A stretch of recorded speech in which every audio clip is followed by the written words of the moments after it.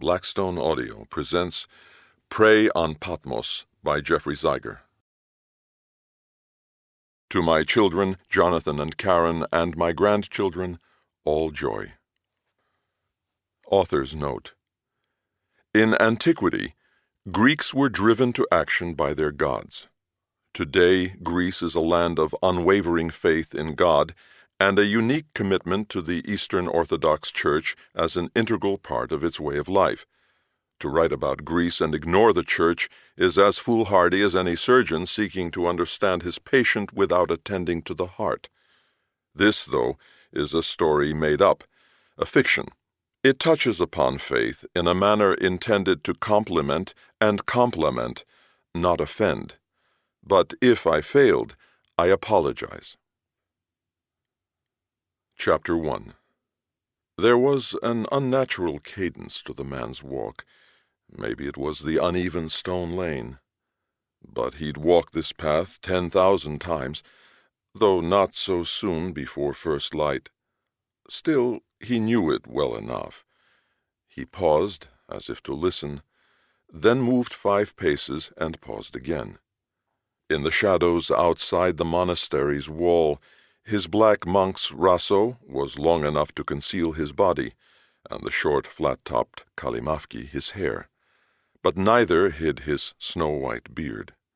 Perhaps he should have been looking as carefully as he listened, but it wouldn't have mattered.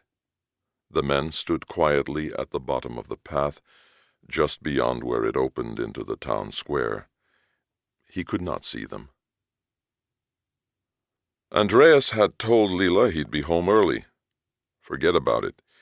Here he was yelling over the noise of a military helicopter commandeered by his boss, the Minister of Public Order, to get Chief Inspector Andreas Kaldis, head of the Greek Police's Special Crimes Division, and his assistant detective Yanni Kouros, out of Athens and over to a northern Dodecanese island close to Turkey before all hell breaks loose. There's no reason for him tossing this mess in our laps. No damn reason at all. Kouros shrugged. I don't know, Chief. Maybe the minister thought a monk turning up murdered the Sunday before Easter in the middle of the town square on the holy island of Patmos qualified as a special crime. Andreas ignored him. They'd worked together long enough for him to let the younger man tease him, at least when they were alone. Besides, Kouros was right. Throat cut, everything but the monk's crosses taken. Hard to imagine anyone who'd kill a monk being considerate enough to leave them behind. The 200-mile flight east from Athens took a little more than 40 minutes. They landed at a heliport next to a hilltop military installation. There was no airport on Patmos, and lacking permission to land a helicopter, the only way to reach the island was by boat. Patmos was a 9-mile-long, 13-square-mile, dark beige and green ribbon of fertile valleys, rocky hills, eclectic beaches, and crystal blue bays. Slightly more than half the size of New York City's Manhattan, with 3,000 permanent residents, it was far less developed for tourism than the better-known Western Aegean Greek islands of Mykonos and Santorini.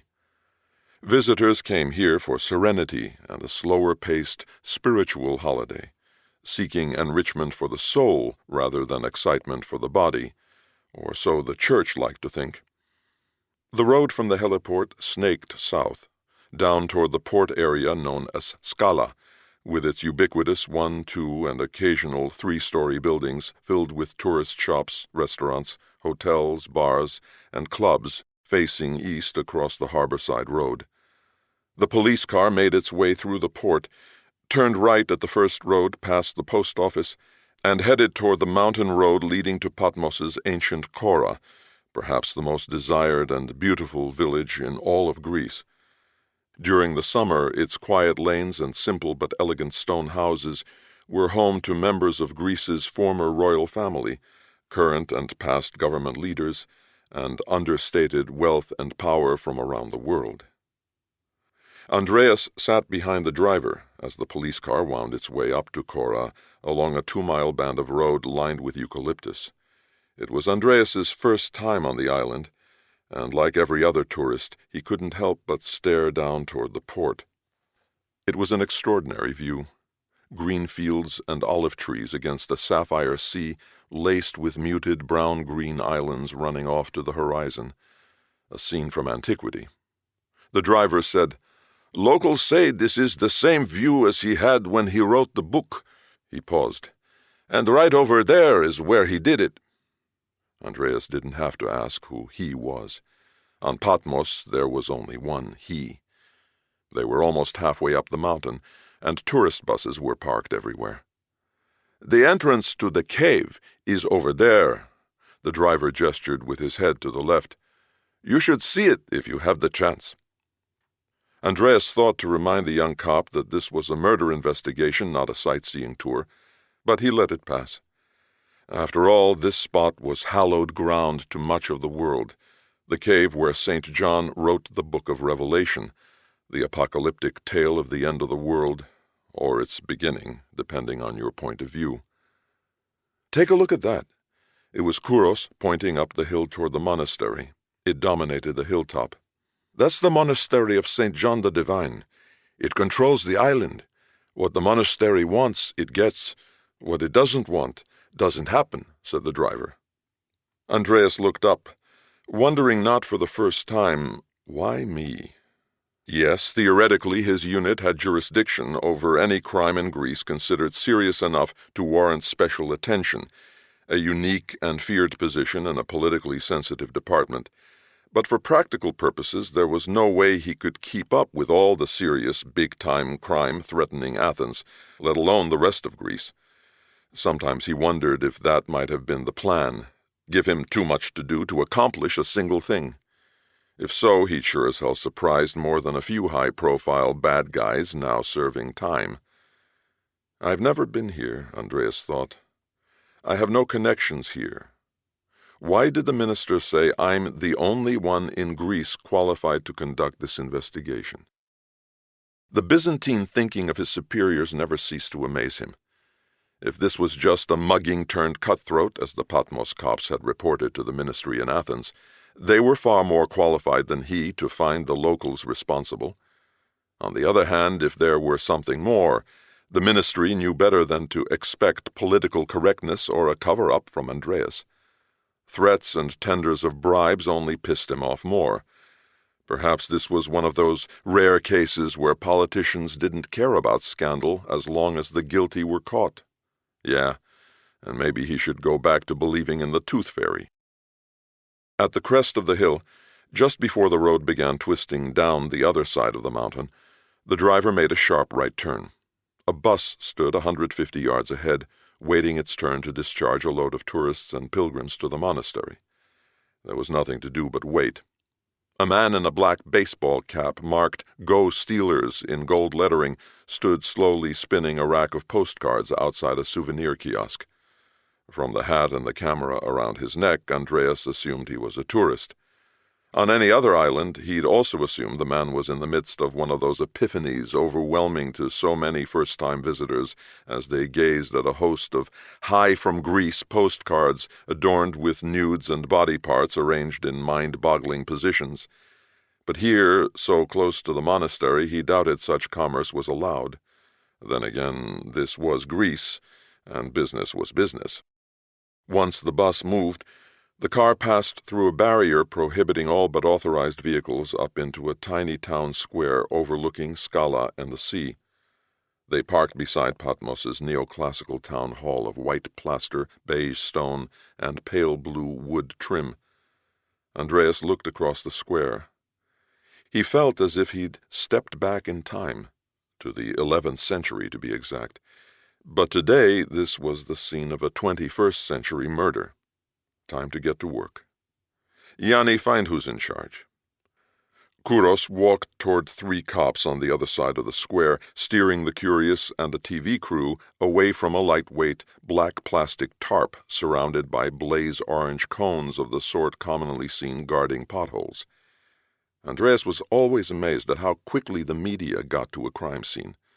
This crew must be local, or maybe from a neighboring island, probably Kos. No way a crew from Athens could have beaten him here. They'd never get permission to land a helicopter to cover this story, but they'd arrive soon enough. This was too lurid for the press to miss. The tarp covered an area roughly 3 times the size of a man, and 10 feet or so from the entrance to a narrow lane running off between 2 white buildings. 4 more lanes led off the square, all paved in stones of different shapes and sizes. Kouros waved to Andreas and pointed at one of the cops. Andreas walked to where they were standing. "Hello, Chief Inspector. My name is Mavros," said the man with Kouros. From his stripes, Andreas could tell he was a sergeant. Andreas nodded. "Where's your captain?" "He's in a meeting with the mayor, and said not to be disturbed, but I can answer your questions." "How about where's the body?" The sergeant looked surprised. "Back in the monastery, being prepared for the funeral." In the Greek Orthodox Church, burial occurred as soon as possible after death, absent complicating circumstances such as murder. The captain in charge of the island's police was too busy making political nice-nice to meet with the chief inspector of special crimes at the murder site. He'd let the body be moved and tampered with before Andreas had the chance to examine it. If someone wanted Andreas to conduct a real investigation, he sure as hell didn't bother to tell the Patmos police. Andreas drew in and let out a breath. "Any idea of the time of death?" "Between 2:30 and 3 in the morning." Andreas nodded. "Take off the tarp." The sergeant paused. Andreas smiled and patted the sergeant on the arm. "I'm sorry, I meant to say, take off the tarp, please." "Chief, there's blood everywhere. We can't let the tourists see that." So that's why the corpse was gone, thought Andreas. "Who told you to move the body?" The sergeant hesitated. "It's Easter week. We couldn't leave a holy man lying dead in the middle of the town square." That's what Easter week is all about, thought Andreas. A holy man's death in public view. He hoped that wasn't a clue. Some twisted psycho murdering monks was more than he wanted to think about. Andreas turned to Kouros. "Yanni, do you think he's having trouble with my accent?" Kouros shrugged. Andreas turned back to the sergeant. "Please, just tell me, who told you to move the body?" Andreas was still smiling, but not in a way meant to calm a sergeant heading toward a pension. "The abbot thought it disrespectful to the church." The sergeant paused. "But we videotaped and photographed everything." "Great," thought Andreas.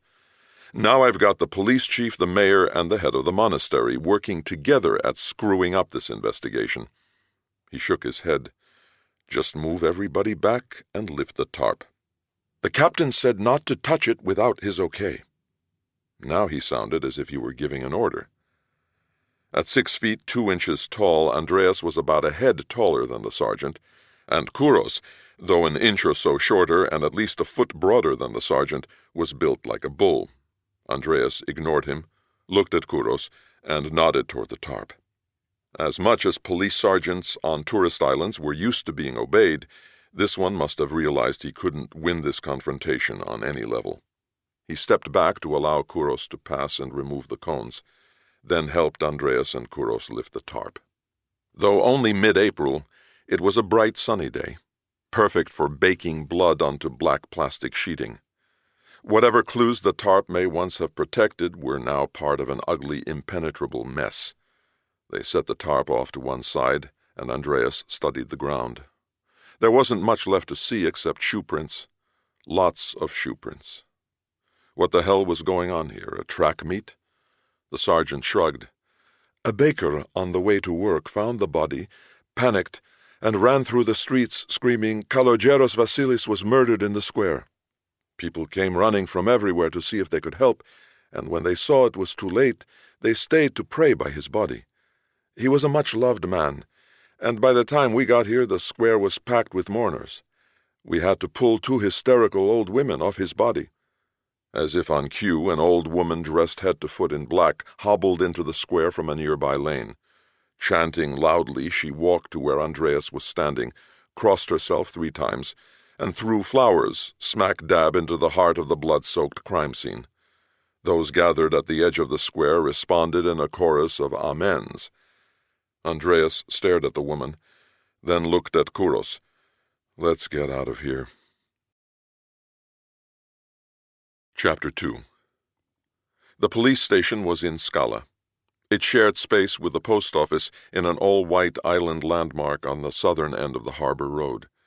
The distinctive three-story tower at one corner of the building looked like a runaway little brother to the massive stone towers guarding the monastery above. "Everything we found at the scene is in there." The sergeant pointed down the hallway to a door marked Captain. "It's all inside, on the table." It was a cave of a room. The only window was shuttered. A dark desk sat on a dark carpet at the far end, with a dark bookcase behind it and two dark chairs in front. A dark table was beside the door. The only color came from a large gold and crimson poster set in a gilt frame on the opposite wall. It was a reproduction of one of the island's most famous icons, the 16th century Vision of St. John, depicting elements of his revelation. Words wrapped around the poster's edge advertised Patmos's celebration nearly 2 decades ago of the 1900th anniversary of the Book of Revelation. To its left hung signed and framed photographs of the current Archbishop of the Eastern Orthodox Church in Greece and his 2 predecessors. No politicians shared the walls. Obviously, it was the church that held influence in this office. Andreas pulled 2 pairs of latex gloves from the dispenser box on the table and handed 1 pair to Kouros. Very carefully, they began sorting through the items. Blood seemed everywhere. "All we found were his robe, hat, sandals, undergarments, and 2 crosses." "Do you know what was taken?" "No, but his pockets were turned inside out." "Any idea of how many attackers?" The sergeant did a quick upward jerk of his head, Greek for no. "No idea, but my guess is more than one. These mugger bastards are cowards when alone." "A lot of monks get mugged here?" He gestured no again. "This is the first I know of." Andreas looked at the crosses. One was heavy, silver, and connected to a long, thick, woven black cord. The other was much smaller and lighter, like tin, and tied to a thin black lanyard. It was the only item without bloodstains. He pointed at the smaller cross. "Why is there no blood on this?" "We found it clenched in his fist." Andreas nodded. "Any thoughts on why the crosses were left behind?" The sergeant shrugged. "No. The captain thinks it's because he was a man of God, and the muggers thought it a sacrilege to take them." Andreas stared deadpan at the sergeant. Kouros started to laugh. "Can't wait to meet your captain," said Andreas. "A monk is butchered in your town square, and he thinks the muggers were worried about committing a sacrilege by stealing his crosses?" The sergeant stammered, "No, I'm sure what the captain meant was that, they didn't know Vasilis was a monk when they attacked him." Andreas kept staring. "Show me the photographs of the body."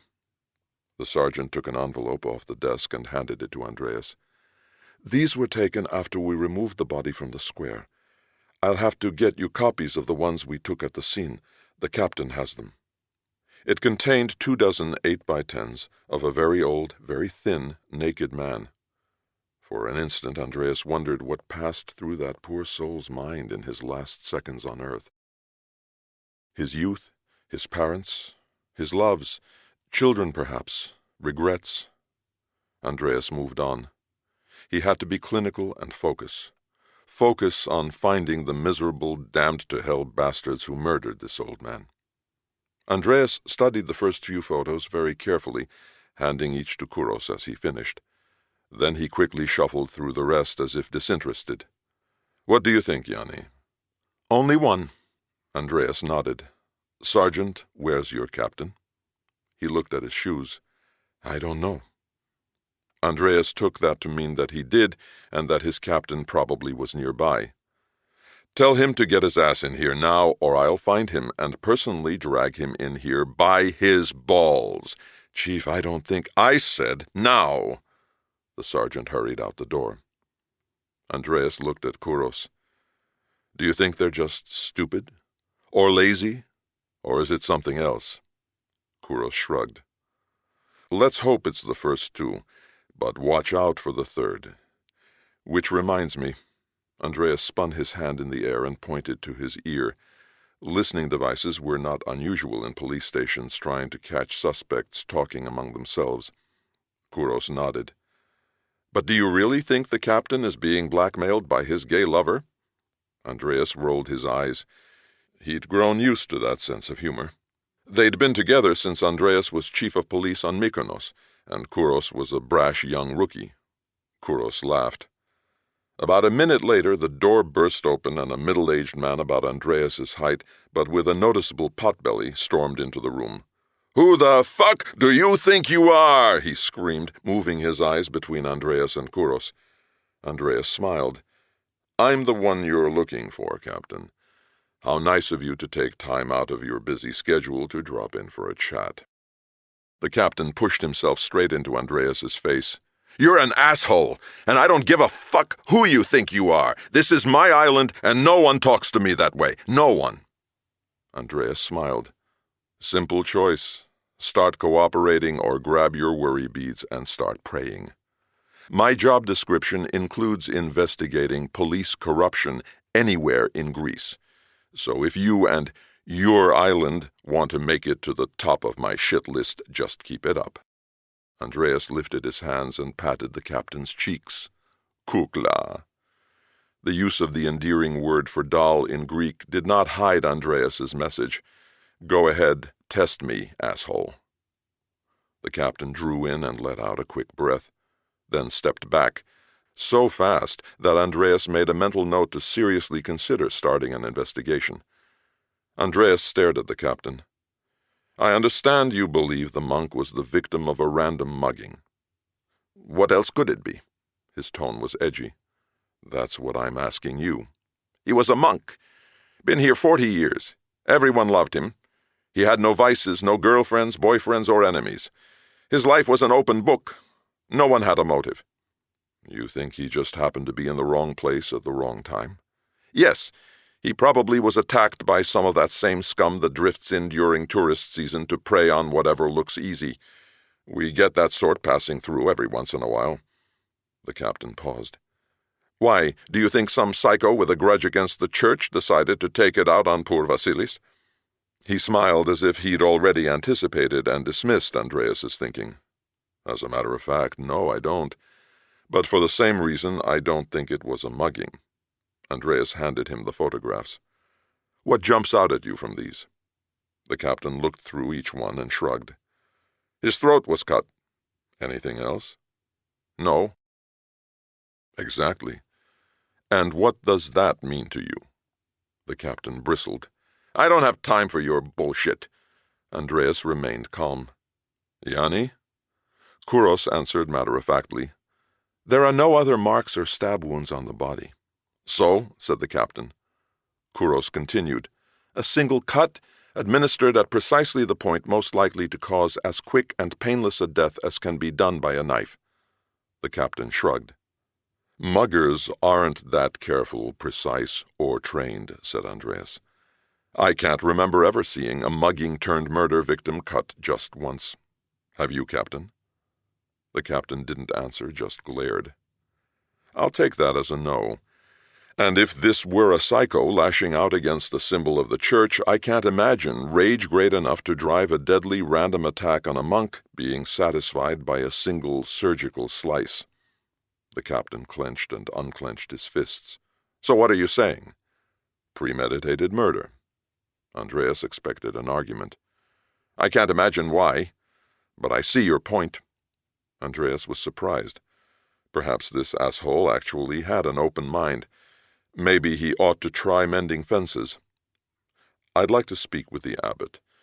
Do you think you possibly could arrange for him to see me now?"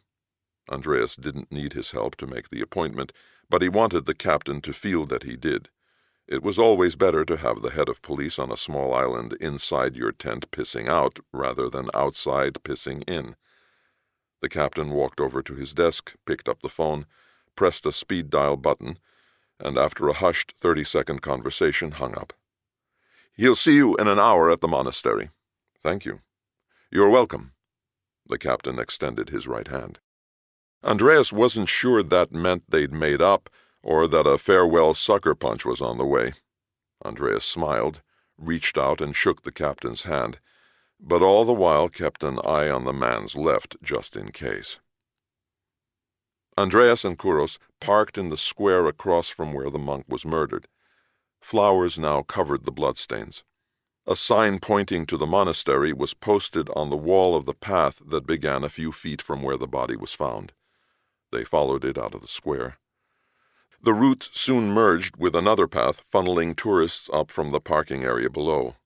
They followed the crowd uphill, past a taverna on the left and a few souvenir shops on the right. Just before the path started downhill, almost everyone made a sharp right up onto a set of terraced steps leading into a small piazza. It was packed with tourists. On the far left side, a dozen more steps led up toward the monastery's entrance. Andreas looked at his watch. They were 30 minutes early for their meeting. He suggested they have coffee at the taverna they'd just passed. It took only a minute to get there, and no sooner did they step inside than a man built like Kouros, but twice his age, yelled out, "Welcome to Dimitri's! Come, let me show you to our best table." "We just want coffee," said Andreas. "Does that mean I should not give you our best table? Please do not offend me by suggesting I treat my guests as euros. My duty is to show Patmian hospitality to all pilgrims to our holy island." Andreas wasn't buying the pitch. "We're not pilgrims." The man smiled. "I know, you're cops." He'd caught Andreas off guard. "Are we that obvious?" The man laughed. "No, I saw you in the square with Mavros." "Mavros?" "The sergeant." He patted Andreas on the shoulder. "Hi, I'm Dimitri, and welcome to my place. Follow me, please." He led them out a rear door onto a broad balcony running the length of the building. It literally hung off the edge of the mountain, looking out above Scala and off to the horizon as far as the eye could see. "This is quite a view," said Kouros. "Sure is," said Andreas. He wished Lila could be here. "Thank you. Please sit down." Dmitri pointed to a large table by the open railing at the edge of the balcony. "I'll bring your coffees. I know you are in a hurry to see the abbot." Before Andreas could speak, Dmitri added with another smile, "Only a hunch, but I saw you leave for Scala. Now you're back in Kora, and 5 minutes ago you walked past my place headed in the direction of the entrance." He pointed toward the monastery. "Now you're back again and only want coffee. I assume you're waiting to go inside, but since the monastery is about to close to tourists for today, my guess is you've come back to meet someone inside. And the only one in the monastery who would dare talk to the police about what happened to Vasilis is Abbot Christodoulos." He walked away from the table. Kouros stared at Andreas. "Maybe we should just post our schedule on the front door of the town hall. Doesn't look like we have to." How did he really know? One of the cops might have told him. Everybody gossips. It's our national pastime. And on islands and in small villages, Andreas rolled his left hand out into the air. Or he might have figured it out exactly as he said. Maybe he knew the monk. "I'm sure he did," nodded Andreas. "Bet it wouldn't take much to get him talking." Andreas smiled. "Probably no more than, 'Would you like to join us?'" "So what do you think the monk was doing running around outside the monastery at that hour?" "No idea. But I'm pretty sure he was coming from, not returning to the monastery. His body was found in the square by the entrance to the lane we took coming here. If he'd been walking through the square, he'd have seen whoever was waiting for him, and even an old monk would have put up a struggle for his life. That would have left marks on his body. Besides, if he were returning to the monastery, whoever killed him would have waited up the lane where there were places to hide, and the body would have been found there. My bet is he was meeting someone." Andreas nodded. "And I'd bet the answer to all this somehow ties into that meeting." He drummed his fingers on the table. Was he giving or receiving? Telling or listening? He shook his head. No idea. "Here's your coffee." Dmitri put 2 cups, a coffee pot, sugar, and milk on the table. A boy behind him set down plates of cakes and cookies. "Compliments of the house." Andreas looked at Kouros. Kouros winked. "So, Dmitri," said Andreas, "would you like to join us?" Dmitri launched into a running monologue on all things monastery, supposedly to show what to expect from the abbot. Andreas doubted Dmitri's views were shared by everyone, certainly not by the monks, but he was entertaining and obviously knew far more than any outsider about what went on inside the monastery. Dmitri had grown up within the literal shadow of its walls, had family who rose to prominence in the monastery's hierarchy, operated his business for years within steps of its main, and he claimed only entrance, and fought almost daily with monks and the abbot over what he considered their unfair interference with his business. Dmitri was quick to say that the murdered monk was one of the few not written on my balls, a place far worse than any shit list. He agreed with the sergeant. Everyone liked Vasilis, including himself, and he had no idea who might have killed him. He talked about the history of the monastery only when he felt it necessary to put in context his views on what was currently going on inside. "If you want history, buy a guidebook," were Dmitri's exact words. He said he confined his history lessons to tourists who didn't realize that the Greek Orthodox Church was only a very small part, population-wise, of the 300 million-member Eastern Orthodox Church dominating Russia, Eastern Europe, and the Christian populations of much of the Middle East. To them he'd say that what gave the Greek Church its exceptional influence over the Orthodox churches of other countries were the many unique and revered sites within Greece, of which Revelation made Patmos perhaps the best known to the non-Orthodox world. He described Abbot Christodoulos as one right out of the history books. He'd taken his name from Hosios Christodoulos, who founded the monastery in 1088. That first Christodoulos obtained absolute sovereignty over the island and permission to erect the monastery in a direct grant from the Byzantine emperor in Constantinople. Since its early days, the monastery faced a seemingly endless flow of marauding pirates, meddling local bishops, and demanding foreign occupiers. Indeed, not until the end of World War II, when the Italians were ousted, did Patmos return to Greek rule. It took great leadership skills and delicate foreign alliances, including several with the papacy in Rome, to enable the monastery to safeguard its independence and treasures for nearly 1,000 years. "The monastery has always known how to reach far beyond this tiny island's borders to survive. Even today, it's not subject to the church in Greece, its archbishop, or any other Eastern Orthodox leader. It owes allegiance only to the ecumenical patriarch in Constantinople, the worldwide spiritual leader of the Eastern Orthodox Church. At least that's what we Greeks like to consider him to be, a first among equals in the patriarchs responsible for leading their country's Orthodox churches within Eastern Orthodoxy." Dmitri paused only long enough to take a sip of coffee. "That makes this place no different from those monasteries on Mount Athos. They're all essentially their own little governments, subject directly to the ecumenical patriarch. They do as they like, as long as they have the money. And this one does for sure. It's one of the richest in Christendom." Andreas wondered if Dmitri was about to launch into the major scandal that had helped hound Greece's ruling party out of power.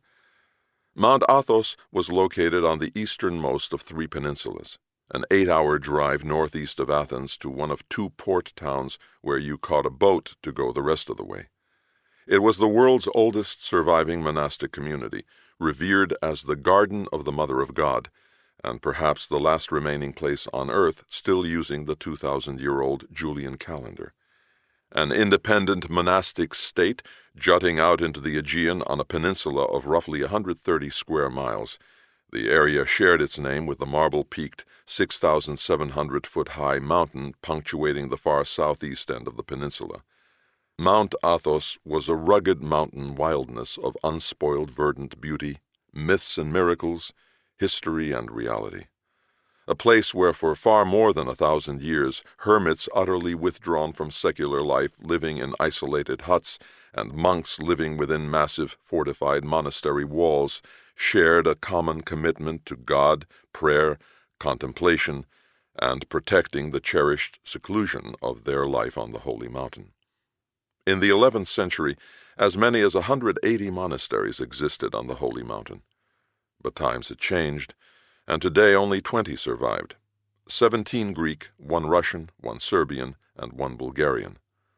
A dozen smaller communities and innumerable other structures, ranging from large farmhouses to isolated caves within desolate cliff faces, sheltered monks and hermits too, but generally as dependencies of one of the 20 principal monasteries sovereign over their 20 respective self-governing territories. From the amount of press coverage the scandal received, you'd think Mount Athos was a place of 200,000 schemers, not just 2,000 monks and those few civilians doing secular work willing to live confined to the holy mountain's capital of 300 souls. What held center stage in a once never-ending media circus was the alleged involvement of high-ranking government ministers and the abbot of perhaps the most prominent of Mount Athos's primary monasteries in a purportedly fraudulent land swap and money laundering scheme arising out of the 2004 Olympics staged in Athens. If that was where Dmitri was headed, Andreas wasn't interested. He'd heard it all before. Everyone in Greece had heard it all before. That scandal was the most talked-about subject in Greece, until the country's massive, unrevealed debt crisis exploded across the EU, blowing everything else off the front pages. He was tired of it. All of Greece was tired of it. In fact, that's what some said was the idea, get everyone so tired of the subject that no one cared whether anyone was ever prosecuted. Christodoulos is as sharp as any of his predecessors. He's kept this monastery out of trouble and away from scandal, despite the efforts of everyone with a microphone and news camera to bring Mount Athos's problems here.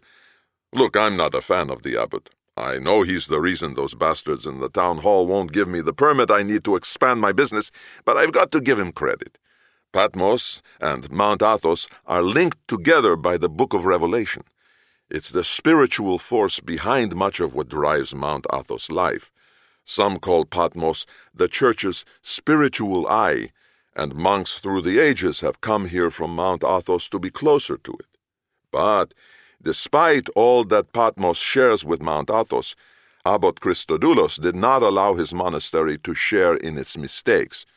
Perhaps that's because he's a more astute politician, or because his monastery exists in the midst of a cosmopolitan site filled with tourists, while Mount Athos remains virtually as it always has, accessible only by boat, and only to Eastern Orthodox men over 18 given express permission to visit, and the few non-Orthodox men approved for reasons of pilgrimage or study.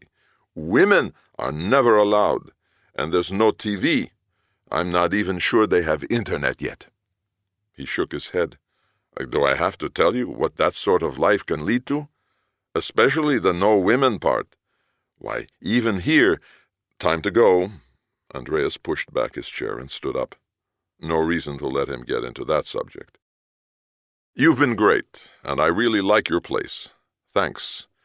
Andreas reached into his pocket to pay. Dmitri put up his hand and gestured, stop. Please, all you had was coffee. It's on me. Andreas knew it was a waste of time to argue. I owe you. Great. You can tell that abbot when you see him to stop holding up my building permit. Andreas smiled. If he raises the subject, I've got you covered. As soon as they were out of Dmitri's sight, Kouros started to laugh. I think he was serious about us raising his building permit with the abbot. I'm sure he was. But I get the impression that's not a subject likely to endear us to the abbot. They were on the far side of the piazza, on steps leading up to a set of brown metal doors. Yeah, like telling him we think one of his monks was assassinated will make us best buddies.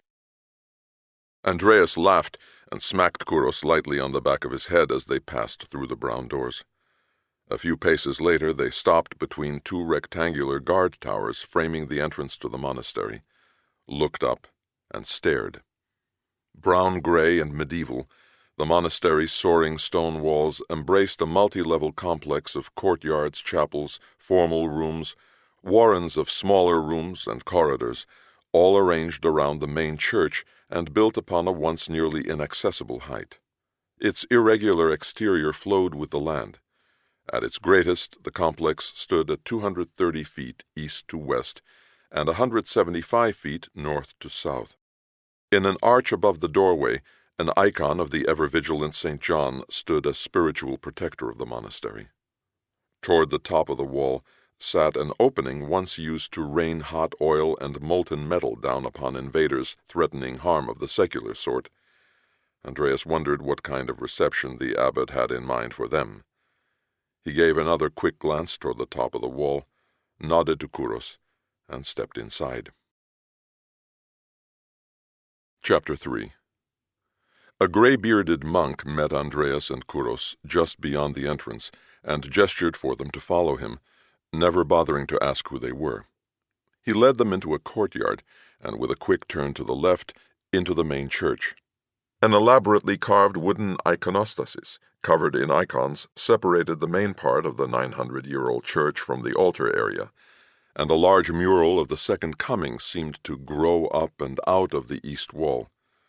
They passed through the main sanctuary, into a small chapel lined with Byzantine paintings, then outside and down some steps to arrive at what seemed just around the corner from where they'd first entered the main church. Andreas wasn't sure if the monk was taking them the quickest way, or one intended to impress them with the majesty of the place. As they followed the man up a flight of stone steps to a second floor, Kouros whispered, "Do you think we should drop some breadcrumbs?" Andreas stifled a laugh. The monk turned right, stopped by a heavy wooden door, opened it, and gestured for them to enter.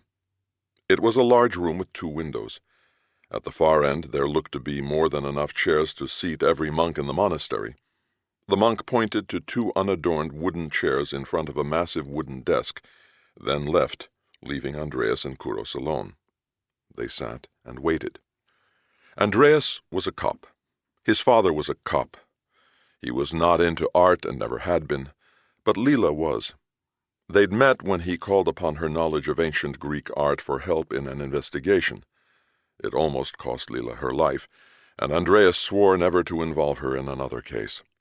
So they talked about other things, and she laughingly gave him lessons on her passion for all things ancient. He was far from expert, but thanks to Lila's lessons, he realized this austere-looking abbot's chamber was anything but.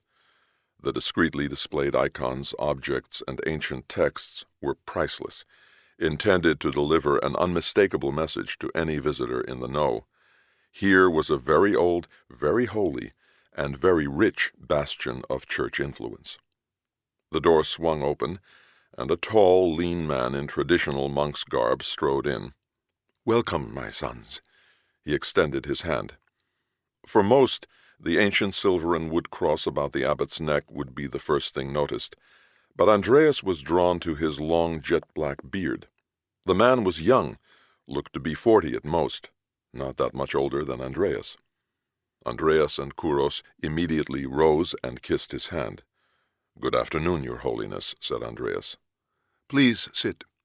The abbot gestured with his right hand, then stepped behind his desk and sat in a tall-back Byzantine-era chair. "So, Chief Kaldis, how may I help you?" He was looking directly into Andreas's eyes and smiling. "Thank you for seeing us.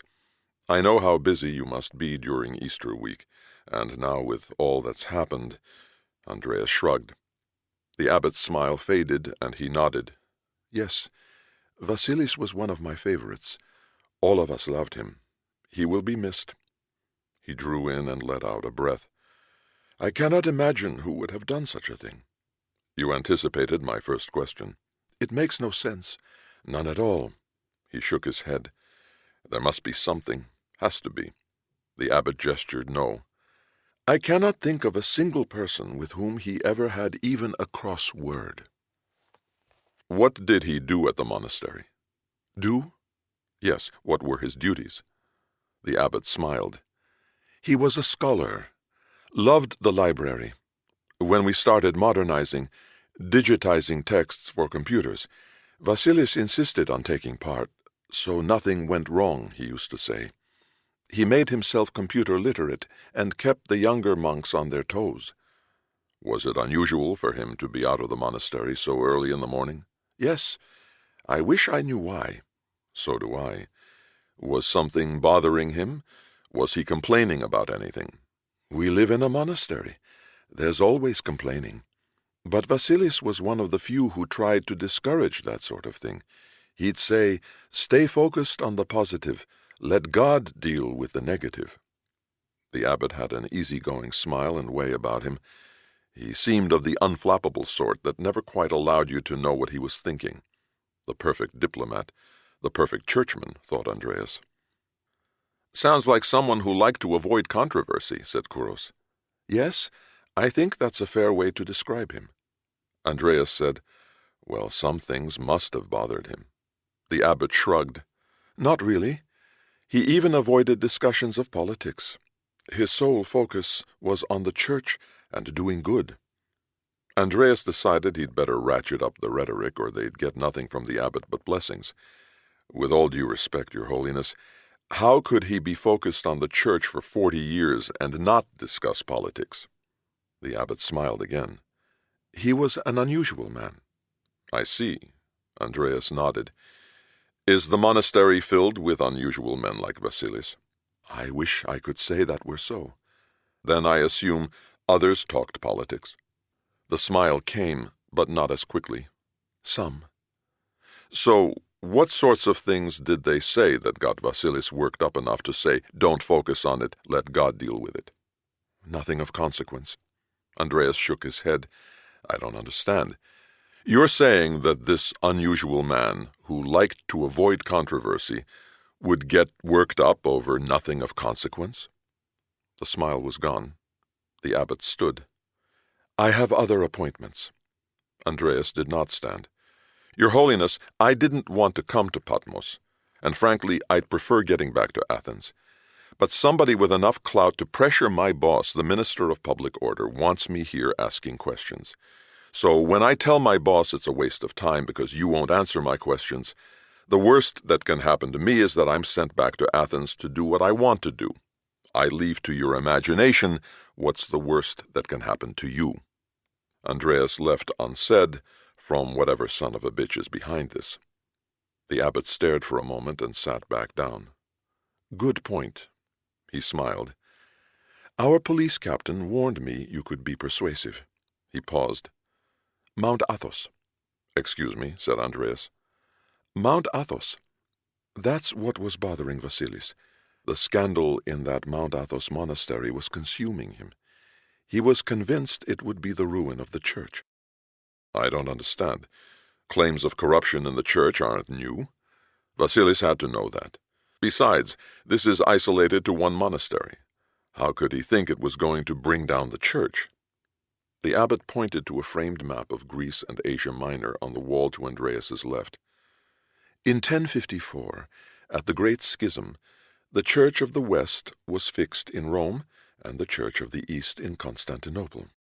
Our church has had a presence in Constantinople since the city's founding in the 4th century, and it has always been home to the ecumenical patriarch, the spiritual head of our church and my direct superior as abbot of this monastery."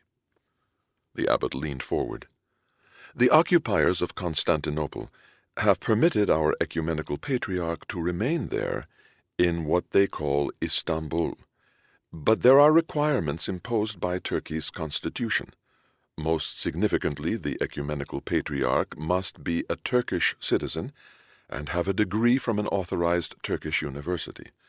For many years there was no problem, because Greeks on lands conquered by the Turks could attend the ecumenical patriarch's seminary, the Holy Theological School, on the island of Kalki in the Sea of Marmara." Andreas started to fidget. Where the hell is he going with all this? "But in 1971, Turkey passed a law forbidding private universities and closed the Kalki school. There is no longer an Eastern Orthodox theological seminary in Turkey.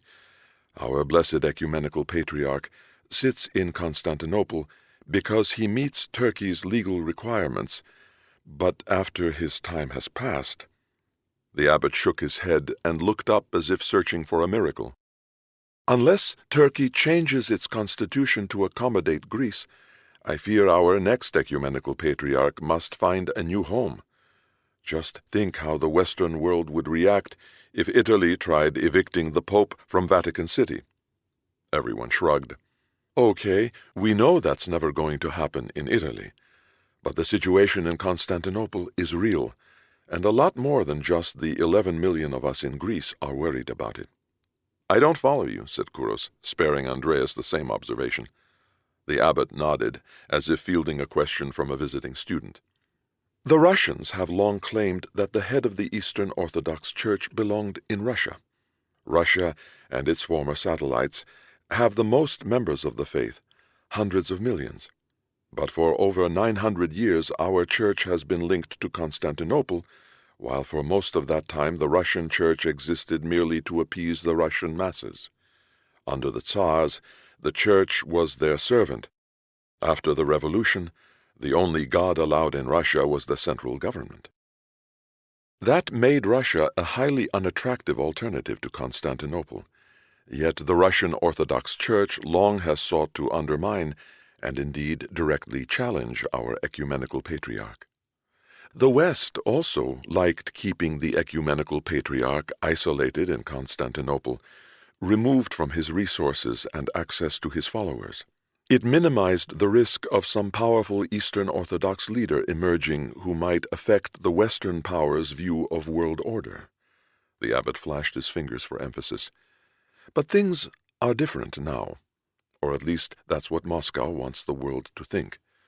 Russia claims to have embraced the Church anew, and that the sheer number of Orthodox followers within its borders entitles it to have the Church headquartered there, when the ecumenical patriarch is forced out of Constantinople. The abbot crossed himself.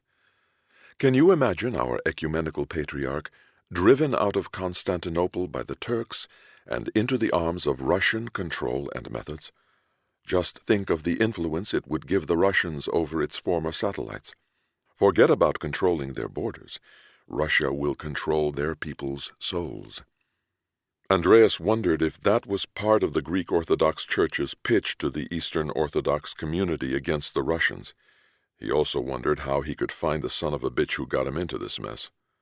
The abbot continued, "No one but Russia wants that. But what's the alternative? Some have suggested Geneva, but the most obvious and natural choice is Mount Athos, a place holy and revered by all Eastern Orthodoxy. It is where the secrets of Byzantium remain safely hidden amid reclusive lives led much the same now as in the 4th century. Some say the entire Mount Athos scandal grew out of an effort by one monastery to establish itself as a world financial center in anticipation of an objection from Russia that Mount Athos was too unsophisticated and out of touch with modern times to be the physical center of our faith." The abbot shrugged.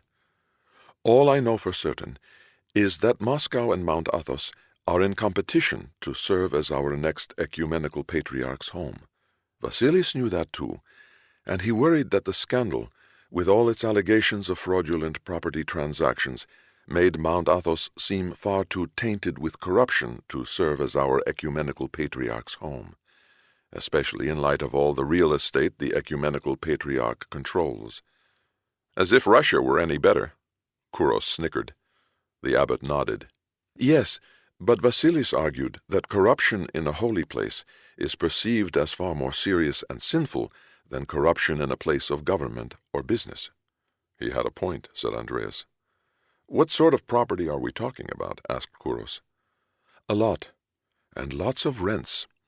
The Archbishop of Greece controls all Eastern Orthodox Church property on land Greece freed from the Turks in our 1821 War of Independence, while all Eastern Orthodox Church property on land obtained by Greece when our borders were redrawn after World War I, that's most of northern Greece, is under the control of the ecumenical patriarch."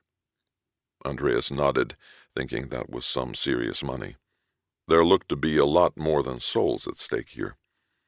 For the next hour, Andreas and Kouros pressed the abbot for every detail he could remember of the past week that touched upon Vasilis in any way, and for a list of anyone with even the remotest contact with the murdered monk. They asked to see whatever files there were on Vasilis, but they proved useless. The background information was 40 years old.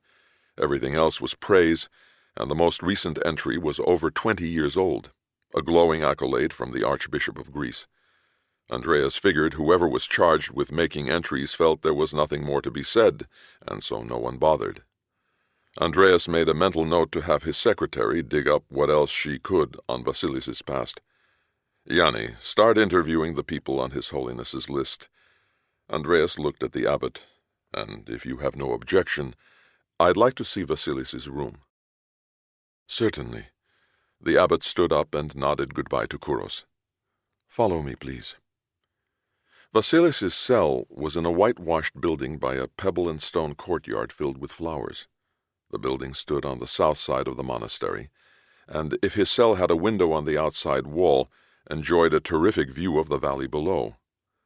What Andreas first noticed was the silence. Only birds disturbed the mood. His room is at the far end. The abbot pointed. It's the one with the table in front. A photograph of a young smiling monk sat next to a single white lily on a tiny square-top table. As soon as I heard, I gave instructions for no one to enter Vasilis's room until the police said it was allowed. We needed nothing from his room to prepare him. What time did you learn about the murder? A little before 3:30 this morning. Did the police find anything in his room? They haven't asked to see it. Figured. Has anyone been inside? The abbot looked at the door and pointed to a bit of wax running from above the lock onto the frame. No, my seal is still on the door. Open it, please. Inside was not what Andreas expected, and from the abbot's gasp, nor had he. The place was a mess, books tossed everywhere in a way suggesting they'd been skimmed before discarded, a mattress sliced to pieces, every drawer emptied, contents scattered across the floor. Jesus! Sorry, said Andreas. I was thinking the same thing. The abbot shook his head. How could someone get in without disturbing my seal? Andreas didn't answer right away. He stood studying the mess. What's missing? I have no way of knowing. Think hard. Think about the man. Think about his life. Think about what he valued, what he used. It might help you to remember something. The abbot stared at the floor, then at the bed, and finally at the desk. No, I'm sorry. He treasured his cross. It belonged to his grandfather. But other than that, I can't... Wait a minute. Why, of course. His computer. It's gone. The abbot looked around again at the mess. All his disks are gone, too. He loved his laptop. It was his pride and joy. We presented it to him last year as a gift in honor of his 40th year with us. Are you sure no one else but you had access to your seal? Positive. It is from this ring. He thrust out his right hand. And it never leaves my finger. Andreas nodded. I was afraid you'd say that. Otherwise it would be all too simple. I don't understand. Since no one could have entered after you sealed the room, someone had to get in before you arrived. No way they got in through that window. Andreas pointed. It's still locked shut and must be 40 feet from the ground. Unless this is one of the great coincidences of all time, where a man's room is ransacked and his life taken in the same night in unrelated incidents, I'd say if we find who did this, we find who murdered him. Andreas paused. Unless, of course, you or one of his fellow monks did this after learning he was dead and before you sealed it. I was the first to learn of his death, and the room was sealed within minutes after that. As for my being the likely computer thief, Vasilis used a PC. I'm a Mac man. The abbot smiled. Andreas nodded with a grin. Fair enough. That leaves us with whoever killed him doing this either before the murder or in the 30 to 60 minutes between the time of death and when you sealed the room. What sort of person would murder and rob a man of God, then come into his room and steal yet more from him? Heaven help us. Andreas didn't give the answer he was thinking. Someone willing to take one hell of a risk, like a professional killer not finding what was wanted on the victim or making damn sure no one else found anything. Any chance of computer backup for what was taken? We have a very elaborate backup system here, what with all the information we must protect in our library. But the work Vasilis did on his laptop he considered personal, and much of it never made it onto our system. What do you mean by personal? The abbot smiled as if reminiscing. Vasilis didn't like the idea of his every thought becoming part of what he called the information universe before giving serious reflection to whether what he offered would help or hurt the purpose for which he lived. He worked offline from our network on those sorts of things until he had something he thought worthy to share. Nothing's easy, thought Andreas. Can you get me what you have of his on your backup? Certainly. Andreas bent down and picked up a plastic wrapper with 3 10-by-12 manila envelopes inside. They were unused. He looked around and picked up 6 more, all unused. Where's the 10th? Pardon? The packaging says 10 envelopes, but I only see 9, and they're unused. The 2 men scoured the room but found nothing. Come to think of it, I remember passing Vasilis on his way back to the monastery yesterday afternoon. He was carrying a plastic shopping bag. The envelopes may have been in it. Do you remember a name on the bag? No, but he would have purchased them at Biblio, a shop just off the town square. The abbot's words faded off at the mention of the square. Thanks. I think I'll give my partner a hand with the interviews. Andreas paused. I'm sincere about the thanks. I know this must be very tough for you. The abbot nodded. You have no idea how much Vasilis meant to this monastery. Not only was he a true man of God, he was a mentor to us all. He wanted nothing of higher rank, yet there was no one above him in the Church of Greece who did not treasure his judgment as if he were a peer. He was their genuine friend and a trusted, respected confidant. Andreas caught a glint of something in the abbot's eyes, as if his words had triggered a thought, but the abbot said nothing. He didn't have to. Andreas said it for him. Perhaps he was too much of a confidant. The abbot stared off into the middle distance. God help us if that's the answer. Andreas nodded. Amen. Chapter 4. It was nearly sundown by the time they finished interviewing those they could find on the abbot's list. A few visiting monks were out wandering about the island. The abbot said he would arrange for them to be available in the morning.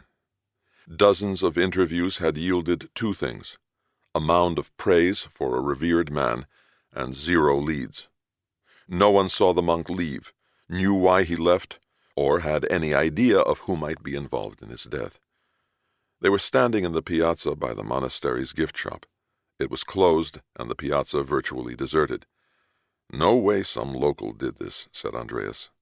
Way too professional, said Kouros. But why? Andreas shrugged.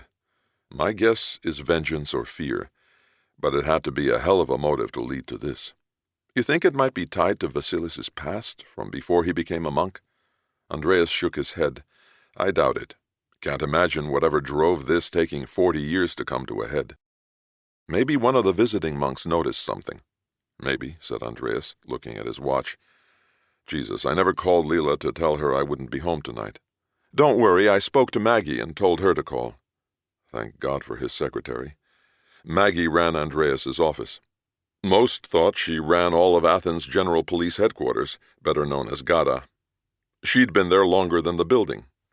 Maggie's longtime boss had retired a few weeks before Andreas was promoted back to GADA from Mykonos, and when the Human Resources Director suggested she retire with him, the political buttons she pushed had the director staring at his own retirement. That's how the legendary Maggie Sikestis came to report to Andreas, or, as it so often seemed to Andreas, vice versa. Andreas let out a breath. Thanks, Yanni. They started toward the stone path leading back to the town square. No problem. Kouros smiled. But to be honest, Maggie said she'd already called her. Both laughed.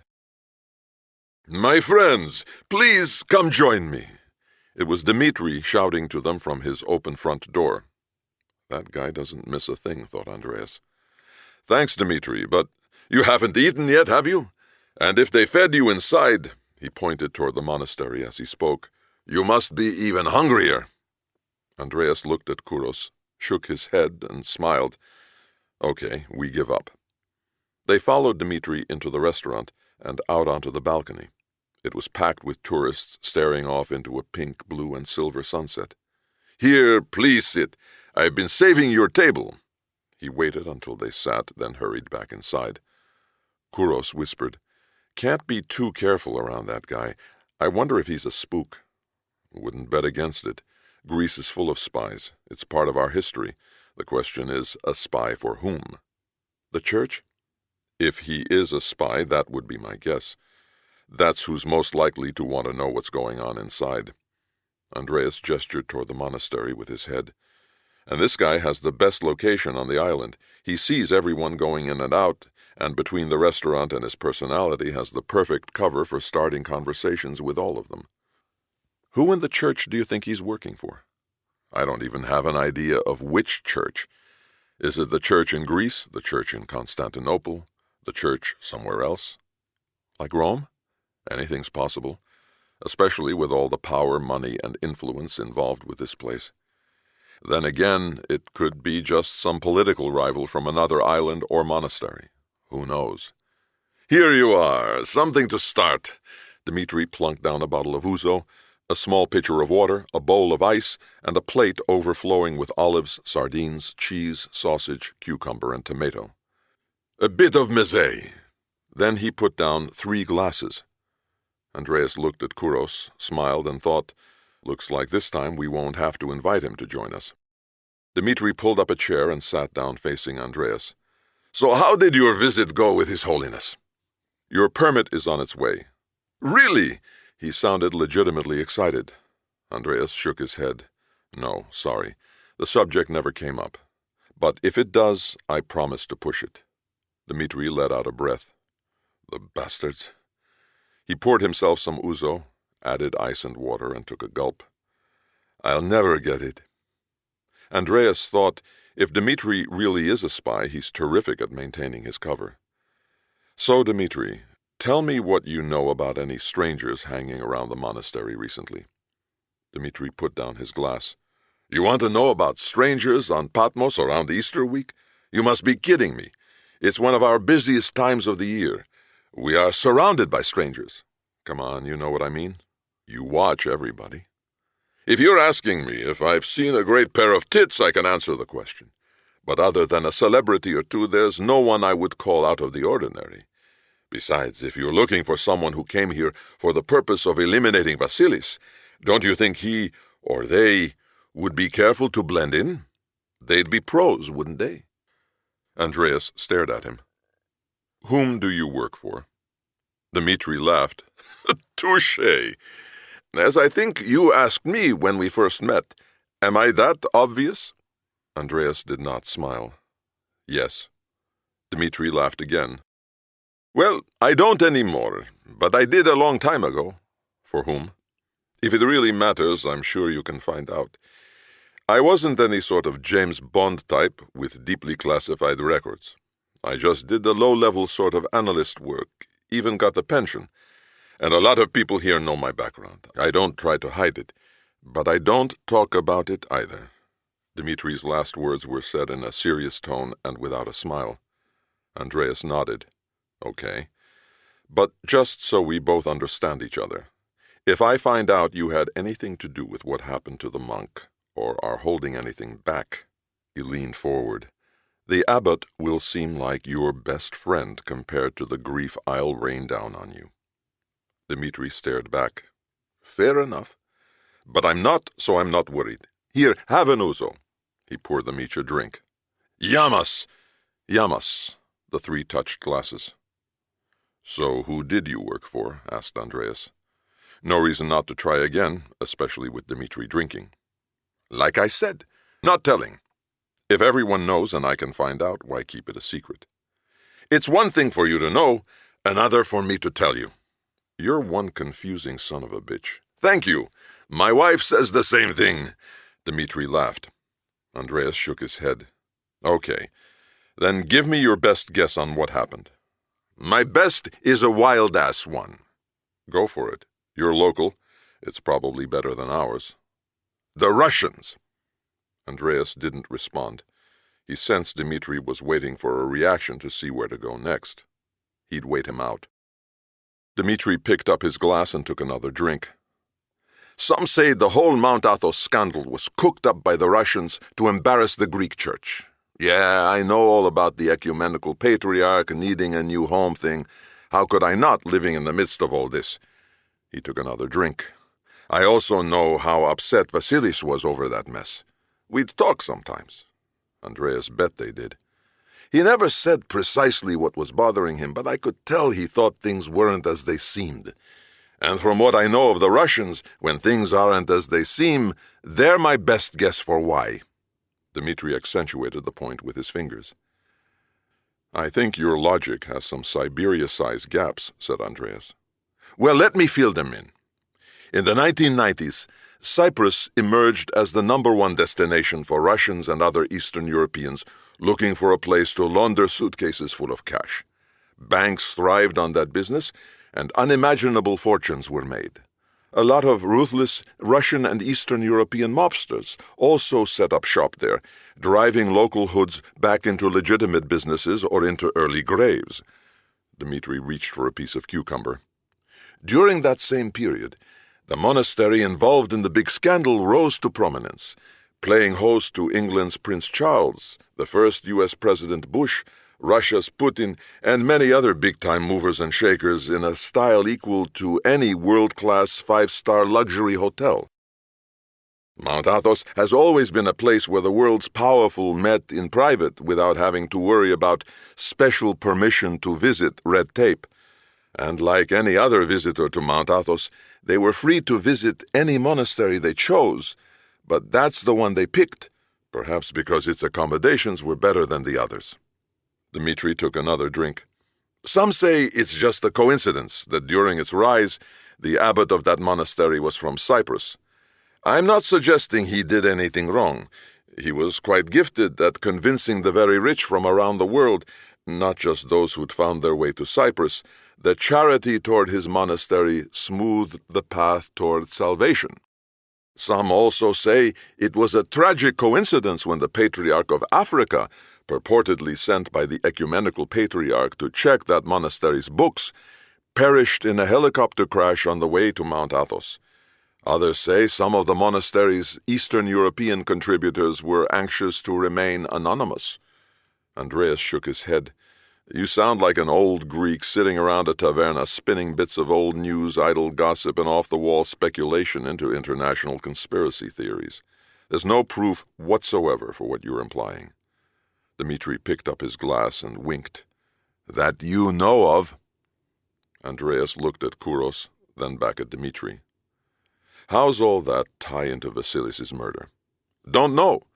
But the Russians could have used their big money to burrow so deeply and secretly into that monastery's infrastructure that even its abbot wouldn't know what was going on. That would have made it relatively simple to embarrass the whole of Mount Athos by involving one of its oldest and most respected monasteries in a financial scandal and greatly increase the chances of relocating the head of the Eastern Orthodox Church to Russia. With all that's at stake, I wouldn't bet against the Russians doing whatever it took to pull it off, including murdering someone who might have figured it out. Vasilis, said Kouros. Enjoyed the meze. I'm going to get the fish. Dmitri stood up and walked away, taking his glass with him. The man sure as hell knows how to make his exit, said Kouros. And his point. Andreas drummed his fingers on the top of the table and looked west. You know, if any of what he told us is true, or if he's working for somebody who's trying to make us think it's true, we could be in the middle of some very deep shit. Located in the middle of a very big minefield, blindfolded.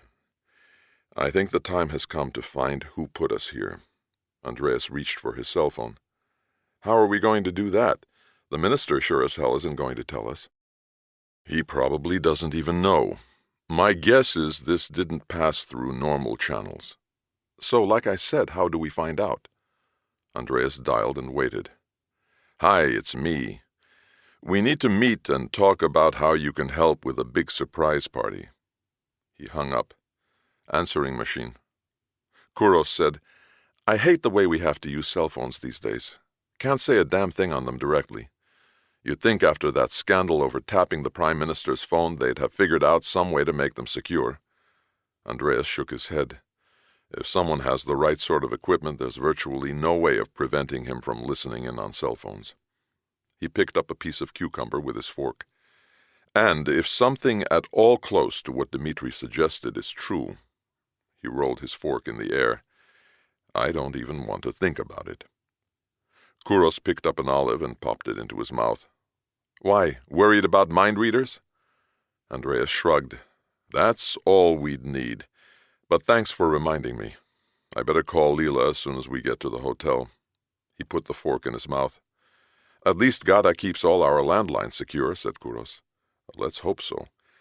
I'd hate to think of someone listening in on your late-night desperate bachelor calls from home." Kouros grinned as he picked up another olive. "Jealous. So what's next?" "Looks like Barbuni." Andreas pointed to Dmitri coming through the door carrying a platter of fried red mullet and a bottle of white wine. "Here's something to get your minds off of business for a while. All that will wait." Not really, thought Andreas. Dinner with Dmitri was an experience. Between the great food, a bit too much wine, and endless bitching about every politician in Greece, Dmitri managed to sneak in a few subtle inquiries on the investigation. Andreas deflected them all, or so he hoped. After dinner they stopped by the Biblio. Shop owners on tourist islands think like fishermen. If you want to catch anything, you better be there when they're running. So when tourists were massing on the island, everything stayed open late. This shop was barely wider than its door, but there was no telling how deep it ran, because every bit of space was jammed with open boxes stacked to the ceiling. No one seemed to be inside, although the door was open. "Hello? Anyone here?" said Andreas. A shuffling sound came from somewhere deep within the mess of boxes, and a tiny person popped through what until then seemed just a crack between the cartons. It was a very old woman, dressed all in black, with raging, uncombed gray hair, dark, bright eyes, and a pencil behind her ear. She nodded. "Hello. I am a policeman investigating the death of Kalogeros Vasilis." Andreas took care to address her formally and used the respectful title for a monk. Abbot Christodoulos thought he might have purchased some envelopes here yesterday. The woman nodded yes, and pointed to a carton off to her right, about 3 feet above her head. He wondered how she reached them. "Did he buy anything else?" She nodded yes. "What?" She nodded toward a display of crosses hanging by lanyards on a pegboard next to the door. "One of these?" He pointed at one of the crosses in the display.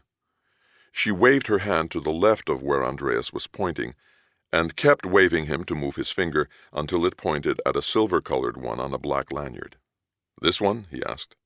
She nodded yes. Andreas picked it up. It was square-edged, made of sheet metal, and its longer leg was at most 3 inches long and 1 inch wide. A thin black lanyard passed through a hole at the top of the cross. More of the lanyard material was wrapped tightly around the long... This audiobook is free for you to enjoy. If you'd like to support me, please take just 1 minute to listen to this relaxing music. Thank you so much. On, no chains can hold her, no walls confine. Her spirit's free, her heart's divine. She hums a tune as the cold wind howls, a melody born from her soul's deep vows. While others chase the fleeting high, she finds her peace beneath the sky. Our love's the kind that never dies, a burning flame beneath the skies. Through music's chords, through nature's grace, she finds her home, her sacred place. Oh, wild mare, run so free, you are the song inside of me. She's got no need for the city's glare, the hollow voices or vacant stares. Her friends are states with manes of gold, her stories whispered, her truth Her leg just below where it intersected with the shorter one, presumably as a fashion accent for a cheaply made tourist item. It was marked €10. "Do you know why he bought this one?" She gestured no. Did he ever buy a cross from you before? She gestured no again. Was he alone? She nodded yes. What did he say to you? She pointed to the carton of envelopes and crosses as if that were the extent of the conversation. Can you think of anyone who might have wanted to harm him? Another no. Andreas looked at Kouros. Yaya. Kouros called her by the Greek word for grandmother and smiled at her as if she actually were his Yaya. Can you think of anything that might help us find who did this to Kalogeros Vasilis? The old woman spread her arms wide, turned her palms up, closed her eyes, and shrugged toward the heavens. They thanked her and walked back to the car. Kouros drove. He said, That was helpful. Wonder if she can speak. She probably speaks only Greek and is so used to communicating by gestures with tourists who don't speak her language that she does it with everyone. Why do you think he bought that cross? Andreas shrugged. Add that to our what the hell is going on list. He stared out the side window at the lights down below in Scala and on the riggings of ships in the harbor. They all fit together quite nicely against a sky alive with stars. I have to call Lila. Mavros said the hotel's about 5 minutes from here. At the final right-hand bend on the mountain road back to Scala, they headed down a narrow road marked Hotel This Way. A few blocks later, they stopped in front of a white 3-story stucco building adorned with concrete slab balconies and the brightly lit sign, Hotel. It was a style reminiscent of forgettable holidays. Too bad he couldn't find us anything in Kora, said Kouros. He said everything's booked solid for Easter. This place belongs to his cousin. Andreas shrugged. It's only for one night. At least he hoped so. The lobby was about as interesting as the architecture, but clean and tidy. The receptionist handed them keys to their rooms and an envelope. Sergeant Mavros left this for you. Andreas opened the envelope and peeked inside. It was photos and the videotape of Vasilis's body at the scene. You look at these, Yanni. I'll check them out later. Photographs of a body lying dead in a street would change his mood, remind him of how close Lila came to ending up like that. She was in a coma for a week after being clubbed in the head. That was almost 9 months ago. Thank God she was all right. Andreas's room was small and had a view of parked cars. No matter, as long as it was quiet. He called Lila from his cell phone. Hello, my Prince Charming. Damn caller ID takes away all the mystery. Andreas was smiling. But not the romance lover boy. So how goes your island holiday off alone with Yanni? Terrific. Nothing but beautiful beaches, fine food, and the bodies? Andreas paused. I thought we agreed not to talk about that sort of thing. Lila laughed. I meant live ones. Find any to rival mine? Sorry, I'm a bit edgy. No, none like yours. That person doesn't exist. Perfect answer. It's just what an almost 9 months pregnant woman wants to hear. You're learning, Kaldis. I have a great teacher. Lila laughed again. So when do you think you'll be back? I'm hoping tomorrow. I hope so too. I saw the doctor today and he said any day. Should I come home now? No, it's not that close. But if you're planning to be away for more than a few days, I can't guarantee the little one will wait. Don't worry, I'll be back. I know. Neither spoke. It was one of those should-we-marry silences, or at least that's what Andreas thought. He was the son of a working-class cop. She was from one of Greece's oldest, wealthiest families, and the young, socially prominent widow of a ship-owner. Things had just happened between them, and the attack made him her protector. His move from his walk-up apartment into her penthouse on the chicest street in Athens he saw as temporary, until the baby was born. Sooner or later Andreas knew she'd come to her senses, and he didn't want her feeling bound to him by marriage. Until then, though, he'd continued to love her more than anyone on earth. He'd just not propose. So, is there anything else you want to say? She always seemed to know what he was thinking. Andreas paused. It's terrible what's happened here. He decided it was safer to talk about the case than what was going through his mind.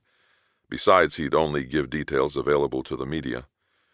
Everyone says the murdered monk was one of this world's few truly good souls.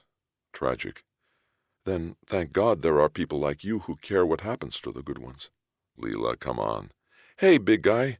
I'm 9 months pregnant, relegated to doing crossword puzzles and anagrams for thrills. Let me fantasize about the father of my child. He wasn't sure if Leela was teasing or not, but decided to let it go. They spent the next 15 minutes talking about all the things her parents and Andreas's mother were doing to make their baby the most appreciated in modern history. Then they said good night, with Andreas promising to tell her good night in person the next time. He hung up and lay back on the bed. His cell phone rang. I know you forgot to tell me how much you love me. More than you will ever imagine. It wasn't Leela. Andreas didn't move. I see you got my message. If I'd known how much you cared, I'd have called sooner. But I sensed you wanted to whisper sweet nothings in my ear personally. When can we meet? I'll let you know when and where. What's your room number? 228. Night-night, my love. Andreas hung up and stared at the ceiling. It was time to get things running on a different track. He just hoped what he had in mind wouldn't end up with him tied to one right in the path of a freight train. It was a pale sky, filled with arrows. Back and forth they flew, sharp-pointed black ones with crimson feathers. The sky was never without them. They came and went in flocks, so often and so many that he no longer noticed. He'd grown used to them, accepted them as having a part in this place. They were not something to fear, but to understand so as not to be afraid.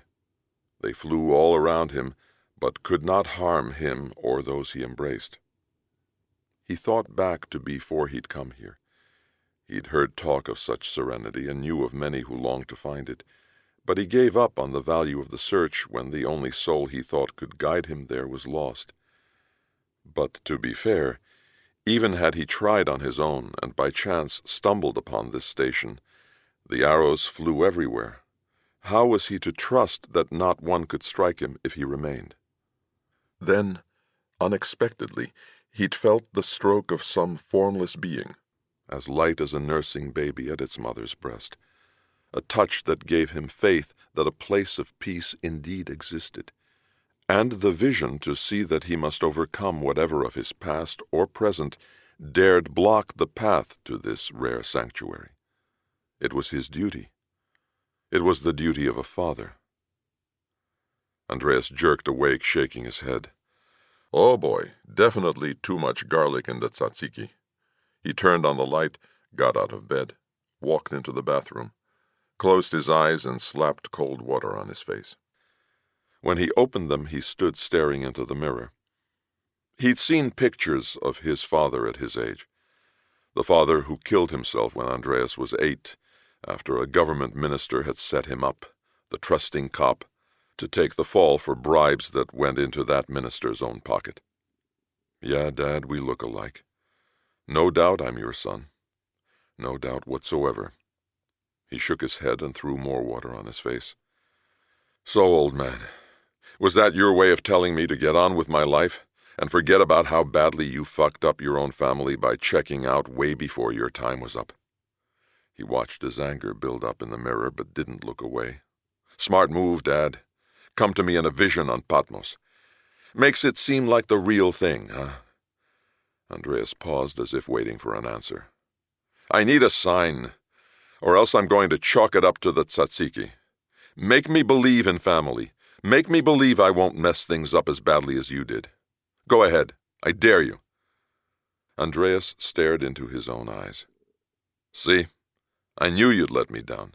Again. He turned off the light and crawled into bed. He was back to staring at the ceiling when he heard a faint beep. There was a text message on his phone. I'm awake and thought you might be too. Just wanted you to know Junior and I love you very much.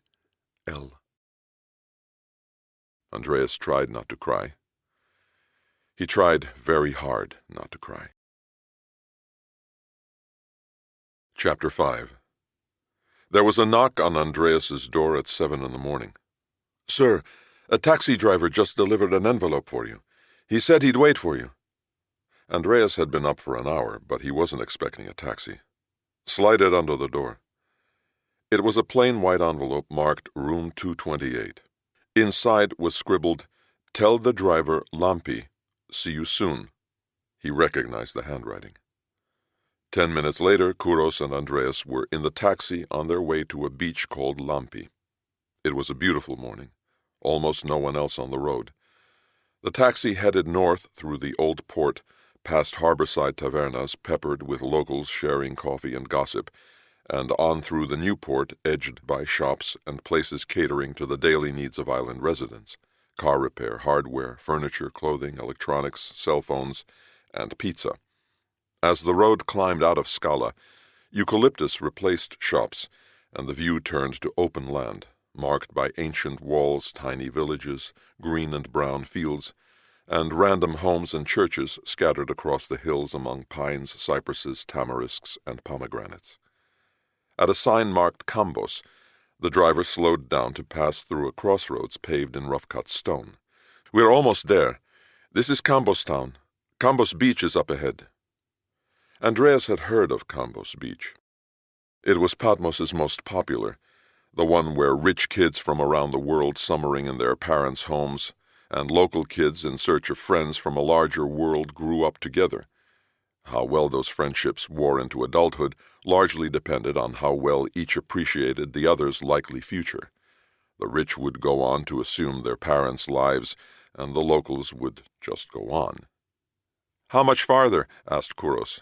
"About 5 minutes. We take a left just past the beach, and it's on the other side of those hills." He nodded straight ahead. "Ever been to Lampi?" "No," said Kouros. "It's different than it used to be." Why does every local, everywhere in Greece, say the same thing, thought Andreas. "What do you mean?" said Kouros. "The shiny colored pebbles that covered the beach. Many of them are gone. Too many tourists and locals take them, thinking they look better on a table somewhere or stuck in some mosaic. Damn shame how people destroy a place just to show they were there.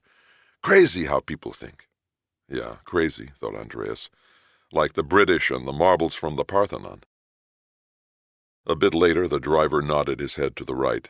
"There it is, over there." The road coiled down toward a long beach surrounded by unspoiled hills. Andreas could make out a taverna in the middle under some trees. Or maybe there were 2 tavernas. A rented blue Fiat Punto and a beat-up maroon Toyota pickup were parked at the edge of the beach. The driver turned the taxi around before stopping next to the Fiat.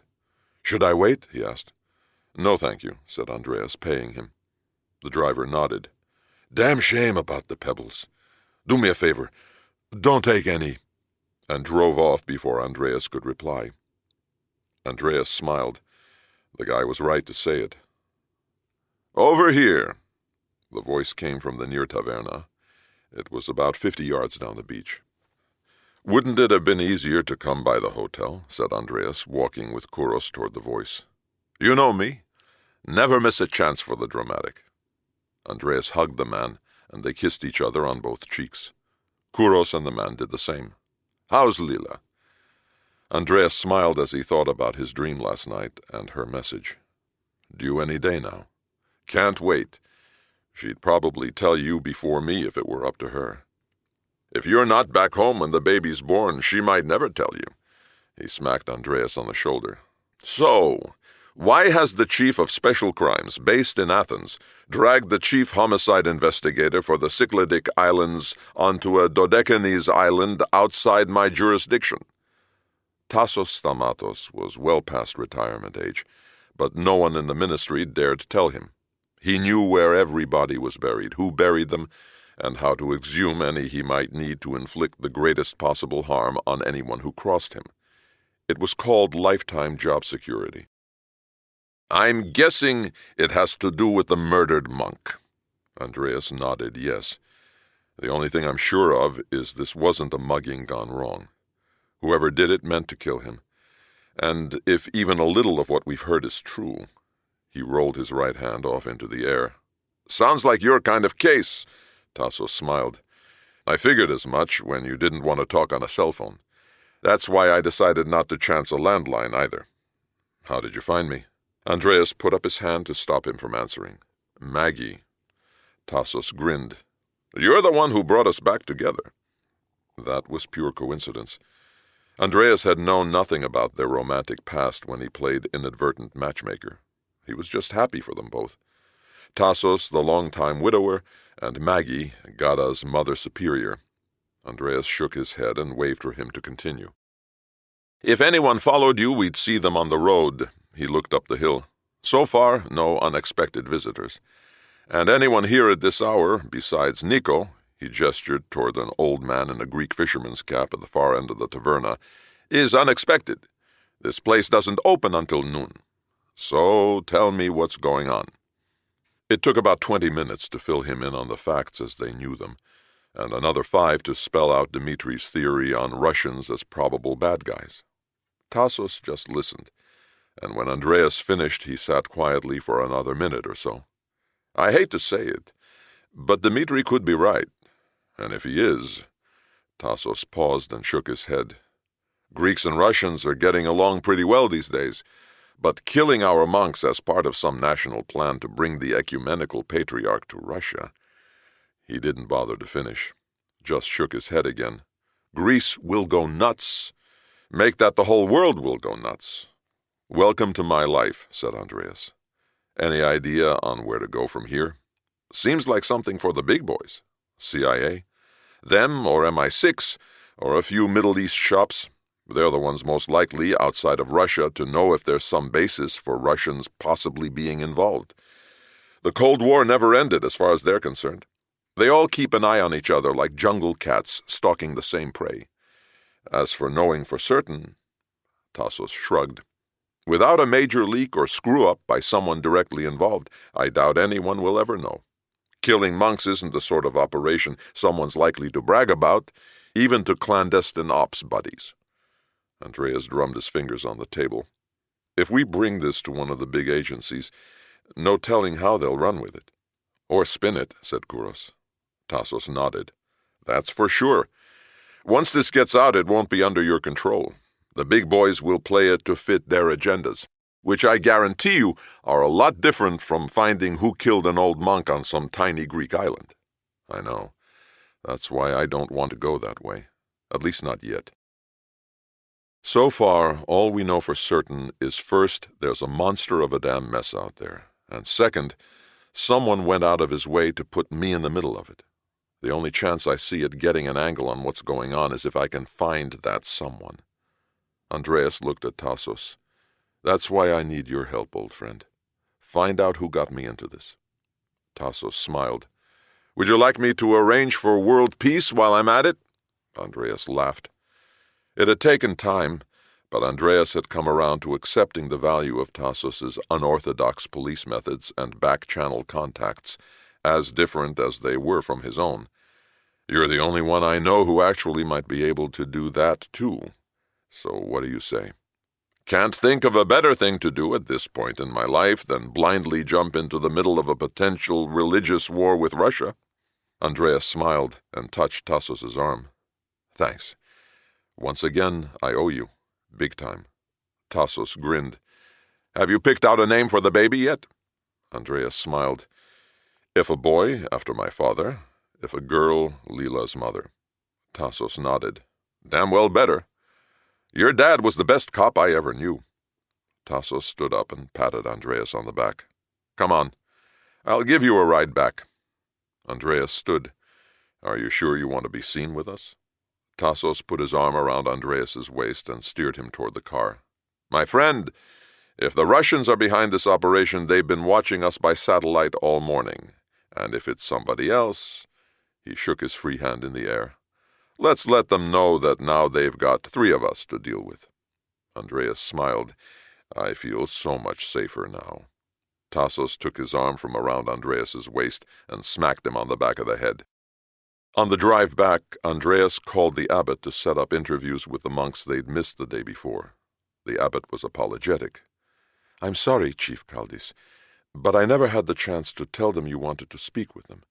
I only learned this morning that they'd taken a late boat Sunday night in order to be back in their monasteries in time for Easter observances. Andreas let out a deep breath. I'll email you their names and how to get in touch with them as soon as I get that information. I'll also send you copies of whatever computer backup we find for Vasilis's work.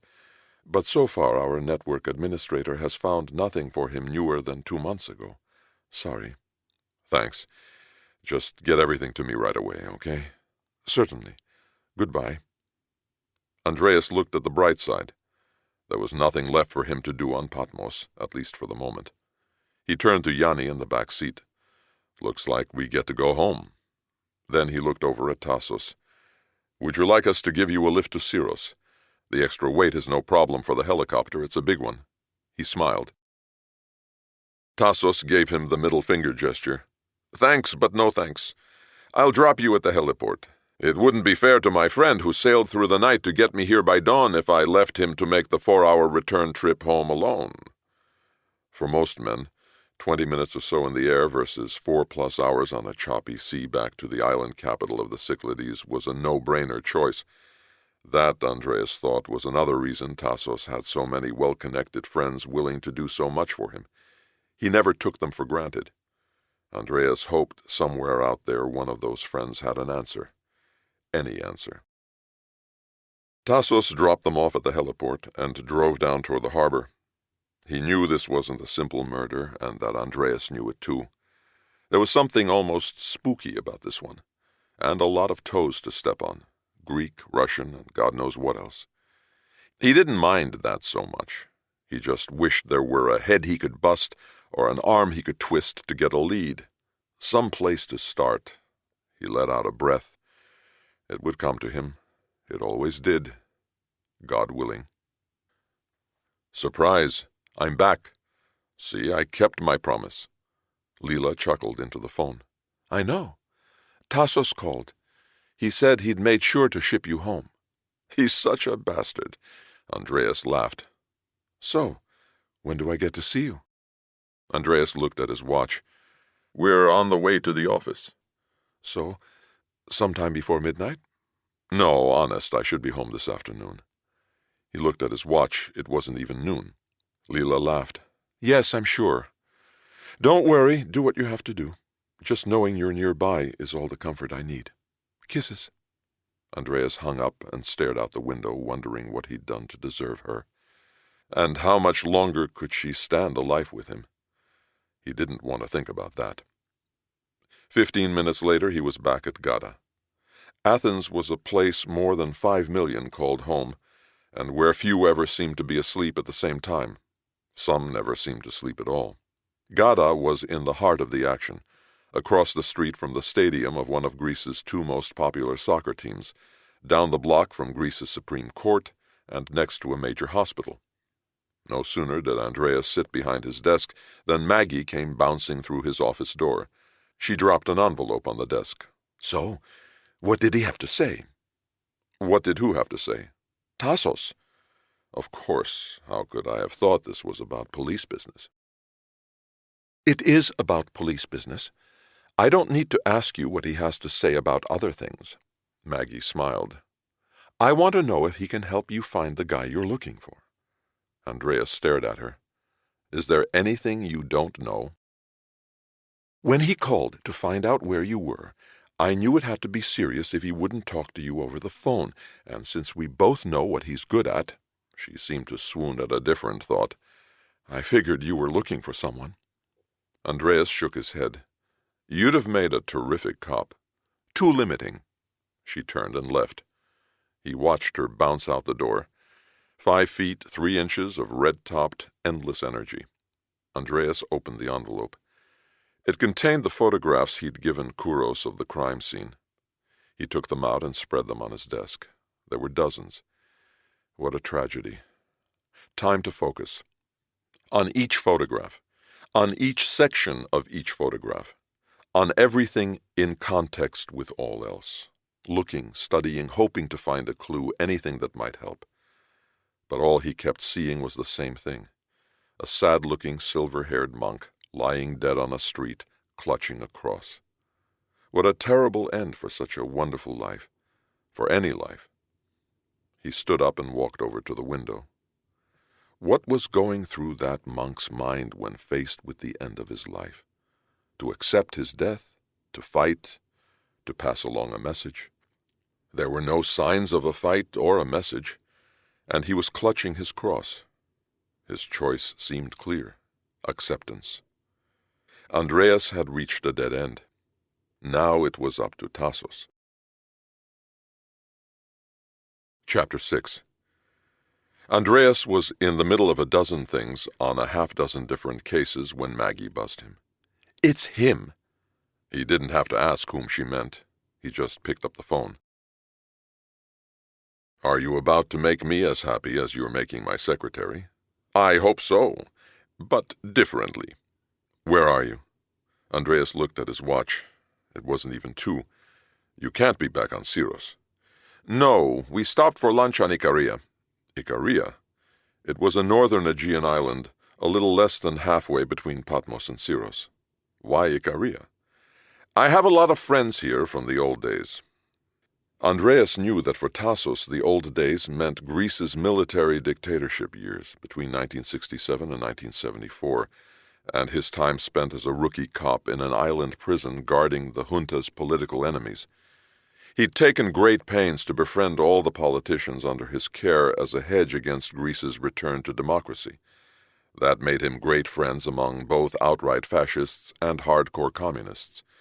No doubt the ones on Ikaria fell into the latter category. It was a bastion for communists long ago forced to relocate there from other parts of Greece.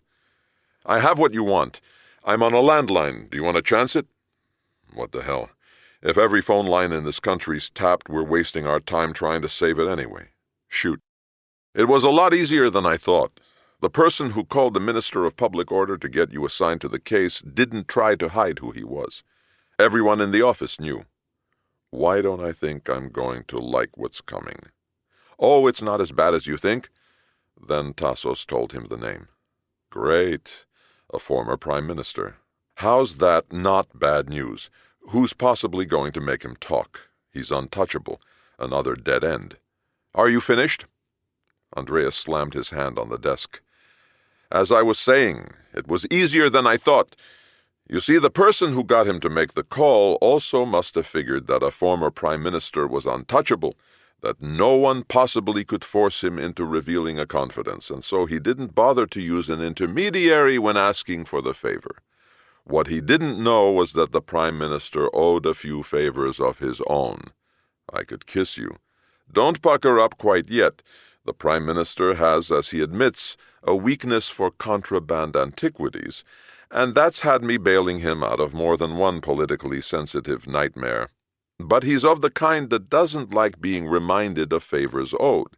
When I told him what I wanted, he raged on about how dare I ask him to betray his word, who did I think I was asking him to violate a confidence, etc., and he threatened to hang up.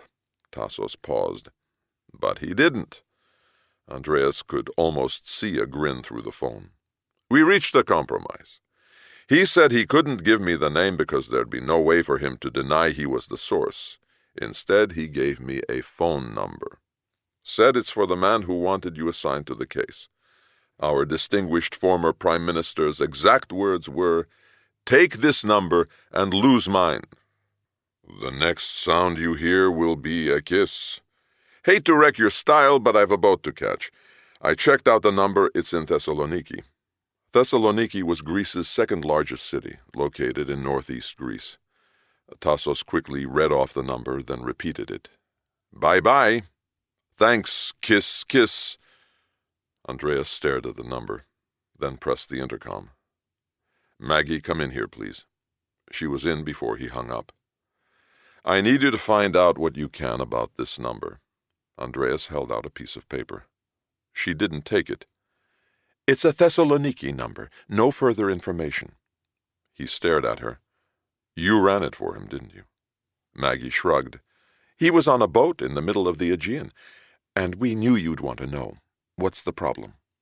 Andreas put the paper down. No problem. Just wondering why I'm always the last to know what's going on in my own office.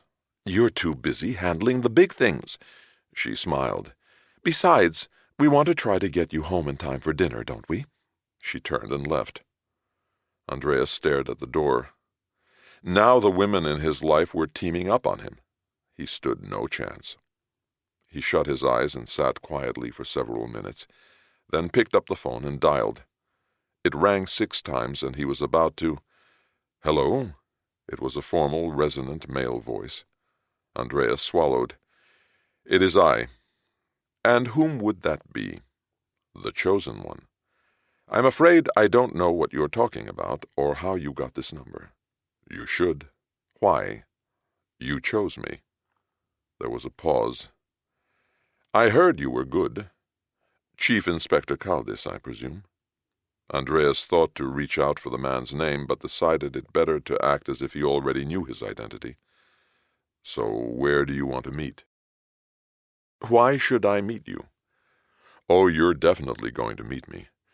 I'm just giving you the choice of having me show up on your doorstep with a brass band or doing it less conspicuously at a location of your choosing." Andreas held his breath. If the man hung up, he was nowhere. "Give me a minute." It seemed like an hour. "How's 7 tonight at the Sofitel?"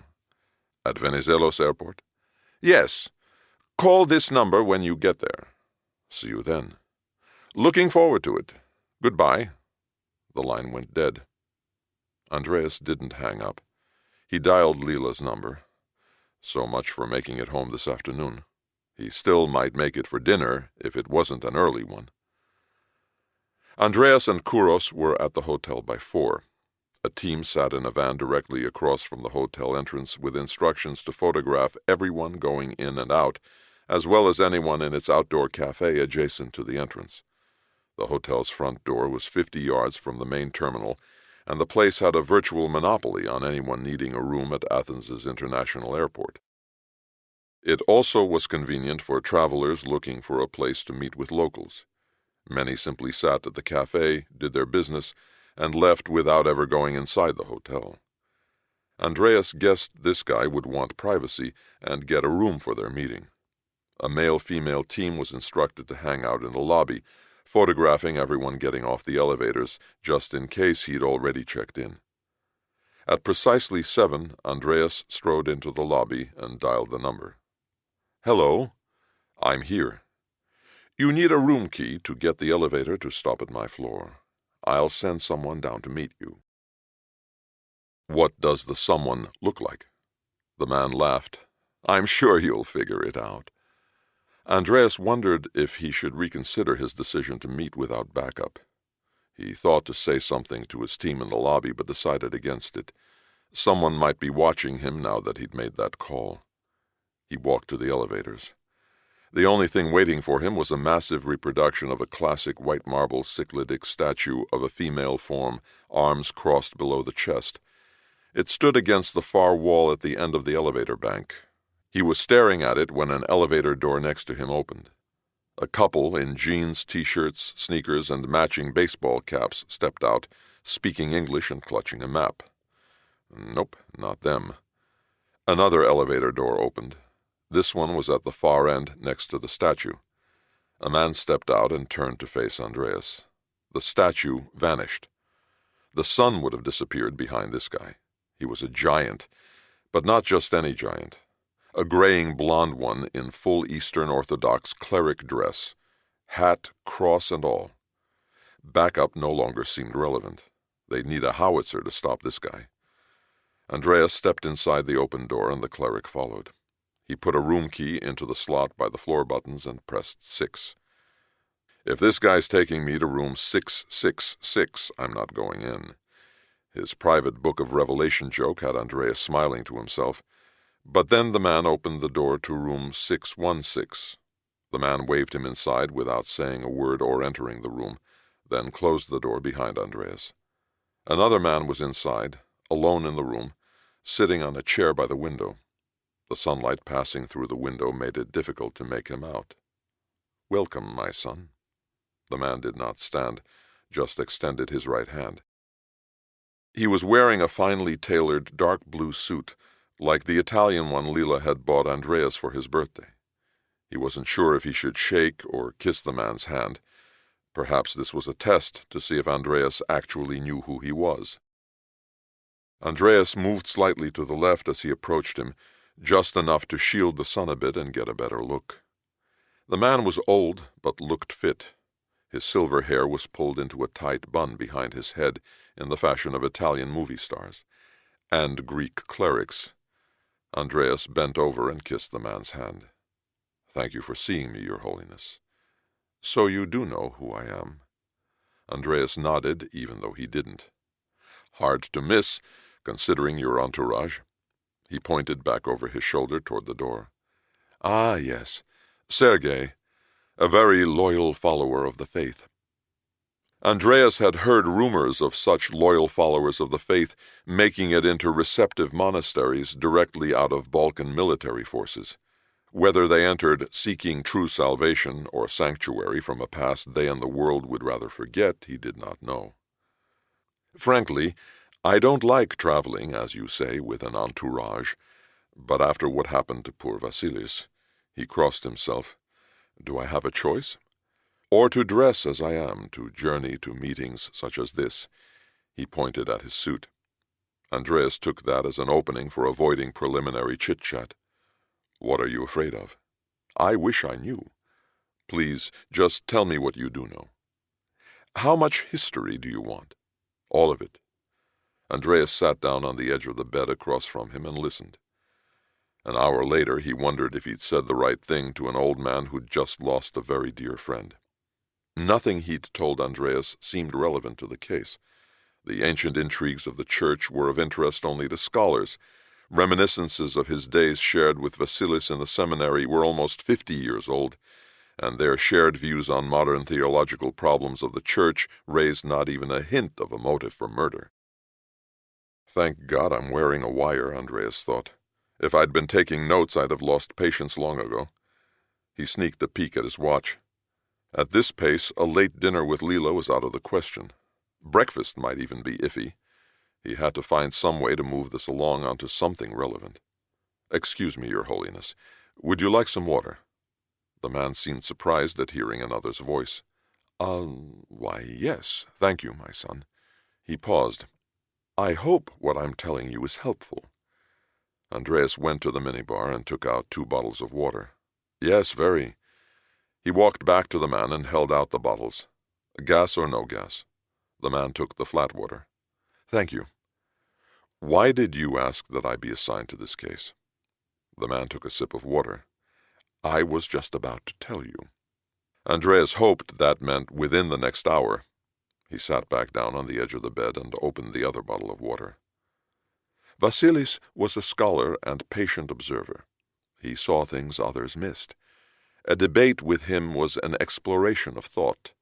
He shook his head. He never should have left his theoretical world. I told him to stay out of it. Andreas leaned forward. "Out of what?" "This Russian thing." A chill ran down Andreas's back. "Go on, please." "I'm certain that by now you are well aware of Russian interest in relocating the ecumenical patriarch." Andreas nodded. "And of Vasilis's obsession with how the scandal at Mount Athos might affect that issue." Andreas nodded again. "If the Russians could be shown to have played any part in creating that scandal, it would destroy the credibility of their attacks on Mount Athos's fitness to serve as the new home for the next leader of the church. In fact, if Russians were involved, the moral value of our claim is strengthened. It would make us the innocent victim of vicious intrigues by a former superpower." From his use of our and us in describing Mount Athos, Andreas presumed that was where he called home. It also fit with Andreas's guess about sanctuary for Sergei, because anyone accepted into monastic life on Mount Athos acquired Greek citizenship without further formalities. I told him to let it be, that there was nothing he could do, but he would not relent in his quest for proof. The man paused. "I assume you know all that, too." Andreas nodded as if he did. "There's one thing I'm certain you do not know." He paused and took a sip of water. Vasilis was coming to meet me when he was murdered. The man took another sip, then crossed his legs and sat quietly watching Andreas, as if waiting to measure his reaction. I didn't know that. The man nodded. He called me on the morning of the day before he was killed. He said he had proof things were not as they seemed. The same state of mind Dmitri had used to describe Vasilis, Andreas thought. He was excited, but also frightened, probably something like the feeling Andreas now had. He said I must see what he'd found immediately. I tried calming him down, but he wouldn't listen. He invoked Revelation, saying I must see it now, for the time is at hand. He was quoting from the opening lines of Revelation, the part some say first warns of the coming apocalypse. The man drew in and let out a breath. I told him to email me whatever it was. He said he knew my assistant screened my emails and he couldn't risk anyone other than us knowing what he'd found. Too dangerous, he said. I never dreamed it might cost him his life. He shook his head. Did you tell your assistant about your conversation with Vasilis? No, I told no one. You're the first person to whom I've mentioned any of this. Who else knew what Vasilis was looking for? A better question is who didn't. As I said, Vasilis was obsessed, as if he'd been called upon to be a savior of the church. He contacted anyone he thought could possibly help him get an answer. Frankly, I was worried some might stop taking him seriously, begin indulging him as if he were an old man who'd lost it. Had he? No, not a bit. So what happened? He insisted he must see me in person, but could not possibly come to me without being observed, and that would be dangerous for us both. He told me I must come to him, and made a joke about his friends being only poor fishermen with brightly colored, slow-moving boats, while mine were more from the stealthy, fast, silver helicopter crowd. The man rubbed at his eyes with his right hand. So we agreed to meet at 3 the next morning in the house of a friend of his, off behind the Patmos town hall. The friend was away, and we'd be alone. The only people who knew I was on the island were the American pilot who flew the helicopter, the taxi driver who brought me to Kora, and, of course, Vasilis. The pilot had no idea who I was, and the taxi driver thought I was some old monk with a relative in the military important enough to get me a lift to Patmos for Easter week. Even my secretary didn't know where I was going. I was in the house by 2:30, waiting for Vasilis to show up. He was late, and that wasn't like him. Then I heard someone shouting, and when I realized what he was saying, Kalogeras Vasilis was murdered in the square, I didn't know what to do. He looked down at his hands. I'm ashamed to say it, but I was afraid. Andreas leaned over and touched the man's knee. No need to explain. You were right to be afraid. The man nodded. I called my secretary and told him what happened. He said to stay where I was and he would arrange for someone to accompany me back home. Sergei?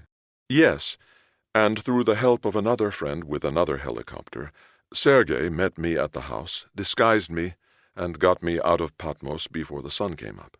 Damn sight more efficient than the Patmos police, thought Andreas. He is very concerned that anyone even remotely suspected of knowing whatever led to Vasilis' murder is in grave danger. Thank you for inviting me to the party, thought Andreas. May I have some more water? Andreas got up, went to the minibar, and brought the man another bottle. Thank you. I still have no idea what Vasilis planned on showing me. He twisted off the cap and took a sip. I can assure you that sitting afraid and alone in that house, not knowing what might happen before help arrived, I tried thinking of anything he conceivably might have found explosive enough to get him murdered. He shook his head. I came up with nothing, but I reached a decision. No matter what it took, I swore I'd see those who killed him brought to justice. He crossed himself, perhaps as an apology for the show of anger. That's how you got involved. I called my friend. I assume you know the former Prime Minister. Andreas shrugged. Not really. The man shrugged back. No matter. I told him there was no more heinous and pressing a crime to solve in all of Greece than that morning's murder of a revered holy man in the middle of the town square of the holy island of Patmos during Easter week. He agreed, and promised to use all of his influence to get the country's best investigator assigned immediately. I told him whoever was chosen must be incorruptible and not afraid of treading on political toes. Andreas laughed. Should I be flattered that he picked me? The man smiled. I'm not sure. If police are like churchmen, you're probably in the minority. Andreas laughed again. Of all the people in the world, you're the one Vasilis chose to confide in. Why do you think he did that? We were simpatico. We thought the same way about a lot of things. So, what's your gut instinct on why he was murdered? I wish I had one. All I have are thoughts, just random, unsupportable thoughts. He stood for the first time since Andreas had entered the room. He was as tall as Andreas, but very slim. He turned and stared out the window. So much of life is illusion, driven by masters of manipulation who incite passions, instill mortal fears, justify actions. They've always existed, always will. But those to fear, to guard against, and yes, to pray against, are illusionists who act without conscience, without values, without any moral compass. Time to bring him back to the here and now, thought Andreas. What are you trying to say, Your Holiness? I don't know. I sincerely don't know. He turned from the window and looked into Andreas's eyes. Whoever killed my dear friend does not fear God, or worse, might see his murder as serving God in some way. This is getting freakier by the minute. Any names come to mind? He gestured no. The Russians certainly qualify in both categories, but it could be a lunatic, a zealot, the Antichrist. Andreas believed in flesh and blood bad guys, but thought if the Russians were behind this, he might stand a better chance against the spirit world. It had to be someone who felt threatened enough by Vasilis to kill him. Andreas paused, and no doubt would kill again if threatened. I know. That's why I keep Sergei close by. A wise decision. Andreas looked at his watch. Time to make another wise decision. He stood and handed the man his card. If you get any more thoughts or ideas you think might help, please give me a call. And do you have a card so I may reach you with what I'm sure will be more questions? You have my phone number, don't you? Yes. That's the best one to use. Calls to that number come directly to me. Fine. And thank you for your time. Thank you, Chief Inspector. He walked Andreas to the door. I will call my friend to thank him for getting you assigned to the case. You're definitely the right man for the job. He patted Andreas on the back and opened the door. Andreas stepped out and turned to acknowledge the compliment. And, of course, to thank him for setting up this meeting. His Holiness shut the door. Oops. Do you really think he'll ream out a former prime minister? Kouros was driving them back from the airport, and Andreas had just finished filling him in on the meeting. Don't know what their relationship is like. Don't even know who the guy is, but for Tasso's sake, I sure as hell hope not. I think he just was letting me know I wasn't fooling him. What's your take on him? He's definitely smart and didn't get where he is in the church making bad political decisions. He doesn't come across as a potential bad guy, but he's certainly no country bumpkin priest either. He's a politician, a church politician at that. I want you to find everything you can about him, but I also want you to dig up what you can on that giant Sergei. I'm betting he's here on asylum, and we'll get a better measure of the boss when we see what sort of loyal follower of the faith he's protecting. Why do you think the boss didn't want to identify himself? He must know we'll find out. I think it was just a case of nerves. He has real reason to be afraid, and if not telling me his name gave him comfort, so be it. The real question is, how did the bad guys know Vasilis was on his way to meet him? Perhaps they didn't know. Then how did they know Vasilis was carrying something worth killing him for? Like I said, maybe they didn't know, Just decided to take him out as a precaution. Andreas shook his head. I don't think so. Even an idiot would realize murdering a monk on Patmos during Easter week would unleash the kind of political pressure we're getting to find the killers. A precautionary murder, he flashed his fingers at Kouros, is a drug-induced heart attack or a tragic automobile accident. This is what you do in desperation, when there's absolutely no other alternative. So we're back to, how did the bad guys find out? If we figure that out, it might give us who they are. I wish we knew what they're so damn afraid of. He stared out the window. Have Maggie start in on transcribing the tape first thing in the morning. No one but Maggie. She'll just love you for that. Andreas smiled. I'm sure. But we can't afford gossip in the typing pool about Russians or the Antichrist running around killing monks. Kouros cleared his throat.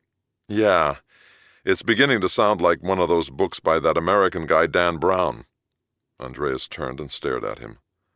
How long have you been sitting there, waiting for an opportunity to say that? It was spontaneous. Came to me in a revelation. Andreas shook his head and looked out the window. And Leela thinks my sense of humor is twisted. I've always admired her instincts. Andreas shot a quick left jab at Kouros' right shoulder, not hard enough for him to lose control, but enough to make him smile and realize how much his boss appreciated him. Andreas then decided to express his appreciation in words. Drop me off at home, asshole. The original plan was to return home tonight, but he was tired. All the talk about Vasilis had left him sad. They'd known each other since they were children. Now he was the only one left. He decided to go straight to bed and leave early tomorrow morning. No one but the policeman knew he was in the hotel, and Sergei was in the adjoining room just in case. As he lay in bed, he wondered if perhaps he'd come down too hard on the policeman. Obviously, Kaldis had done something to get the former prime minister to betray a confidence. But what good would it do confronting the minister, except fire him up for retribution against whomever he could blame but himself for the embarrassment? Besides, he thought, I'm the one who insisted the minister find someone capable of getting to the bottom of things no matter what it took. Can't have it both ways. At least not all the time. And there was another reason for keeping the minister's indiscretion to himself. A confrontation was likely to make the minister indignant and less likely to help the next time. But if properly stroked, the minister's guilty conscience over this incident might yield even greater favors in the future. He decided to leave things be, turned off the light and shut his eyes. Not all manipulation is bad, he thought, as he prayed for sleep to come quickly. Chapter 7. Leela Vardy's home was next to the presidential palace, the entire sixth-floor penthouse in one of downtown Athens's rare old residential buildings. It was perhaps Athens's most exclusive and breathtaking address, offering unobstructed views of both the Acropolis and its majestic sister hill Lykavitos. When Andreas first moved in with Leela, he imagined every doorman, elevator operator, and porter thinking, so you're the super stud cop who knocked up one of Greece's most sought-after women and now lives the high life. The thought kept gnawing at him, and one night he shared it with her. 5 minutes later, after Leela stopped laughing, she said, If that's what they're thinking, it's only because they're jealous as hell. So don't worry about it, my super stud cop. Just keep earning your title. Then she laughed some more.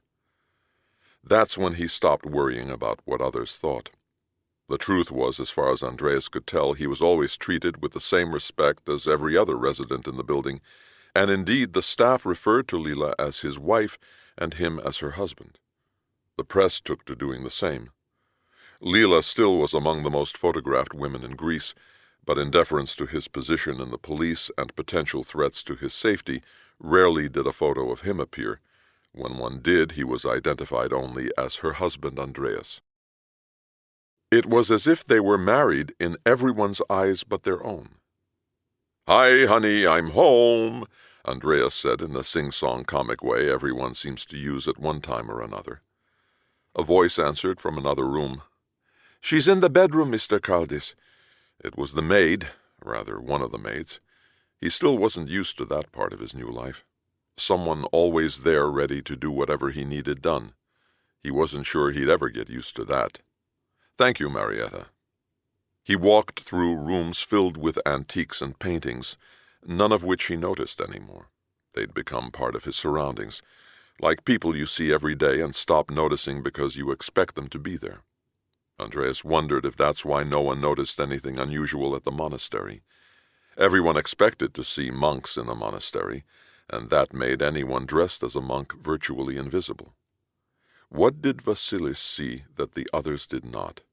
What spooked him into believing the time is at hand?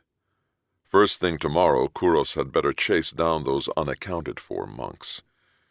He peeked into the bedroom. The drapes were open to a view of a brightly lit Acropolis, and Leela was sitting up in bed. "Guess who?" "Daddy's home." She patted her belly. Andreas walked to the bed, leaned over, and kissed her, then kissed her belly. "Daddy's going to take you out to play soon," she said. He rubbed her belly and winked. "Too bad I can't stop up for a visit." Leela smacked his arm. "Don't even joke about sex. Rent movies." She smiled. He kissed her belly again and then her forehead. "See, I made it home before midnight." She looked at the clock on her bedside table. "Wow, 10:30. You're a man of your word. Do you want something to eat? I couldn't wait for you." "No problem. I didn't expect you to. I'll make something later in the kitchen." Leela shook her head and picked up the intercom handset. "Marietta, would you please prepare a plate for Mr. Kaldis and bring it to our bedroom? Thank you." She put it down and said, "When are you going to get used to having help around the house?" Andreas shrugged, kicked off his shoes, and flopped onto the bed beside her. "I feel more at home among the monks, doing things for myself. Let's not go there. I said no more talk about sex." He laughed. "But I really admire someone who finds a life so rewarding and purposeful that he willingly gives up what so much of the rest of the world considers so damn important. Moderation, I'm afraid, is a thing of the past, even among churchmen. There are very few I know who have given up much of the material world in the pursuit of their faith. But there still are some who believe nothing in excess is the right way to live." Leela turned and stared at him. He'd just quoted from one of her lectures. "That was carved in Delphi by Athenians 2,500 years ago. It's Apollo's creed, and a favorite of a scholar I much admire." He kissed her on the cheek. "But I'm talking about monks, not all churchmen. And one monk in particular." "The murdered one?" "Yes. He must have been a rare soul.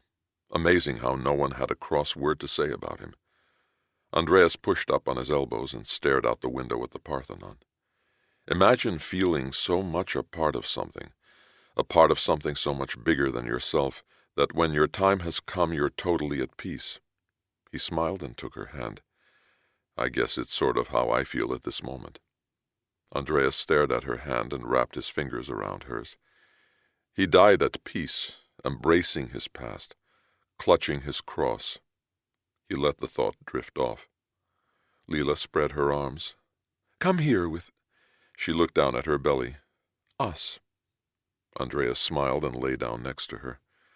Leela rested her head against his chest. Neither said a word. Andreas drifted off into that state just before sleep, when the senses recede and thoughts become meditative. He pictured the cross in the monk's hand, the cross of his grandfather, the cross with which he might well have shared virtually every day of his life. Andreas's eyes popped open. He felt as if a silent bomb had gone off in the room. "His cross!" Andreas cried out and jumped out of the bed, almost sending Leela tumbling off onto the floor. It wasn't his cross he was holding when he died. His cross, the one he treasured from his grandfather, was left dangling openly around his neck, free for anyone to take. The one he chose to grip, to guard when he knew he was dying, was a cheap 10-euro piece of junk he'd bought only hours before. How could it possibly have meant so much to him that his last act on earth was to protect it? Andreas paced back and forth in front of the window. Leela said nothing, just watched him. He didn't die accepting the end of his life. He died sending a message. But what message? He turned to Leela. I've got to go back to Patmos right away. Right away? He didn't miss the disappointment in her voice.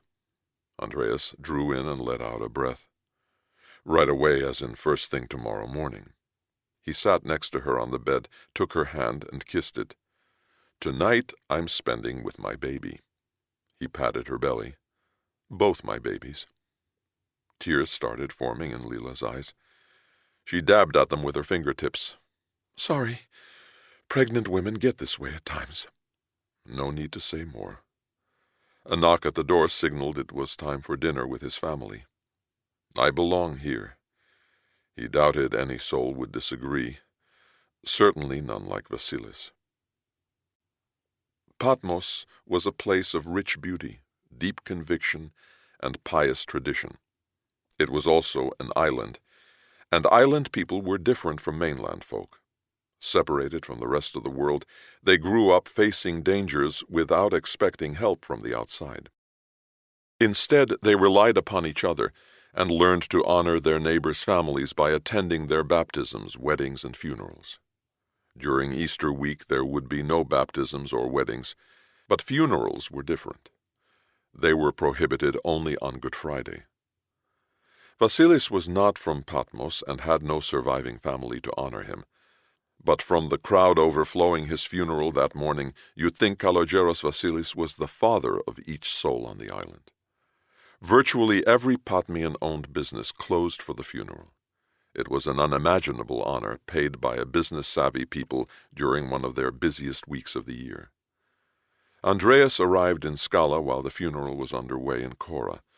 That made it hard for him to shop for what he wanted. But finally he found it in a store run by an Athenian. From there he went directly to the police station. No one was expecting him, and that was how he wanted it. 2 young cops seemed to be the only people in the place. Everyone else must be at the funeral, he thought. Andreas identified himself and told the cop sitting at the front desk that he was there to review the physical evidence in the Kalogeros Vasilis case. The cop turned his head toward the other cop standing by the hallway to the captain's office. From their exchange of looks, it was obvious neither knew what to do. I'm sorry, sir. I'm not authorized to allow you access, said the cop behind the desk. Who is? Andreas was crisp and formal. The captain, sir. Then call him. I can't, sir. He's at the funeral. Then open the door to his office. I said I'm not allowed, sir. There was a slightly testy edge to his voice. Andreas leaned over and stared. That's Chief Inspector Kaldis. Special Crimes Gada to you, rookie. He paused. Now open the goddamn door before I kick it in. The 2 Patmos cops looked at each other as if each hoped the other would do something. Andreas waited 5 seconds, then walked around the desk and headed toward the captain's office. The cop by the hallway stepped in front of him and held up his hand. Stop! He paused. I'll get the key. Wise decision, officer. 3 minutes later, Andreas and the cop with the key were in the captain's office, standing around the evidence table. Neither said a word to the other. Andreas wanted the cop there. That way there'd be no charge of tampering with evidence. Carefully, Andreas laid out every piece of evidence in front of him. The robe, the hat, the undergarments, the sandals, a cross.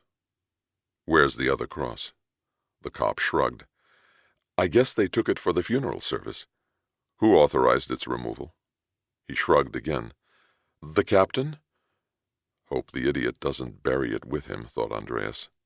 Thank God he took the silver one. Slowly, Andreas began examining every stitch of every garment, as if a Rosetta Stone-type secret were woven into the fabric. After 25 minutes of this, Andreas noticed the cop was getting antsy. He'd stopped watching every move Andreas made and began glancing around the room. 5 minutes later, Andreas said, Officer, would you do me a favor and open the shutters? I need a bit more light in here if I'm ever going to finish.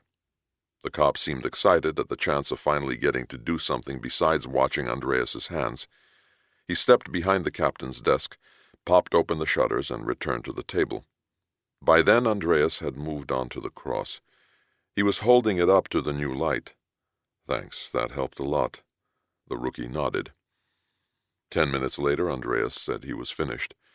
He told the two how much he appreciated their cooperation and said if they preferred, he'd not mention his visit to their captain. They looked at each other and, in Greek chorus fashion, nodded and said thank you. Andreas walked back to his car, imagining what he'd do to anyone under his command that let himself be bullied into opening up his office. No telling what could happen. He touched the item in his pant pocket that he'd purchased less than an hour before in the shop. Well, not really the same item, but one just like it. Someone might even switch crosses on you, he thought. The first thing Maggie saw on her desk that morning was a sealed envelope wrapped in red ribbon with a scribbled note. Please transcribe ASAP. Only you are to do it, and only you are to know. There are 2 voices on the tape. One is still unidentified, and the other belongs to the person who made me do this to you. XOX, Yanni. She smiled. They were good kids. Dedicated cops, too. Not many like them. She put aside the things on her desk, opened the envelope, and took out the tape. There wasn't a decent software program for converting Greek speech into the written word, so she did it the old-fashioned way. She put the tape into her transcription machine, adjusted her headphones to minimize damage to her permanent, and hit the foot pedal to start things off. Maggie could type as fast as they spoke, and once she caught the rhythm of their voices, it was easy. She was breezing along, listening to the other man's scholarly description of ancient church intrigues and enjoying every minute of it. She was deeply religious, and more aware than most of church history. She quickly realized that the other man was someone who truly knew what he was talking about. She also noticed something familiar about his voice. Probably, she thought, because she'd heard the subject discussed many times before. The man was 5 minutes or so into his thinking on modern theological problems confronting the church when she screamed, "Kalogeros Yorgos! I can't believe it's you!" Maggie transcribed the rest of the tape in rigid, concentrated silence. Nothing in life surprised her anymore, but she prayed he wasn't involved. Not all sacred cows should fall to slaughter. Certainly not this one, she prayed. Kouros looked at what the abbot had emailed as being all his information on the 3 unaccounted-for monks. It was about as helpful as saying Huey, Dewey, and Louie live in Disney World. Maybe less so. All were from a monastery on Mount Athos that was among the poorest, least developed, and strictest there. Its monks prided themselves on rigorous discipline and endless prayer.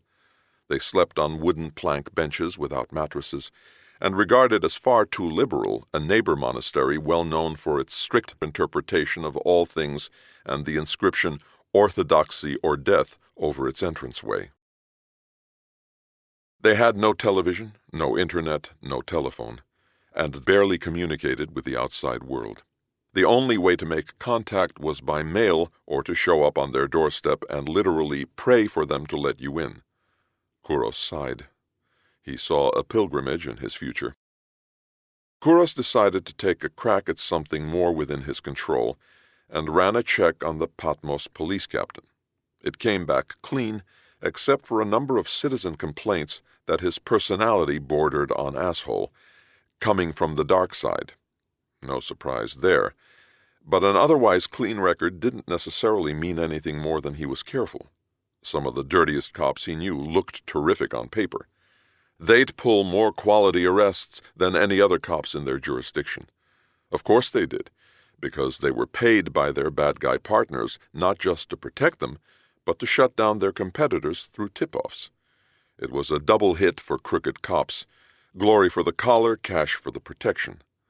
Still, there was nothing to suggest this Patmos cop was dirty. It would require an undercover operation in the middle of nowhere. He'd leave that call to his chief. Chapter 8. Stealing evidence wasn't his proudest moment, but Andreas saw no choice. He had to study it in detail, and if he did so in front of Patmos cops, there was no doubt his interest in the cross would get back to anyone on the island with an interest in his investigation. Vasilis died protecting whatever secret it held, and Andreas wasn't about to help give it away. Switching crosses wasn't all that difficult, even though he'd relied more on improvisation and luck than practiced skill. He'd casually slid his left hand into his left front pant pocket and gripped the duplicate cross as the cop went behind the captain's desk. The instant the cop turned to open the shutters, Andreas grabbed the evidence from the table with his right hand and with his left yanked the replacement out of his pocket and thrust it up in front of him. By the time the cop looked back, Andreas was slowly twisting the duplicate in the light, drawing the cop's eyes to it while slipping the original into his right front pant pocket. The only real downside he saw to what he'd done was that unless something truly nasty turned up in the Patmos captain's file that Andreas could not overlook, a potentially crooked cop was home free. Andreas knew if he pushed for an investigation that ultimately led to prosecution, the rookies would tell their captain everything, and his visit would become a key element in any defense. That one incontrovertible fact would be partnered with a lot of made-up ones to yield stories and headlines along the lines of "Chief Cop plants evidence on local cop." It was just that sort of take-no-prisoners media approach that broke his father. He wouldn't risk subjecting Leela and the baby to the craziness. No reason to revive the bad memories for his mother, either. No smoke, no investigation. Make that no roaring fire, no investigation. Andreas sat in his rented car outside the police station and pressed his hand against his pocket. Still there, he thought. He didn't dare take it out here. One of the cops inside might get suspicious. After all, why would he leave their captain's office to sit in the parking lot staring at something unless he'd taken evidence? No, he'd find some other place to study it. This must be what it felt like to be a thief, he thought. No, make that a novice thief who thinks everyone is watching him. Truth was, no one probably cared, but he couldn't take the chance. He had to find the right place to study the cross and think, but where? He drove up the mountain toward Cora. The Patmian school was halfway between Scala and Cora. Begun in 1713, it was among the world's most renowned schools of Greek language and Orthodox theology, and now served as a seminary. Surely a man sitting outside contemplating a cross would not be out of place. He was almost at the school when he noticed a long line of buses idling along the roadside. They were just sitting there, doors closed, passengers inside, waiting for something. Then Andreas realized where he was, made a quick U-turn, and pulled up next to a pair of black wrought-iron gates hung on broad stone walls. This was the place to do his thinking. He got out and walked toward the entrance. A handwritten sign in 5 languages casually hung by a string tied to one of the gates, and 2 boys in the uniform of the Patmian school sat next to it. They were courteously telling the more aggressive visitors that the sign meant what it said, closed for funeral until 11 a.m. It seemed every place and person that mattered to Vasilis in life was honoring his funeral. Andreas stopped in front of the boys, and one of them said, "Sorry, sir, we're closed for another half hour." Andreas showed them his badge. Official business. The boys jumped up and opened the gate. "Yes, sir," said one. "God bless you, and welcome to the holy cave of the Apocalypse," said the other. It was the abbot's duty to say the words that must be said when a monk goes to sleep with the Lord. But it was not his duty to prepare him. That was a job for others. To sponge, not bathe him, with warm water in the sign of the cross upon his forehead, chest, hands, knees, and feet. Dress him without gazing upon his nakedness in socks, pants, and necessary vestments. Cross and tie his hands, and place a prayer rope within them as his spiritual sword for defeating the devil. Cover his head with his cap, and his face with his hood formed in the shape of a cross. Put on his shoes and belt. Place him on a bed of straw. Cover him with his cassock, and sew it closed about his body with black thread, and with white thread sew 3 crosses, one at his head, one at his breast, and one at his feet. And as he was a priest, not just a monk, place the stole showing his rank upon him. Kalogeras Vasilis' body had rested on a wooden bier in the entrance to the main church, beside a burning candle in the continuing presence of those with whom he'd shared his life, who were now taking turns reciting from the book of Psalms. The monk lay in the middle of the church, his icon on his chest, his fellows holding candles. This service would be a long one, in keeping with the departed monk's long service to God. When it was over, his body and a procession led by acolytes bearing lanterns would follow on a journey filled with prayers and stops along the way to his final resting place within the monastery's walls. Only his body, no casket or bier, would go into his grave, and once his body was blessed by a priest with the sign of the cross made by thrown earth and holy oil, the gathered monks would complete their 1,000 prayers for his soul and the thrice holy hymn recited. Only then it would be the abbot's time to speak, to praise the virtues and spiritual struggles of the monk who had died. The abbot was wrestling throughout the service with how to describe Vasilis's struggles without addressing those tempests of the church that haunted every moment of his final days. They might even hold the answer to the reason for his death. How could he not speak out? But would it truly honor one who had built such a magnificent and meaningful life on earth to point out imperfections in the material he'd chosen for its construction? No. That would honor neither the man nor his life's work. He would speak only of how Kalogeros Vasilis honored his church, how he labored to make life better for so many in keeping with its teachings, and how his reward was now to be with God in heaven. After all, why should my words praising the man do less for his church? Besides, the abbot knew one did not advance in the church by being impolitic. Bringing a stolen cross, even a just sort of stolen one, to this holy sanctified site might seem wrong to some, but to Andreas it was the only place to come. He took his time walking along the wide stone path, lined on its sea-view edge by stone benches, pines, and a low wall. 100 yards dead ahead of the gate stood the gray, natural boulder steps and simple entrance to the centuries-old monastery of the Apocalypse, and the beginning of Andreas's descent to the holy cave enclosed within its whitewashed walls. A few steps down to a gift shop, and a quick left back outside had Andreas in an inner courtyard. From there, steps twisting down brought him to the shared entrance of the Church of St. Anna and the holy cave of the Apocalypse. The cross still was in Andreas's pocket, though he'd been gripping it from the moment he entered the monastery. He stood at the entrance and read the inscription. As dreadful as this place is, it is nevertheless the house of God, and this the gate of heaven. He drew a deep breath, pulled the cross out of his pocket, and stepped inside. A stone arch divided the church into a modest front section and even smaller rear area. Each section of the church had a small window along its left wall, revealing olive groves meeting in azure sea. The distant landscape was one of rolling brown hills, tiny islands, and a bright blue sky. The simple elegance of the place caught him off guard. Yes, priceless icons adorned a richly carved iconostasis, inlaid with gold against the far wall.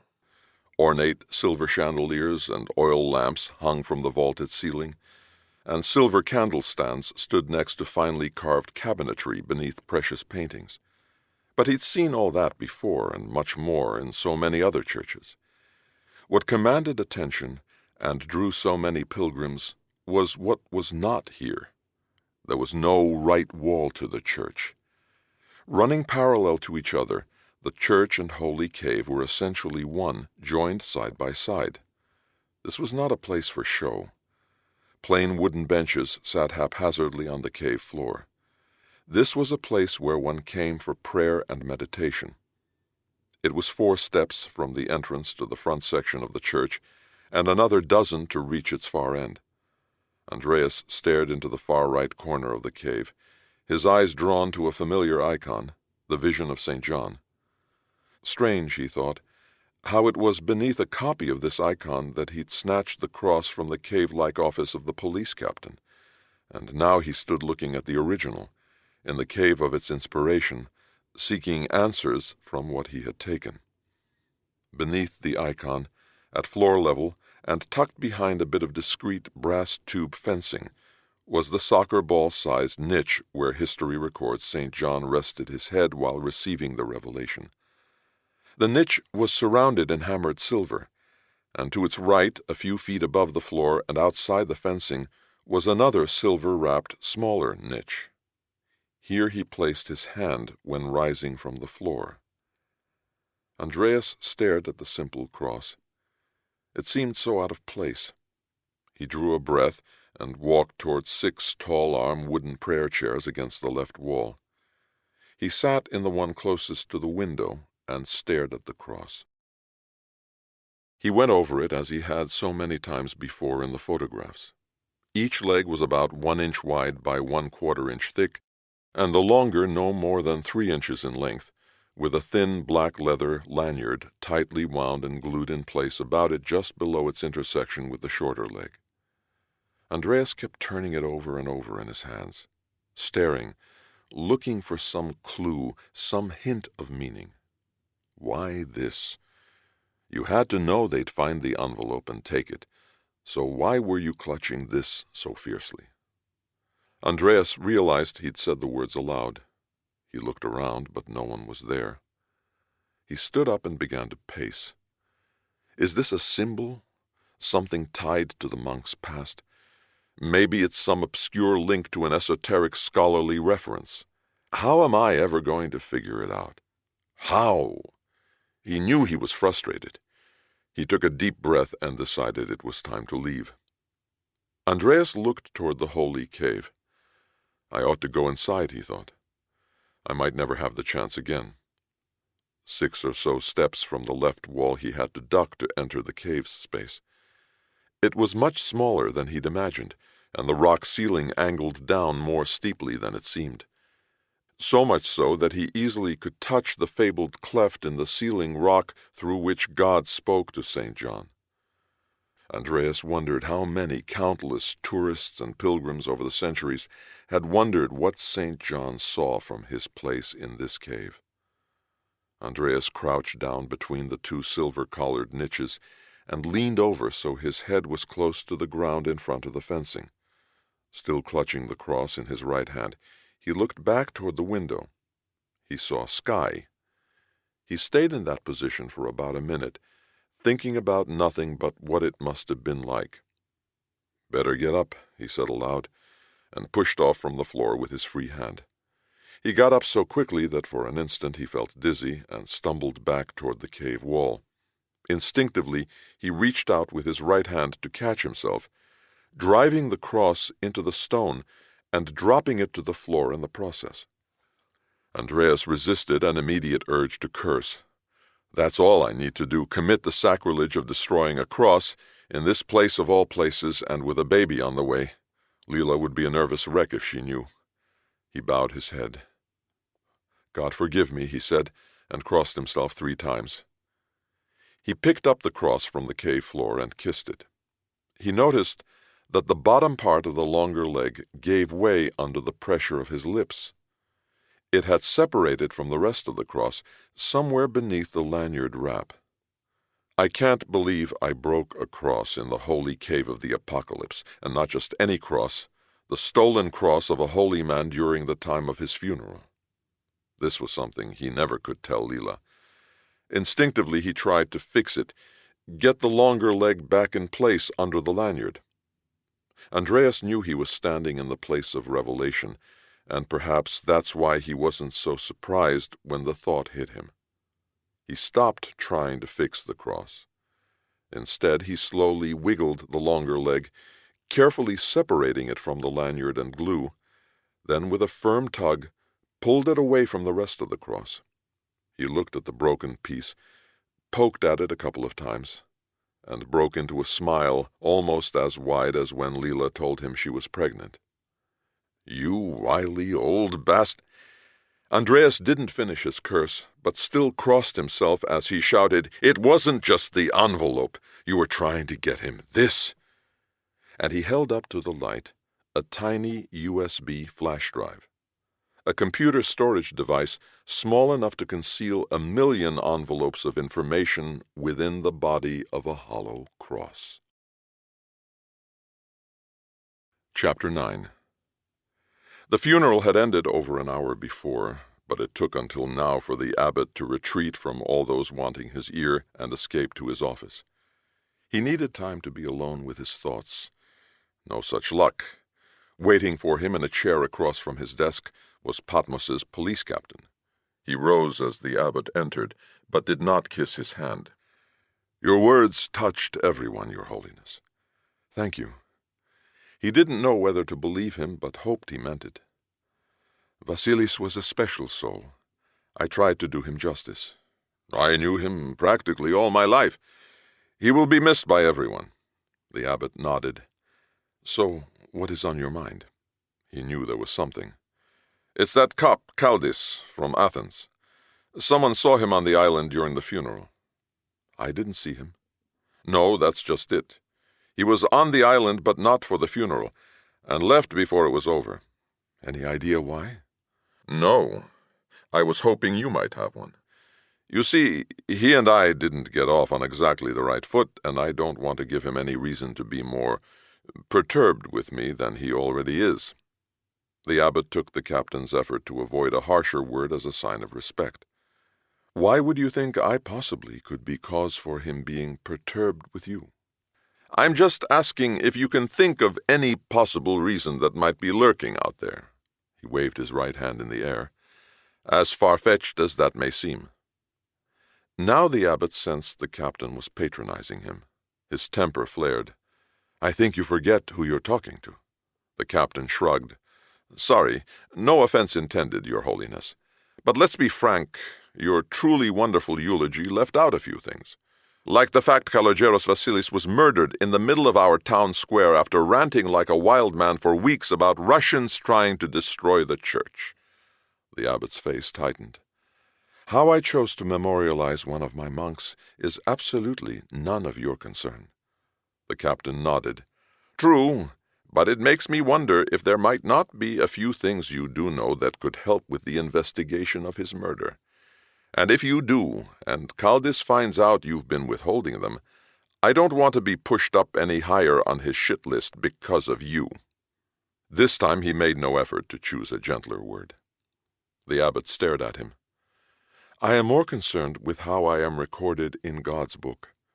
If I have erred, my mistake will be judged by the Lord, not you." The captain leaned over the desk. "I mean no disrespect. But if something goes wrong, don't come to me this time looking for backup.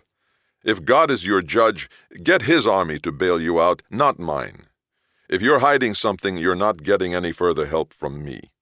I stonewalled that cop once because you asked me to help keep the monastery from being drawn into a mess unnecessarily. Well, whatever mess is percolating out there is certainly not of my making, and if it's yours, or you're making it yours for God knows what reason, good luck. Last chance. Are you going to tell me what you're hiding or not?" The abbot stood up. "Kalo Pascha, my son." The captain stood up. "Then so be it. And good Easter to you too, Your Holiness."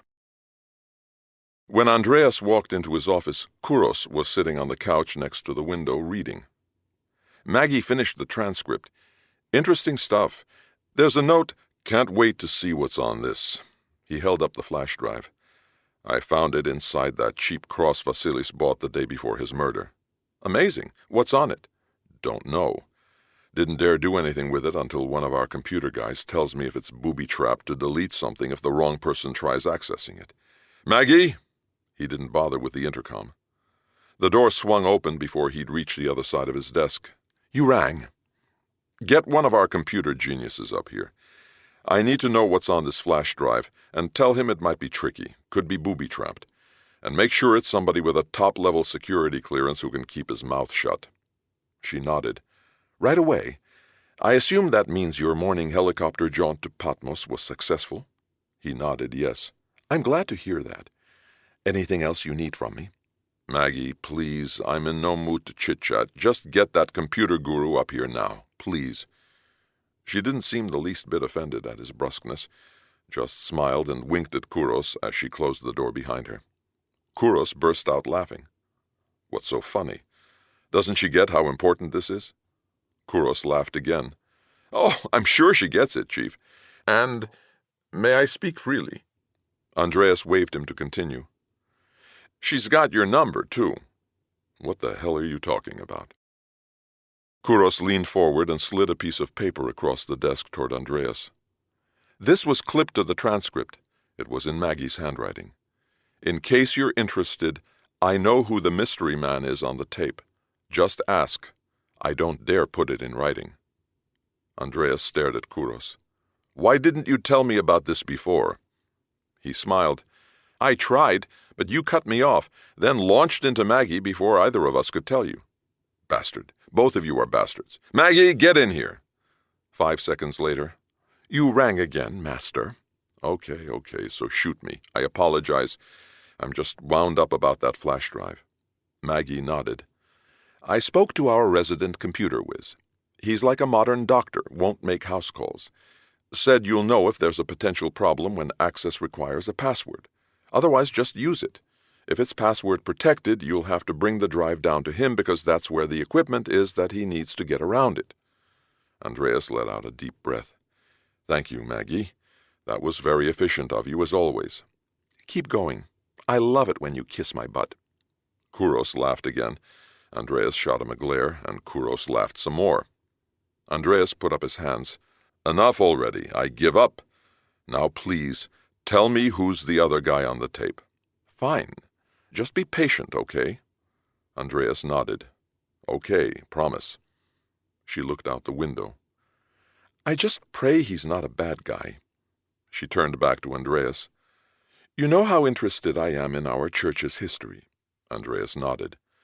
I don't think I've missed a lecture in Athens on the subject in years, unless I've heard it before or know the speaker will bore me to death. She let out a deep breath. One speaker in particular fascinated me. I never missed one of his lectures, even went to Thessaloniki twice to hear him. He didn't speak very often, possibly once a year at most, but he was mesmerizing. She nodded. Yes, he's your man. What's his name? The name isn't important. You won't recognize it. It's who he is that's mind-blowing. She paused. The 20 principal monasteries on Mount Athos are ranked in a hierarchical order that cannot be changed. He's from one of the 5 most senior monasteries. He must have been well-liked and respected by his monastery, because I remember at one lecture he was introduced as his monastery's representative to the holy community. What's that? Asked Kouros. Mount Athos is a self-governing monastic state within Greece, made up of 20 self-governing territories, each with a ruling monastery, and each with a representative to the holy community, the governing body of Mount Athos. They're monks who must be at least 30 years old, but usually much older, and well-versed in church law and doctrine. They move from their monasteries to Karyes, Mount Athos's capital, where they meet in the 10th century church of the Prototon, the oldest church on the Holy Mountain, and from what I hear, enjoy modern communications with the outside world and a pretty fancy lifestyle, at least for monks. That explained the Italian suit, thought Andreas. Anyway, he didn't seem to be lecturing anywhere, and I was worried he might be ill or, God forbid, passed away. She crossed herself. So I went to a lecture by another representative and asked him if he knew what had happened to the other monk. You'd have thought I'd asked him to commit blasphemy. I thought it was because I was a woman, and that really pissed me off. Pity the poor monk who did that, thought Andreas. I called the head of police in Karyes and asked him to find out what happened to the monk. I couldn't believe it. He knew but wouldn't tell me either. I reminded him who I worked for, and that unless he wanted to be reassigned to duty on a bread-and-water prison barge off the coast of Turkey in August, he'd better start talking. I didn't know we had that sort of place, said Kouros. She smiled. We don't, but he got my point, and told me what I wanted to know. The monk was alive and well, but in a position many on Mount Athos preferred playing down. A group of 4 monks, called the Holy Administration, serves as the executive committee of the Holy Community. One member of the group must come from one of the 5 senior monasteries, the other 3 from the remaining 15. He was one of the 4 overseers. She paused and shut her eyes. But he was more than just a member of the holy administration. He was from a senior monastery. Maggie opened her eyes. And that made him Protos, the head of it all. He's their president, the most powerful churchman on Mount Athos. Andreas picked up the flash drive and stared at it. He'd guessed right about the man being from the Holy Mountain, but never imagined that it was his mountain. You know, Maggie, somehow I'm not as excited as I once was to learn what's on this thing. He fluttered his lips. But what the hell? What's the worst that can happen? He slid the drive into his computer's USB port, hoping the answer to his question was not eternal damnation. The Protos wasn't used to arriving home in secret, but Sergei was adamant. No one should see them arriving so early in the morning from the mainland. Carriès was a small village, and gossip its primary pastime, especially among civilians working for the civil governor appointed by Greece's Ministry of Foreign Affairs and charged with supervising the area's secular matters. It was their way of impressing co-workers back on the mainland that what they did really was important, even if they seemed to be living in the middle of nowhere. A simple, "It's Easter week and the Protos was away last night," would spawn endless speculation on his whereabouts, and perhaps "my cousin Nick drives a taxi and thought he saw the Protos at the Athens airport," followed by more speculation over the reason for the trip at such a busy time. That was not the sort of gossip Sergei wanted to risk reaching the ears of nervous killers. By mid-morning they were back at the Prototon, in the Protos' church, a place of serenity and prayer. Yet the Protos' thoughts were on its martyrs, for here a Protos and monks loyal to him were slaughtered on orders of a ruler who had replaced orthodoxy with another faith and sought retribution against that Protos for denouncing his new faith as heresy. But that was in 1282, in a time of savage zealots murdering monks in the name of God. The words repeated through the Protos' mind. A time of savage zealots murdering monks in the name of God. He shook his head and thought of Vasilis. Old friend, why did you get us into this? 3 faces stared at the computer screen. 21 faces stared back. Make that 42. 21 on each of 2 photographs. That was all Andreas, Kouros, and Maggie found on the flash drive. That and a few cryptic lines typed on a 1-page document. The reluctant computer whiz that Andreas had Kouros drag up here by his geek whatever had no better luck. He swore nothing else was on the drive and left. They'd been staring at the photographs for what seemed eternity and must have read the words 100 times. The document bore no sender or recipient, only 2 lines. The end will come as a thief in the night. Prepare, for the time is in their hands. Okay, I get the thief in the night reference to Revelation, said Maggie. No one knows when the end may come, so be prepared spiritually and morally for that moment. But the part about time being in their hands makes no sense. Eastern Orthodoxy doesn't believe mortals can bring about or even anticipate the end. Kouros smiled. Sort of sounds like the answer I get every time I ask a Greek bureaucrat about the status of anything. It will happen when it happens. It's in God's hands. Andreas laughed. Maggie stuck out her tongue. So whose hands are we talking about? Said Kouros. It has to tie into the photographs. Otherwise, why did he put it on the drive? Well, we know one of them is the Protos, so unless he's a bad guy, it can't be all of them. Andreas kept switching between the 2 photographs. Each showed 21 clerics, identically posed in full regalia, in 3 rows of 7, as if attending the same ceremony.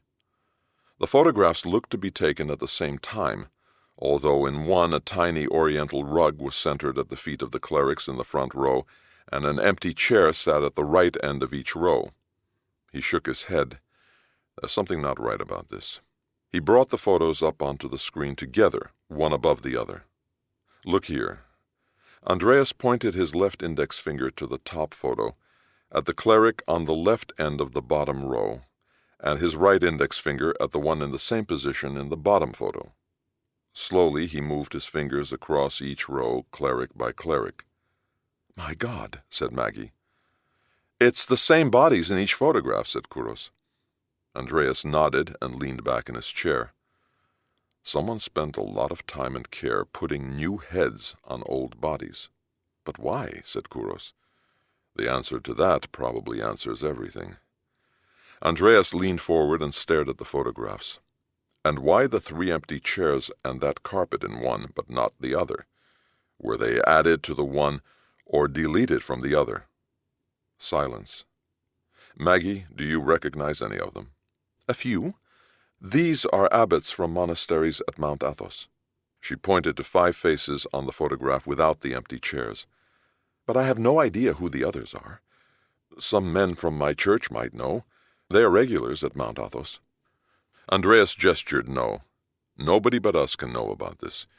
If there's a message hidden in all this, and there must be, we can't risk letting it out to the wrong people. And I have no goddamn idea who the wrong people are." He picked up a pencil. Maggie smiled. "Is this snap and throw time? You're averaging 2 dozen a week." Andreas put down the pencil. "Cute.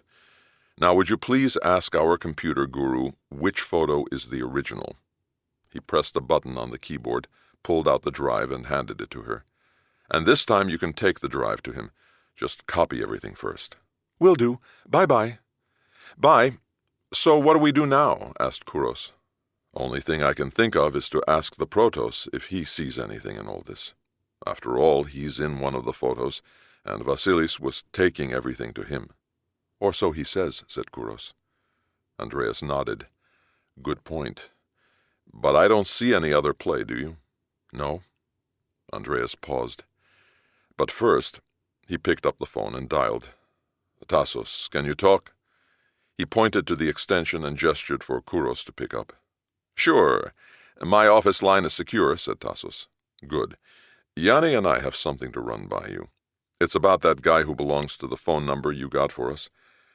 Andreas briefly told him of his meeting with the Protos, and that they'd found what he believed Vasilis was passing on to the Protos. "How do you know he's the Protos?" "You mean Maggie didn't tell you?" Tassos' tone turned serious. "Maggie and I have a wonderful relationship. She refuses to tell me anything about the other men in her life, and I don't ask." He laughed. Andreas chuckled. "Fair enough." She recognized his voice when transcribing the tape. "He's the Protos for sure. Do you know him?" "Yes, but he's in his 70s, and I knew him when he was a lot younger. I'd just started out on the force, and he wasn't a Protos then, just a priest visiting my guests." Andreas knew Tassos was referring to his time guarding political prisoners. He wondered if the Protos had followed Tassos's strategy of making friends with the inmates, so that if they returned to power, he'd still have friends in government. "He was pretty respected, though, even back then," said Tassos. "By whom?" "Everyone, as far as I could tell. After all, the junta let him visit prisoners, and they were paranoid about visitors serving as messengers, especially clerics. So they trusted him, as far as I could tell. Why, is that what you're worried about, trusting him? You're as bad as Leela, always reading my mind. Hopefully you're thinking different thoughts around her." Kouros laughed. "Glad one of you likes my humor. And to answer your question, I never heard anyone suggest don't trust him. But that could mean one of 2 things.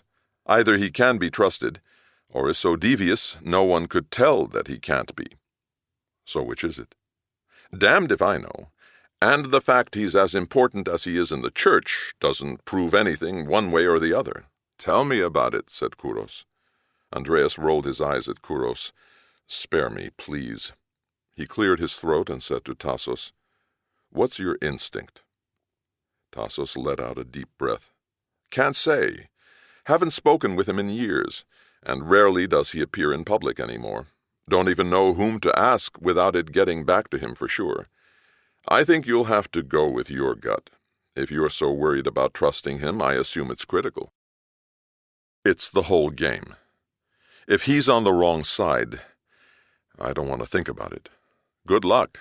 Yeah, thanks. Love to Leela. Andreas hung up and stared out the window. He spoke as if thinking aloud. Why would the Protoss have pushed so hard for an investigation if he was involved as a bad guy?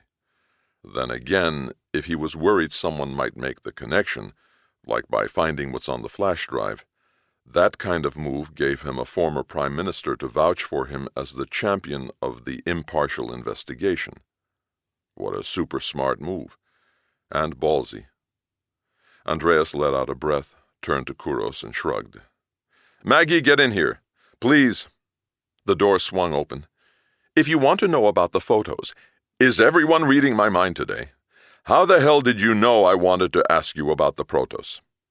Maggie walked over to his desk, leaned over, and exaggeratingly enunciated, I said photos, not protos. The guru said he didn't have to look at the photos again. The photo with the Protoss was the original. Everything else was added on. Why didn't he tell us that in the first place? Said Andreas. My guess is he didn't like being dragged by his whatever. So if you guys didn't ask, you didn't get. Maggie handed him a pencil. Here, snap and throw one. It will relax you. Andreas just stared at her. I need your knee-jerk, instinctive yes or no reaction to something. She nodded. Do you think the Protoss could be one of the bad guys? No. He nodded. Okay, that's good enough for me. Please, God, Maggie added and crossed herself. Chapter 10. Easter was the main event in Eastern Orthodoxy. No day was as hallowed or meaningful, and it was preceded by more than a week of significant religious observations and cultural traditions. As much as Greeks complained about the workings of their church, along with every other hierarchical institution touching their lives, there was no question whatsoever of their deep loyalty to their faith. No more so, perhaps, than on Patmos, except, of course, for Mount Athos. In fact, you couldn't pick a worse time than Easter week for trying to get the attention of churchmen in either place. That made Andreas's complicated investigation even trickier. He wondered if that was coincidence, or part of some, he hoped, not divine plan. Still, using the Protoss's private number, Andreas was able to get him on the phone and pressed him to meet immediately. At first the Protoss resisted, saying he couldn't possibly leave Mount Athos again this week. His absence would attract too much attention. Andreas said that for the same reason it was not wise for him to come to Mount Athos. Attention is something neither of us wants, considering what I have to show you. At that, the Protoss suggested they meet in Uranopolis, a seaside village at the threshold of the Holy Mountain, 90 miles slightly southeast of the city of Thessaloniki. It was about as close as you could get to Mount Athos by road, as one of its ancient laws forbade a road upon which a wheel can run to connect it to the rest of the world. The village, whose name meant City of the Heavens, was where pilgrims presented their required visiting permits to the Athos Bureau and waited at the edge of the sea for boat passage, inevitably staring up at the mysterious 14th-century Byzantine Tower of Prosphoriou, dominating the harbor. The Protoss said he could explain it as a quick, necessary trip to the bureau office. 3 hours later, it was Andreas's turn to sit in a room in a stranger's house waiting for a monk to arrive. It was one of many whitewashed, red-tile roof houses multiplying along the green hillsides edging the port village. I'm a sitting duck, Andreas thought. All alone in the middle of nowhere, waiting to show something to someone that got the last guy who tried the same thing sliced ear to ear. Terrific. Maggie, if your instincts were wrong. The front door burst open, and sunlight filled the doorway. Andreas instinctively stood up. Someone stepped inside. He couldn't make out a face against the light, but from the eclipse the figure caused, Andreas knew who it was. Afternoon, Sergei. No answer, but Andreas made out a nod. The Protoss stepped out from behind him.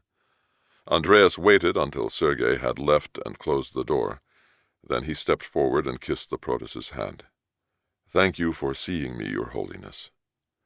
I understood it was important. He seemed focused on wanting to hear what Andreas thought so serious. Andreas nodded. "I know you're very busy, so let me get right to the point." He reached under his shirt and pulled out a large manila envelope tucked flat into his pants. No reason to attract attention. Andreas had decided to keep any parallels to Vasilis's fate to a minimum, and a 9mm strategically concealed in a holster over his family jewels. He pulled out 2 8x16 photographs and handed them to the Protos. "Here." The Protos looked quickly at one, then the other. He held one up, looked at it more closely, and handed it to Andreas. "That one was taken the day I became Protos." He studied the other for about a minute. He shrugged. "It's a little hard to make out details. My eyes aren't what they used to be." Andreas reached into the envelope and pulled out a magnifying glass. This should help. Thank God for Maggie. She thought that might happen, even with the greatly enlarged photos. The Protos nodded thank you and sat down in a chair by a table beneath a window draped in white lace. Andreas didn't move. He preferred standing, watching the Protos carefully study each face. After 5 minutes or so, the Protos put down the magnifying glass and pointed to a chair next to him. "Please, my son, sit." Andreas did, but on a chair on the other side of the Protos, facing the door. The Protos didn't seem to care. "Where did you get these?" They were on a computer flash drive Kalogeros Vasilis had hidden in a cross he was carrying when he was murdered. The Protos smiled. "Ah, Vasilis. Resourceful until the end. Always hiding things in the most obvious yet overlooked places." He pressed his finger against the photo 4 times. "Just like here, I'm certain of it." "What did you find?" "May I see the other photograph again?" Andreas handed it to him. The Protos bobbed his head through a face-by-face comparison of the photographs. "Yes, just as I thought. The faces superimposed on the abbots of the 20 monasteries attending my ceremony are of monks from those same abbots' monasteries. But with the exception of 3 who have succeeded to a position of abbot, none of the others holds any significant hierarchical position in his monastery." "What about the 3 new abbots? Were they important before in their monasteries?" The Protos paused. "No." "Then how did they become abbots?" "The monks in their monasteries elected them." "Weren't you surprised?" He nodded. "As a matter of fact, yes. Our abbots are elected to serve for life, and there seemed so many more qualified, seasoned candidates available." He shrugged. "But such is the way of democracy." "How did the 3 they replaced die?" "Die? Oh, no. Only one died." He spoke as if Andreas were implying they'd been murdered. "And he was very old. Another moved on to a different monastery away from Mount Athos, and the 3rd, resigned." Andreas knew from the newspapers about the 3rd one's resignation. He was the abbot caught up in the scandal that haunted Vasilis.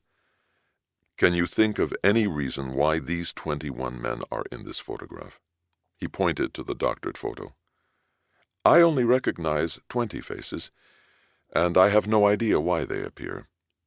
Andreas asked for the names and monasteries linked to the superimposed faces, and took great care to write them down, so as not to make completely obvious that he was recording their conversation. "Which face don't you recognize?" He looked grim. "The face replacing mine." He pointed to a blurred image. "It looks familiar, but I can't quite make it out. Do you have a better copy?" "No. It's exactly as it appeared on the drive."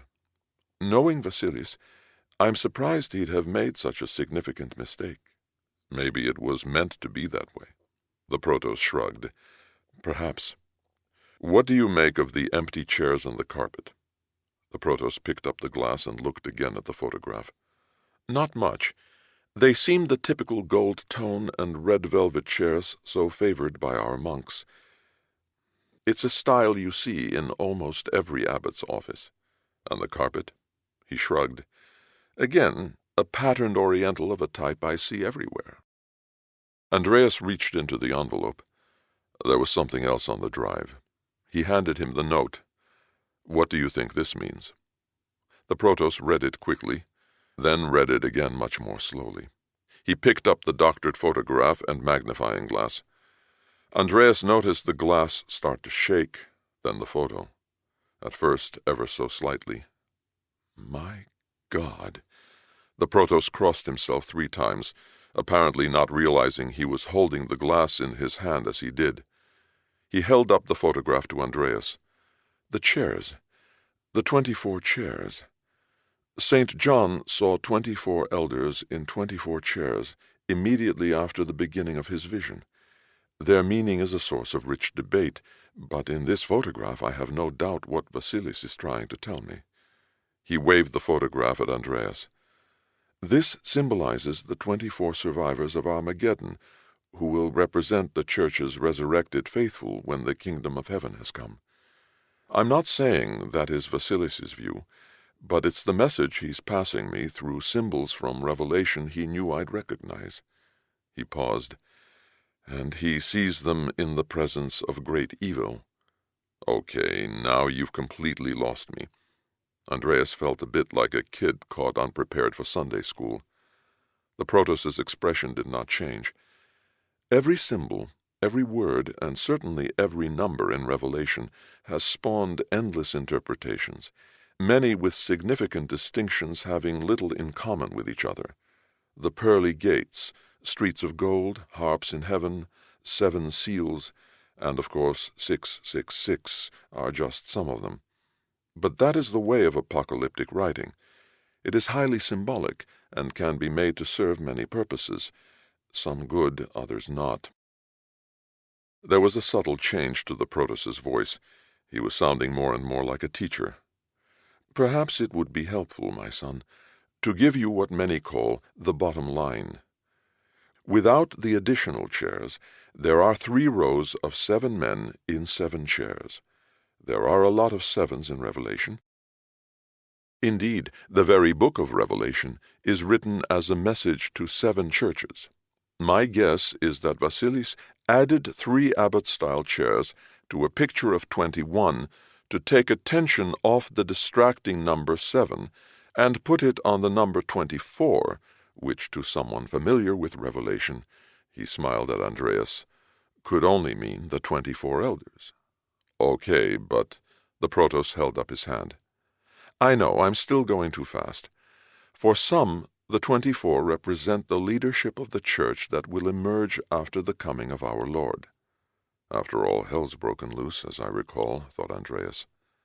That was not his thinking, but I'm sure Vasilis replaced the faces and added the chairs to make clear to me when I read "the time is in their hands" that the men in the photo are seeking to change the Church. Andreas let out a breath. Okay, let's assume you're right about what Vasilis was trying to tell you, and that he's right about the monks in the photo wanting to be the new leaders of the Church. I still don't see how any of that makes any of them evil. At most, it sounds like they may be out of step with prevailing church politics. The Protos shook his head. This is not a question of politics, and I'm not saying the men in that photograph are evil, nor did Vasilis. What I said is, he sees them in the presence of great evil. I'm sorry, Your Holiness. I need another bottom-line moment here. The Protos pointed to the carpet in front of the image that replaced his own. If you look closely at the carpet, you can make out a pattern. It took me a moment to recognize it, but once I did, I immediately realized that the face replacing mine wasn't from a photograph. It's from a famous painting. He let out a breath and put down the glass. The carpet pattern is of a dragon, and both the dragon and the blurred image represent the same thing. He crossed himself. Satan. He crossed himself again. Andreas just stared at the photograph. This was turning into one of those days he wished he'd become anything but a cop. How do you tell this man, respectfully, How do you tell this man respectfully to come back to the real world so we can solve a real-world crime? Okay, I hear you, Your Holiness.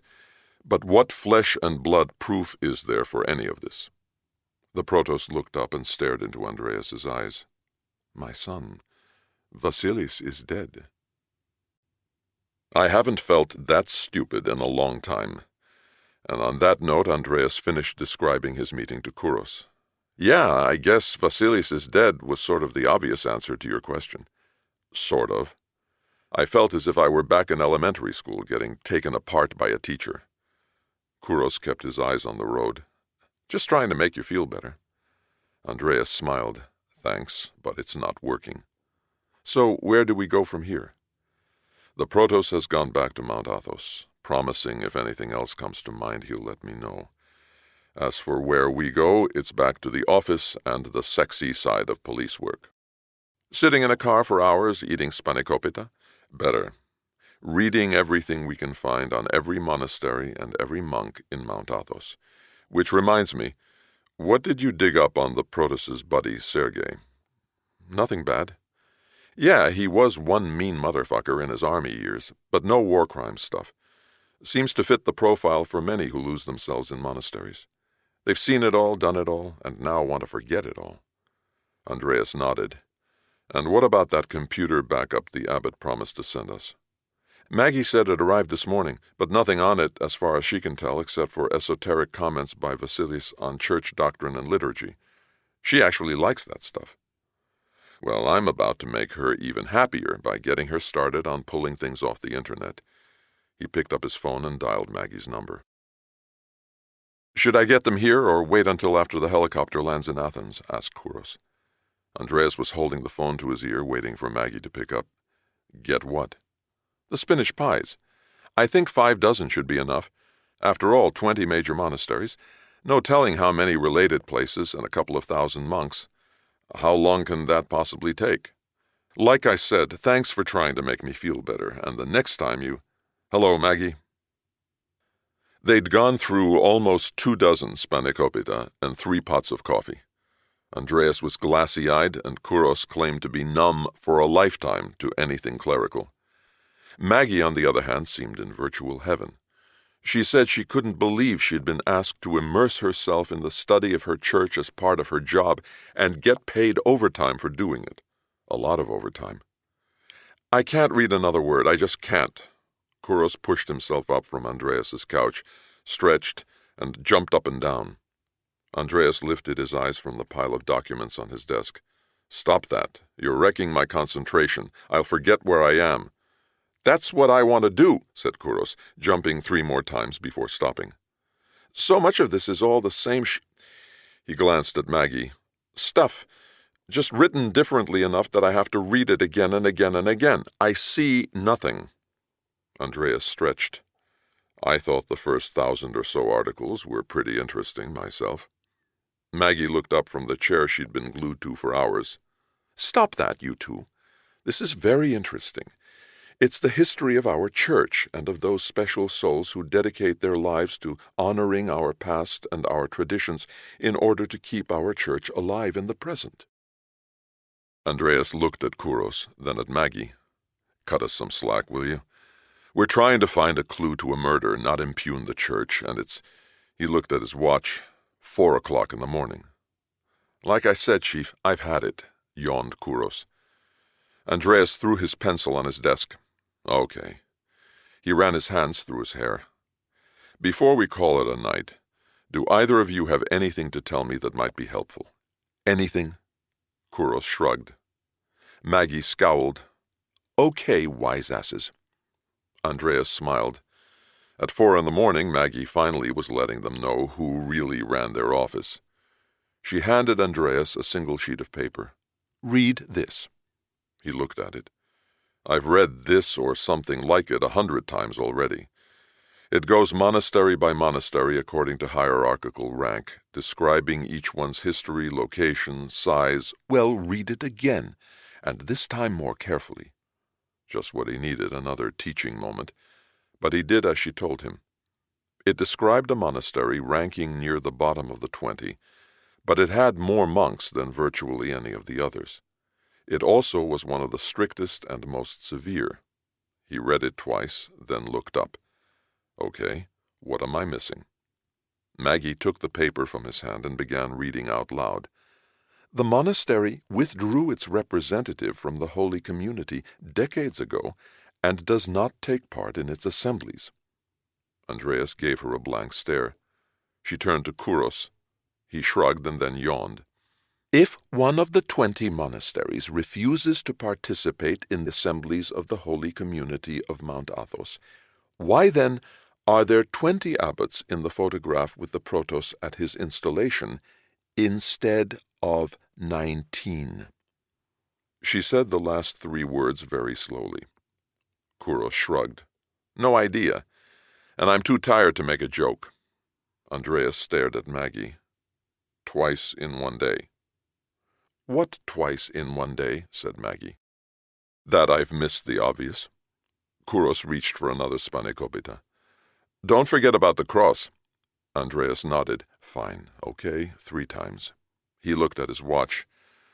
Too late or early to call the protos? Both, said Maggie. He's probably in the middle of morning prayers. I'll take that as a sign to get some sleep. Andreas stood up. At least now we have a question to ask. Do you think he'll talk to you over the phone? Asked Kouros. Andreas shrugged. Won't know until I try.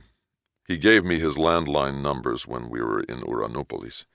They're probably more secure than the Prime Minister's, but if it's something he doesn't want to talk about, I'm sure he'll let me know. Andreas looked at Maggie. Any idea of what his potential answer might be? Probably something obvious, like everyone came out of respect for the office of protos. Sort of like warring families getting together at a church social? Kouros was smiling.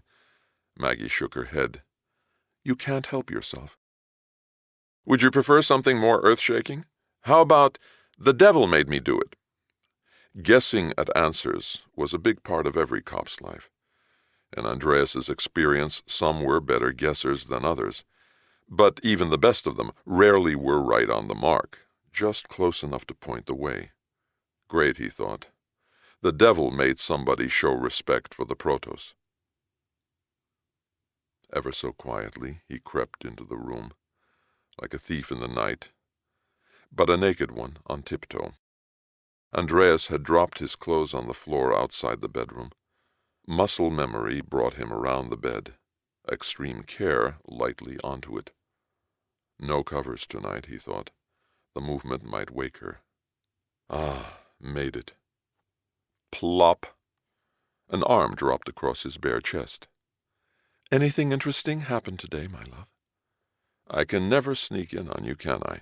Nope, and don't you ever forget it. She patted his chest. He rolled over and kissed her. Missed you. I bet. After all that time alone with monks, even Mother Teresa would look good. He laughed and touched her belly. How are you guys doing? Great. She snuggled up to him. Now that Daddy's home. He kissed her forehead. Me too. Tassos sent us the strangest gift today. What was it? It came from a florist, but I guess he was trying to tell me to learn to cook. Huh? It was wrapped with pink and blue ribbon, to cover all possibilities, I assume, with a lovely note, but I can't figure out why he sent what he did. What did the note say? I might have a better fix on his sense of humor. Something like, May your home always be filled with joy and love, and may this protect your family from all that is not. What did he send, a gun? No, wise guy. And she gently squeezed his nuts. Careful, they're not used to much action these days. Leela didn't listen, instead held them in her right hand, lightly squeezing and gently rubbing. Andreas adjusted his position on the bed. She started feathering him with the tips of her fingers, and after a while strayed on to something much firmer and erect to the touch. Back and forth she ran her fingers from top to bottom and back again. She stopped when she felt him start to pulsate, then gripped him tightly, and slowly and deliberately began pulling up and down. I'd love to take you in my mouth, but I just... Don't worry, this is just fine. Oh yes, Just fine. Andreas put his arm under her body and pulled her against him. He was flat on his back and thrusting in sync with her hand. She squeezed extra hard and pulled twice, very slowly. Andreas moved his hand to where he could touch Leela's bare ass and squeeze it in rhythm with her stroke. He began to moan. She kissed him and stroked faster. He moaned more, twisting beneath her hand, then paused for an instant before thrusting his hips forward and holding them there. "Don't stop. Please don't stop." She didn't. "Oh, oh." Leela kept pulling even after he'd finished. Andreas had to hold her hand to get her to stop. "Easy there, my love. We'll need to use it again someday." She kissed his cheek. "You like?" "Yes, I like." He kissed her neck. They lay silently holding each other for a few moments. Then Andreas left for the bathroom. "So don't you want to know what he sent us?" "Who? My mind is completely blank at the moment. Just the way I like it." "Glad I could clear your head." Andreas was laughing as he walked back into the bedroom. "Okay, what was it?" "The strangest thing. Garlic. 12 heads, wrapped tightly together in a line, and in a gold mesh bag, no less. Such a silly thing, but a lovely thought." His first thought was thank God the room was pitch black so Leela couldn't see his face. Andreas swallowed. Yes, a lovely thought. His mother used to do the same thing, hang garlic in their house, but it wasn't for cooking. It was to keep the devil away. Andreas remembered the day she gave up that superstition. They'd just returned from his father's funeral. She was a young mother of 2 children whose husband had chosen to commit suicide rather than subject his family to any more of the shame brought on by the bastard minister who'd set him up to look corrupt. It was a moment burned into his memory. His mother was tearing down the garlic and ripping it to shreds. "It doesn't work. Nothing works if the devil wants to take you. Nothing." Andreas crossed himself in the dark and prayed his mother was wrong. Chapter 11. "Hello, Your Holiness.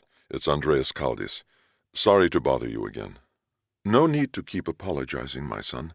We're way past that. So what fresh hell have you brought me today?" There was a lightness to the Protost's voice.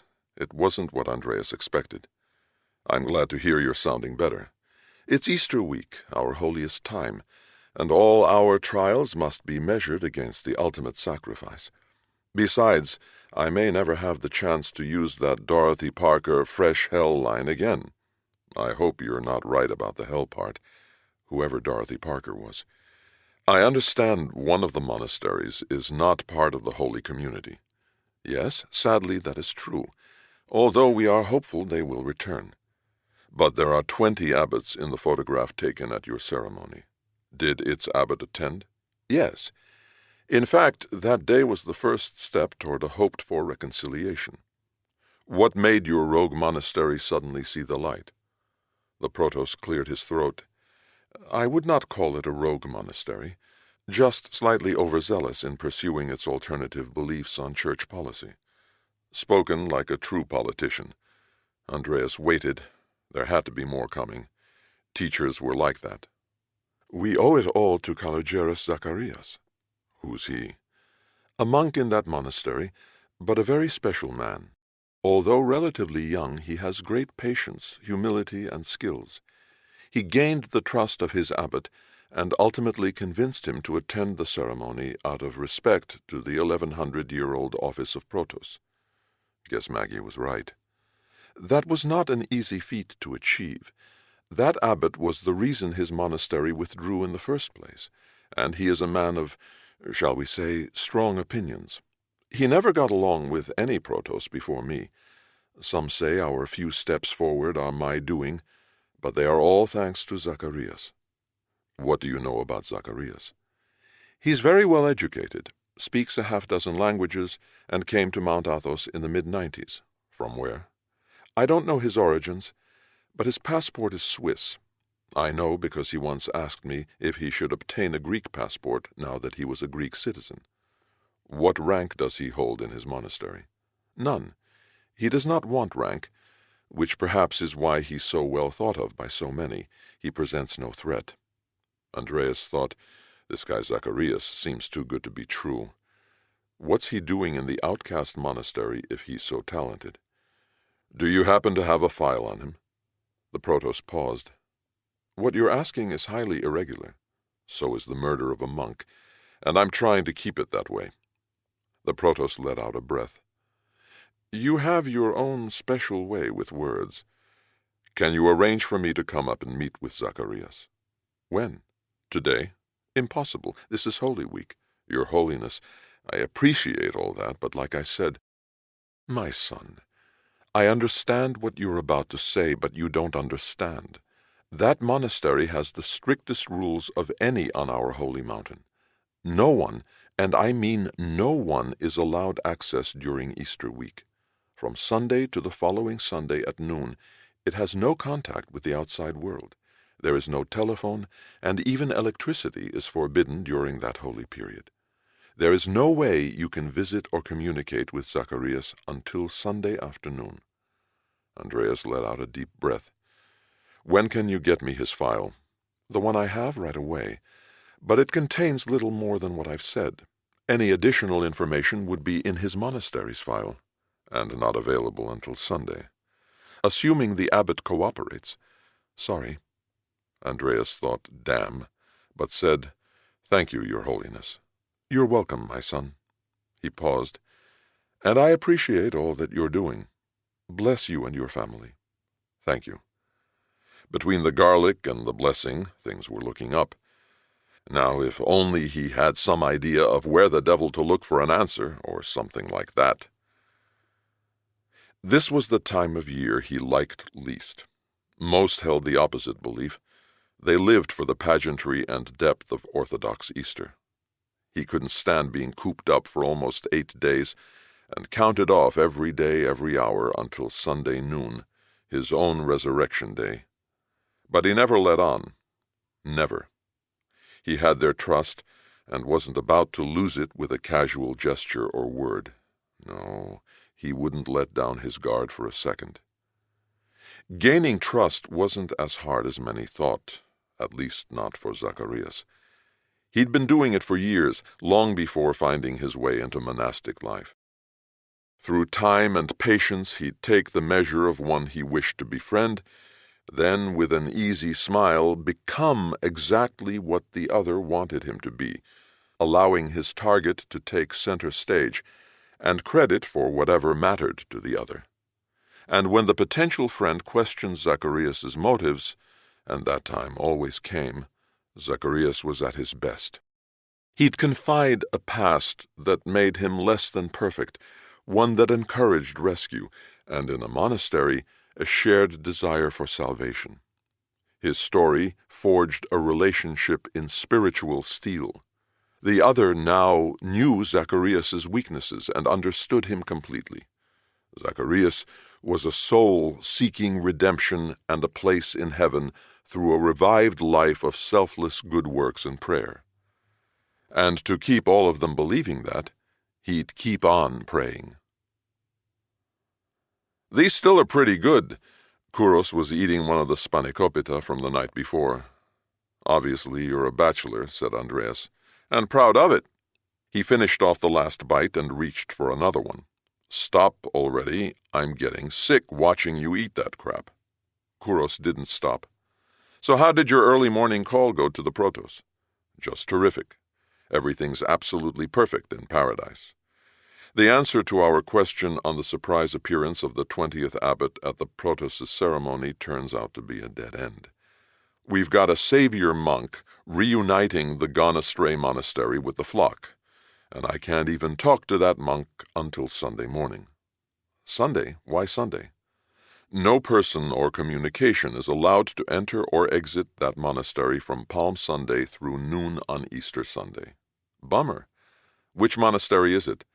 The one Maggie and I were talking about last night. Chief, you never mentioned the name. The two of you were looking at some paper and I was falling asleep. Andreas shook his head and said the name. Kouros stopped in mid-bite. You're kidding me. Why? That's the monastery of the 3 missing monks. The monks we never got to interview on Patmos. Andreas sat up in his chair. The same ones Abbot Christodoulos said left to return Sunday night. But if what the Protos told you was true, no way they could have made it back to that monastery in time to take part in Easter week. Andreas nodded his head. Maybe you misunderstood what the abbot said. No way. Andreas paused. But maybe he didn't know that monastery's rule and just thought that's where they were going. Maybe. But before the abbot came to Patmos, he was on Mount Athos for a half-dozen years. If that monastery was as strict as the Protos said, he must have known they couldn't have made it back to their monastery in time. Kind of makes you wonder. Andreas picked up a pencil, stared at it, and put it back down on his desk. Let's see what the abbot has to say for himself. Leela always liked time to herself, and had no doubt that's what helped keep her from going mad, when, after her husband's death, virtually every eligible man in Athens and beyond was after her. She detested all the phony posturing and hustle of the dating scene, and learned that eligible could be a relative term to many a currently married man who saw landing Leela as a unique opportunity for trading up the social ladder. She'd even tinkered with the idea of escaping her suitors by hiding away in a monastery for nuns. But the fates were Greek, and they had their own plans for her. Or so Leela now liked to say. At the moment, though, Leela was not alone. Her mother had stopped by, and they were sitting in Leela's kitchen having coffee. As a child, Leela would sit in her mother's kitchen and watch her hover around the cooks, making sure everything was prepared just like your father likes it. Even though her mother never had to cook or touch a dirty dish, she was as much an old-school Greek wife as any you'd find in the remotest mountain village. Husband ruled, wife did all else, albeit in Leela's mother's case with a house full of servants to help. Kitchens were where Leela and her mother liked to talk when alone. They preferred the cramped intimacy of a cluttered kitchen table to the formality of china and silver-filled dining rooms. Leela sighed. I never expected this to happen. Her mother glanced at Leela's belly. Leela stroked her tummy. No, Mother, not the baby. I mean this. She waved her hands around and over her head. I didn't even know Andreas 10 months ago. Now we're about to have a baby together. Her mother nodded. Are you afraid? Leela's lips quivered. Yes, and I feel so ashamed that I am. She started crying. Her mother handed her a handkerchief. If you weren't somewhat afraid, it wouldn't be natural. You're close to the most intimate moment of a woman's life, giving birth to a being you will love more deeply than yourself for the rest of your life. She reached over and stroked Leela's hair. It is a moment for great joy and great fear, but you are blessed. Andreas is a wonderful man and will be a terrific father. Leela threw the handkerchief on the table. But he won't marry me. He won't even talk about it. Why do you think that is? From her mother's tone, Leela could tell she had asked the question with a pretty good idea of the answer. It was her style of parenting. Don't tell, lead and elicit. He's afraid, too. Her mother nodded. But why? He must know that I love him. Of course he does. He's just not sure that's enough for you. Why do you say that? You come from different backgrounds. He fears you later may regret your decision, that your feelings for him now are tied into having a baby together. Are you trying to tell me you think the same way? There was angry tone in Leela's voice. Her mother smiled. One of the things I like most about Andreas is how he's learned to deal with this confrontational streak of yours. No, I don't think that way. Besides, it's not my life that will be affected by second thoughts and what-ifs. I have no such issues. Good. Then don't push things. But it's difficult to act as if I don't care whether or not he marries me. I know. But trust me, he'll come around. After all, how could he resist the best person in the world? She stood up and kissed Leela on the forehead. And the mother of his baby. She patted Leela's belly. Got to run. Leela smiled and took her mother's hand. Thanks. I love you. She's right, Leela thought. I shouldn't push. Instead, maybe I should try hitting him over the head with a frying pan until he proposes. No chance. He'd never feel it. She chuckled despite herself. The abbot was not pleased at the surprise visit. Even less so when Andreas insisted that the procession of monks entering his office, dropping to their knees before him, crossing themselves, and kissing his hand must end, and those already seated in his office told to leave. We are reviewing the plans for tomorrow morning's Holy Thursday ceremony of the basin. We have very important things to discuss. So do we. But unless you want to risk washing dirty laundry in front of everyone here today, I suggest you excuse them for now. Andreas could see the abbot was angry, but he told his monks to leave. This better be important. Andreas was in no mood to be politic with anyone. If I were you, I'd hope it isn't. What are you saying? Do you remember telling me that the 3 monks we wanted to interview had left Patmos before you had the chance to speak to them? Yes. And that they'd left by boat late Sunday night? The abbot hesitated slightly. Yes. And that the reason they left was so that they could be back in their monasteries in time for Easter observances? Andreas emphasized the last words with quotation marks from his fingers. The abbot glared in a way Andreas figured he reserved for withering a most out-of-favor monk. Andreas looked at his watch, crossed his legs, and smiled. The abbot blinked and let out a breath. Okay. So you learned they couldn't have returned home in time to celebrate Easter week within their monasteries. That's monastery. They all came from the same one, said Andreas. The abbot bristled. They are men who have found salvation and repentance in God, and whatever they may have done in the past has nothing to do with Vasilis. Andreas shook his head. Interesting. A monk who lived in your monastery for 40 years gets his throat cut, and you take it upon yourself to protect strangers who might be able to help us find his killer? I admire your sense of loyalty. Andreas watched the abbot struggle to retain control. The 3, they are from the Balkan conflict. They came to Mount Athos and earned the right to a new life. That is nothing new. For centuries, Byzantine and Serbian rulers have sought and received refuge there. But police may not agree, and I saw no reason to involve them in this. Or perhaps embarrass whoever gave them sanctuary. That is none of your business. The abbot's back was up, and he seemed ready for a fight. Andreas stared straight into his eyes. I think you're way out of line on this, and in way over your head. I don't know what you're thinking or who you're afraid of, but one thing is for sure. You're going to end up on the wrong side of things if you don't tell me what you know, and I mean tell me now. It was a wing and a prayer bluff, but one aimed at most politicians' knee-jerk propensity for protecting self-interest over all else. The abbot's face looked as if he'd missed that possibility, and for the first time he sounded unsure. I cannot tell you a name, but I am not refusing out of fear. It would betray a deep confidence of a true friend. I never will reveal his name. He put those 3 men onto the true path of the Lord, and I trust his judgment completely. I'm sure Vasilis would have agreed. Did Vasilis know him, whoever he may be? Vasilis knew of him and of my regard for him, but we never talked about him. He paused. Although I think he knew Vasilis. Why do you say that? Because the 3 you seek sought out Vasilis. I assumed to convey his regards. Andreas struggled to hold back what he was dying to say. He is a spiritual gift to our life. I would never betray him, said the abbot. Andreas bit his tongue. I admire loyalty, but blind loyalty can lead you into the abyss. Now, where are the 3 men? The abbot stared out the window. Honestly, I have no idea. All I know is they are gone from here. From Patmos? He paused. From here.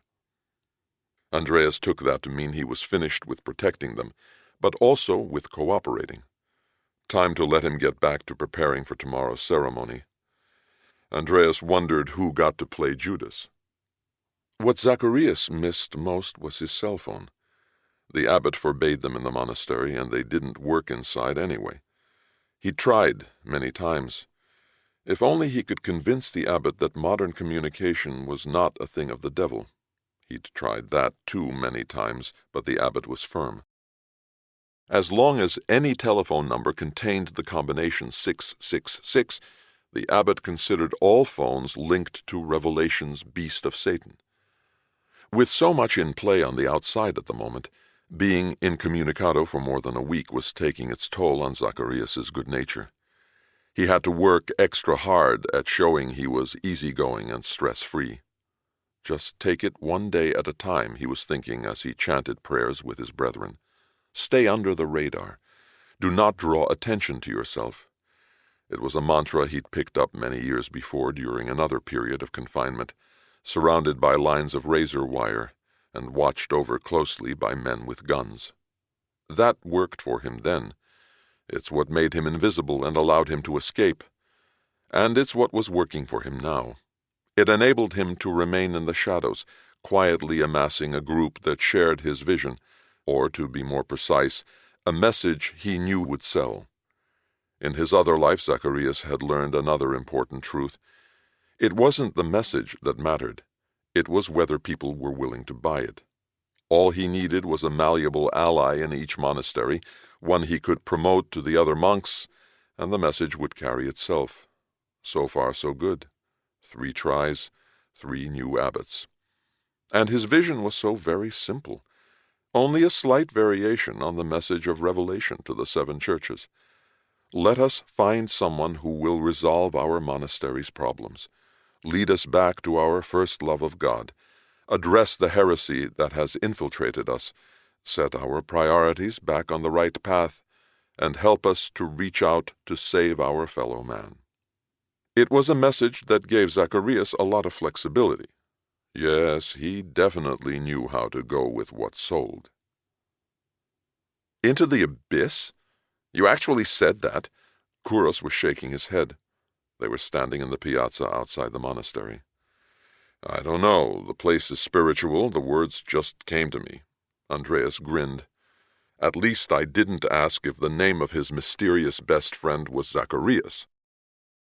I admired your discipline. Yeah, the moment of satisfaction wasn't worth it. I can guarantee you that bringing up Zacharias's name to the abbot would get back to him. And with all the powerful friends he seems to have, the last thing we need is Zacharias thinking we're interested in him. We know he's covering up a past and probably has a lot of favors he can call in to help keep it that way. On Sunday, in these days of text messages and cell phones, who knows? Better to play dumb and see what we can learn elsewhere. Where do you suggest we start looking? Hungry? Kouros smiled. I thought you'd never ask. They started walking. So what did you find out about our new favorite taverna owner? Kouros answered, He's what he said, a former spook everyone knows about. For whom? Not for us. He didn't work here. He worked in Eastern Europe, speaks 4 of their languages. The story is that he worked for the highest bidder. Figures. But like he said, not field stuff, just analysis. In other words, he was one of those guys who decided whether it was worth the risk of someone else getting his nuts shot off, said Andreas. You could put it that way. A minute later, they were in Dimitri's. My friend, how are you? Andreas spoke with his arms spread wide. Dimitri seemed surprised to see them. Things must be heating up. You're here every day now. So you heard about my visit yesterday? He shrugged. Force of habit. I like to keep informed. Great. Is there a place we can talk? Sure, you're regulars now. Let me show you to your table. He told a passing waiter to bring coffee and sweets, and dropped into a chair next to the table. So, what can I do for you? We're looking for somebody, Andreas said. Dimitri nodded. But this has to be hush-hush. We're not even sure the guy's on the island. But if he is and learns we're looking for him, poof, he'll disappear. Okay, I get it. But if you can help us, we'd appreciate it, really appreciate it. But if after we talk word gets out that we're looking for someone... Andreas shook his head in a way that made voicing a threat unnecessary. So, if you offer to help, great. If not, no hard feelings. You really know how to make a guy feel welcome, Dmitri laughed. No problem, I get the picture. As long as he's not a relative. Unless I don't like the bastard. But no matter who he is, I promise not to tip him off. Andreas looked at Kouros. Kouros nodded. Okay, said Andreas. Your word's good enough for us. Well, it's really 3 guys. Eastern European, big. How the fuck? Kouros caught himself. 1 guy would be tough, but 3 guys hanging out together in a place they don't belong get noticed, and people start to talk. Andreas shook his head. Go on, please. Yesterday. Was it yesterday? Yeah, yesterday. I went over to this farm on the far north end of the island. It has the best fruits and vegetables on Patmos, but this time of year I go for the eggs. Anyway, I get there, and the farmer had 3 big guys working on repairing a shed. They were strangers, and I asked where they were from. He said he didn't ask for passports. They just wanted to stay for a few days and were willing to work for food and a place to sleep. Ever see them around the monastery? He shook his head. Not that I recall, but like I told you before, there are a lot of people visiting the monastery now. Big ones, small ones, you name it. When did they get to the farm? He said yesterday, which would mean Monday. Monday morning. Andreas nodded. Can you tell us how to get there? Sure. But are you sure you want to go? Why? I don't want to get your macho juices running, but these guys are 3 muscled motherfuckers. I saw them working with their shirts off. Andreas shook his head and said, no problem, then turned to Kouros. I guess that means I get to wait in the car while you ask the questions, detective. Zacharias was a student of human behavior. He prided himself on reading a mind from a glance. But there was nothing new to learn from this confinement. He'd grasped the essence of these men long ago. They were non-evolved examples of what writers had observed in antiquity. Greeks only buried their differences to unite against an external threat, every man for himself, until called upon to unite for the glory of Greece. They were like men in many parts of the world, and perfect for his purposes. As for those who despaired because they believed corruption and self-interest made success in Greece a matter of random chance, he agreed with them, but only for those unwilling to manipulate the odds. He had no such reluctance, and so for him, that made success a matter of certainty, not chance. If only he could be as certain of what was happening on Patmos. Chapter 12. The road north took them back to Kambos, but instead of going straight at the crossroads, they went left. Dimitri's directions were precise in a Greek sort of way. Keep going until you see really spectacular country, then take a right at the first big road heading downhill. It's the farm off in the distance, next to the sea, with no tractors, only donkeys. Dmitri was willing to wager his pension that the family running the farm had no idea who the 3 men were. He said the family rented the land from the church and raised everything by the labor of their own hands. Such hard-working people were rare these days, and they never overcharged, which made them even rarer. The farm was right where Dmitri promised it would be, and just as he'd described. A cluster of white buildings surrounded by tall cedars and pines, above fields of sprouting green running down to a long stone wall that set the farm off from a sandy beach and the cove beyond. On the far right side of the cove, a short jetty cut into the sea, running parallel and close to the beach. A dozen small, brightly painted Greek fishing boats were tied bow to jetty, stern to shore, and tiny sheds for fishing nets and other needs of the trade filled the seaward side of the jetty. There was no way to approach the house unnoticed. It no doubt was built with that in mind generations ago, by wary folk wanting warning of the welcome and not so welcome entering their isolated paradise. Besides, the dogs would announce their presence long before they reached the house. To make it tougher, the only practical way to get there was by foot or aboard some 4-footed creature. Yanni, stop here. They were on a dirt road running down toward the sea, above and as close to the house as you could get from the road. From here they had an unobstructed view of the house and vice versa. The shed Dmitri had described was on the other side of the house and not visible from the road. A small coffee hut serving locals and the occasional tourist was farther down the road, blocking vehicle access to the sea below. "Looks like the church wants to keep this bit of paradise serene," said Kouros. "Let's hope we don't change things." Kouros nodded. "If they're the ones who murdered the monk, they have nothing to lose. I don't doubt for a second they'd kill everyone in that family if they had to." "And us," added Kouros. Andreas nodded.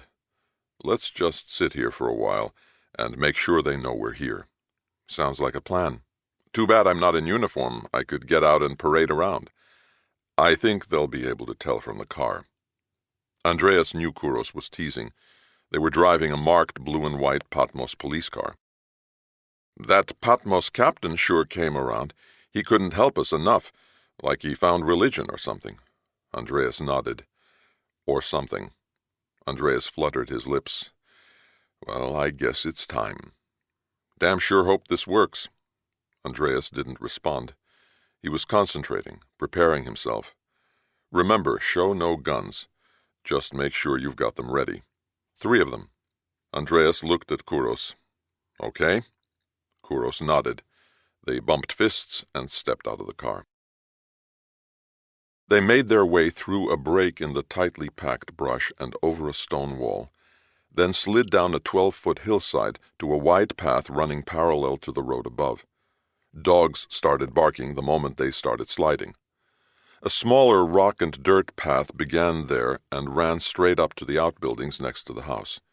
It was lined by 3-foot-high stone walls and unevenly spaced cedars. The 2 cops walked very slowly, as if strolling down a country lane. Chickens scurried along the path toward the buildings. "Do you think they saw us?" Kouros's voice was tight. "I sure as hell hope so."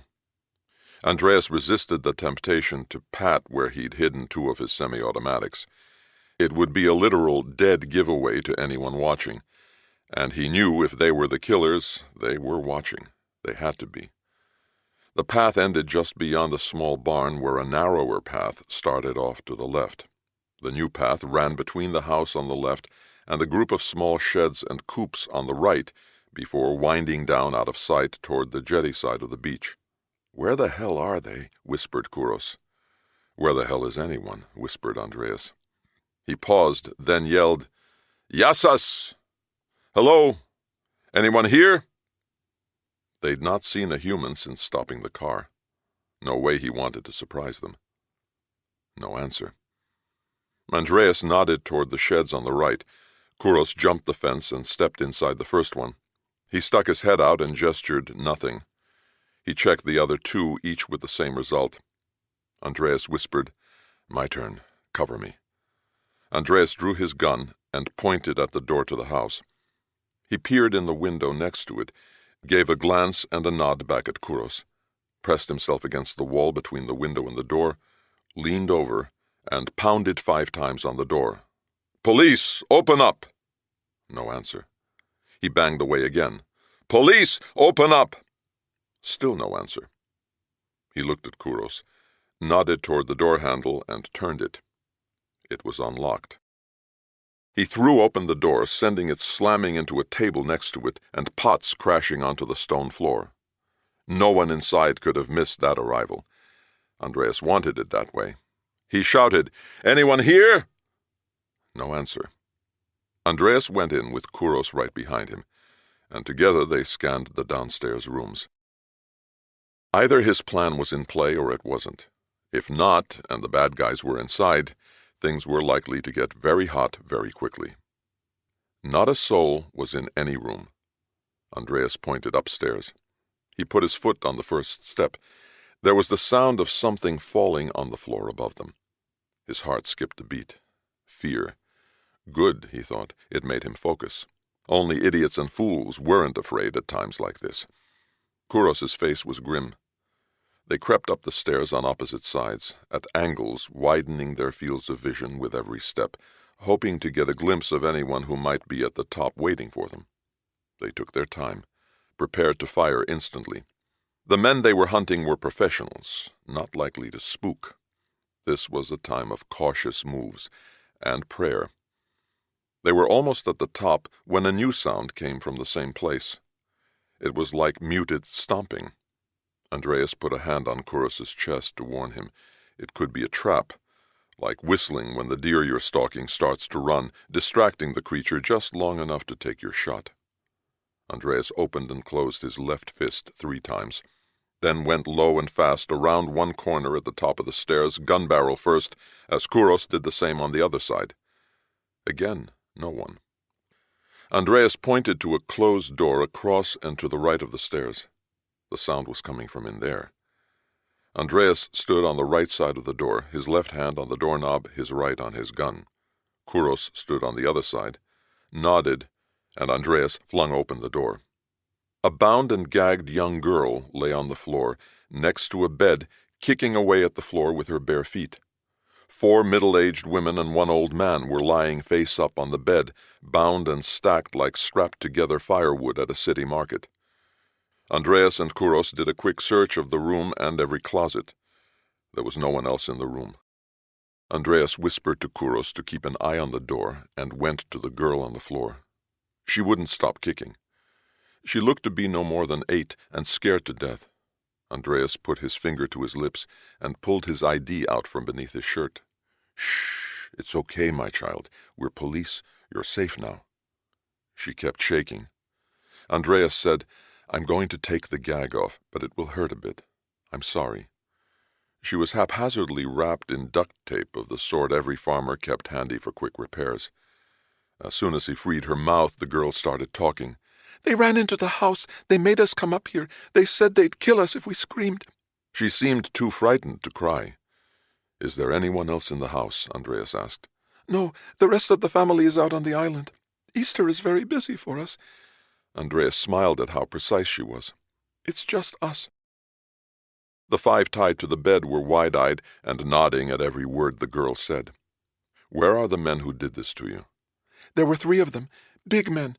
I heard them running out the door toward the sea." "How long ago did they leave?" "I don't know." She shook her head.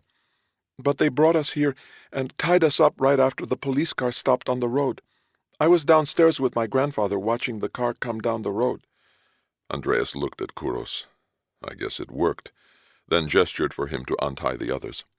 He asked the girl, "How did you free yourself?" She gripped his hand and let out a deep breath. "I'm smaller than the others, and wiggled my way out when I heard you shouting." Andreas patted her on the head. "Smart girl." The first one untied was the grandfather. "They took my boat! They took my boat!" Andreas raised his hand. "Easy, don't worry about it." "What do you mean, don't worry about it? I heard them say they were taking my boat. You're the police. Go stop them. It's your job. Do something." The first thing that came to mind was to tell Kouros to retape his mouth, but Andreas knew the old man was covering up fear and frustration with indignation. A man doesn't like being helpless when his family is threatened, no matter how old and frail he may be.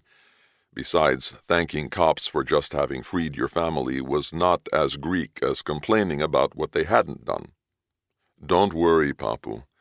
Andreas helped the old man off the bed and over to one of the 2 windows overlooking the cove. It was a peaceful late afternoon sea, glorious for a voyage. You could see the old man's kayak plodding out to sea. The perfect escape scenario for professionals wanting an exit strategy to another island or a faster boat elsewhere. Or so Andreas had hoped. "They're getting away! Do something!" "Relax and enjoy," he patted the old man. The women crowded up to the other window. Kouros stood next to Andreas. Andreas picked up the girl so she could see. The grandfather's boat was just about to where the cove opened into the sea when the Greek Coast Guard cutter came into view, accompanied by 2 swift-moving Zodiacs equipped with mounted machine guns. The kayak made a desperate turn to the right, headed directly toward the shore, but within seconds one of the Zodiacs cut it off, while the other closed in from behind to the sound of a bullhorn echoing off the water. "What are they saying?" said the girl. Andreas patted the grandfather on the back and winked at Kouros. Probably something like, "It's not nice to steal Papu's boat." Andreas and Kouros left the farmhouse carrying shopping bags full of cheese, eggs, sausages, preserves, vegetables, and homemade wine. The women insisted. The grandfather wouldn't stop shaking Andreas's hand and thanking him for saving his boat.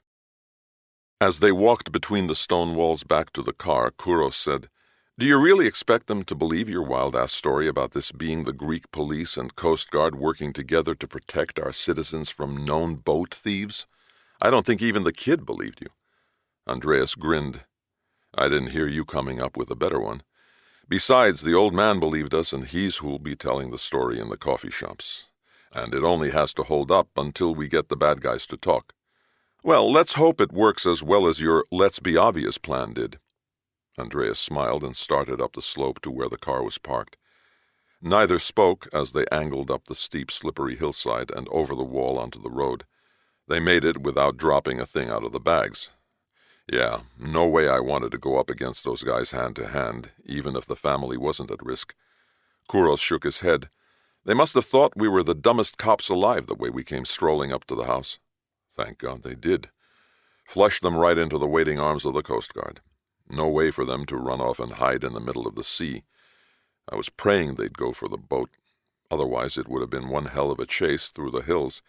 And forget about trying to keep that sort of operation quiet. Yeah, Maggie said she keeps getting calls from the press trying to get an angle on where you are and what you're doing. Andreas shook his head. I don't understand why they keep looking for me. The minister made it clear all media on this goes through him. Kouros smiled. That's what she keeps telling them, and they keep saying, yeah, but we want to talk to someone who actually knows what's going on. Andreas smiled. I prefer having the entire Greek military at our disposal and letting the minister have the press. What did you say to inspire him to get us that kind of help? I told him we thought we'd cornered the killers, but unless we had immediate Coast Guard cooperation, there was a guaranteed hostage situation involving professional killers and the likely deaths of more innocents on Patmos during Easter week. So he got the hint, and the chance to claim credit for the capture, but I told him not to put it out to the media until we're certain they are the ones we are looking for, because if they aren't, they're monks from Mount Athos on a true pilgrimage, and wrongfully accusing them of killing a fellow monk would get career-ending pressure from the church for everyone involved. I assume he got that point, too. Andreas nodded. So now it's time for us to join our Coast Guard friends and their new guests. We're meeting them on one of those virtually deserted islands between here and Turkey. Why there? Can't risk word leaking out that we might have caught Vasilis's killers. The media would be all over us. No way the press will find us where the Coast Guard is taking them. The only ones living over there are isolated families subsidized by the Greek government to stay put so that the Turks can't claim the islands are abandoned. Andreas opened the back door of the police car and put some of the bags inside. How do you plan on getting them to talk? Andreas lifted the rest of the bags. Something will come to me. But if not, I'm sure you'll come up with suitable ideas. Kouros burst into a broad smile and nodded in a way reminding him of Tassos. Yanni, remember, innocent until proven guilty. He said that as much to remind himself. But no cop really believed it. Not if they wanted to stay alive among scum like those three murdering bastards. Evening prayers during Easter week always exerted particular strain on Zacharias. The sound of the mallet striking the long wooden cymbal-like simantron signaled another long night alone in his cell, wondering what was going on outside the monastery walls. Tonight he simply couldn't concentrate, until, in a glance from the abbot, he sensed that his disinterest might be showing. Instantly his demeanor changed, and once more Kalogeros Zacharias was among the holiest and most dedicated of the prayerful. A fact he actually believed was true. The rapes, the murders, the genocide had not been committed by him, but by some non-existent being out of a past cleansed pure by his dedicated piety, rejection of the corruptions and temptations of the temporal world, and a single-minded commitment to spreading those same values throughout his church. But that required an army of brave men thirsting for change, inspired by a goal. Those were not of the sort to be found among the powerful, for their zeal ran only to protecting their privileges. No, he knew where to find his warriors, the same places as he had in the past, on the fringes of life, men who felt powerless, waiting for a message to unite them in common cause. And with the "we must find a savior" message he'd fashioned from Revelation, he found his men among each monastery's neglected and overlooked, and unified them around a passionate, shared priority.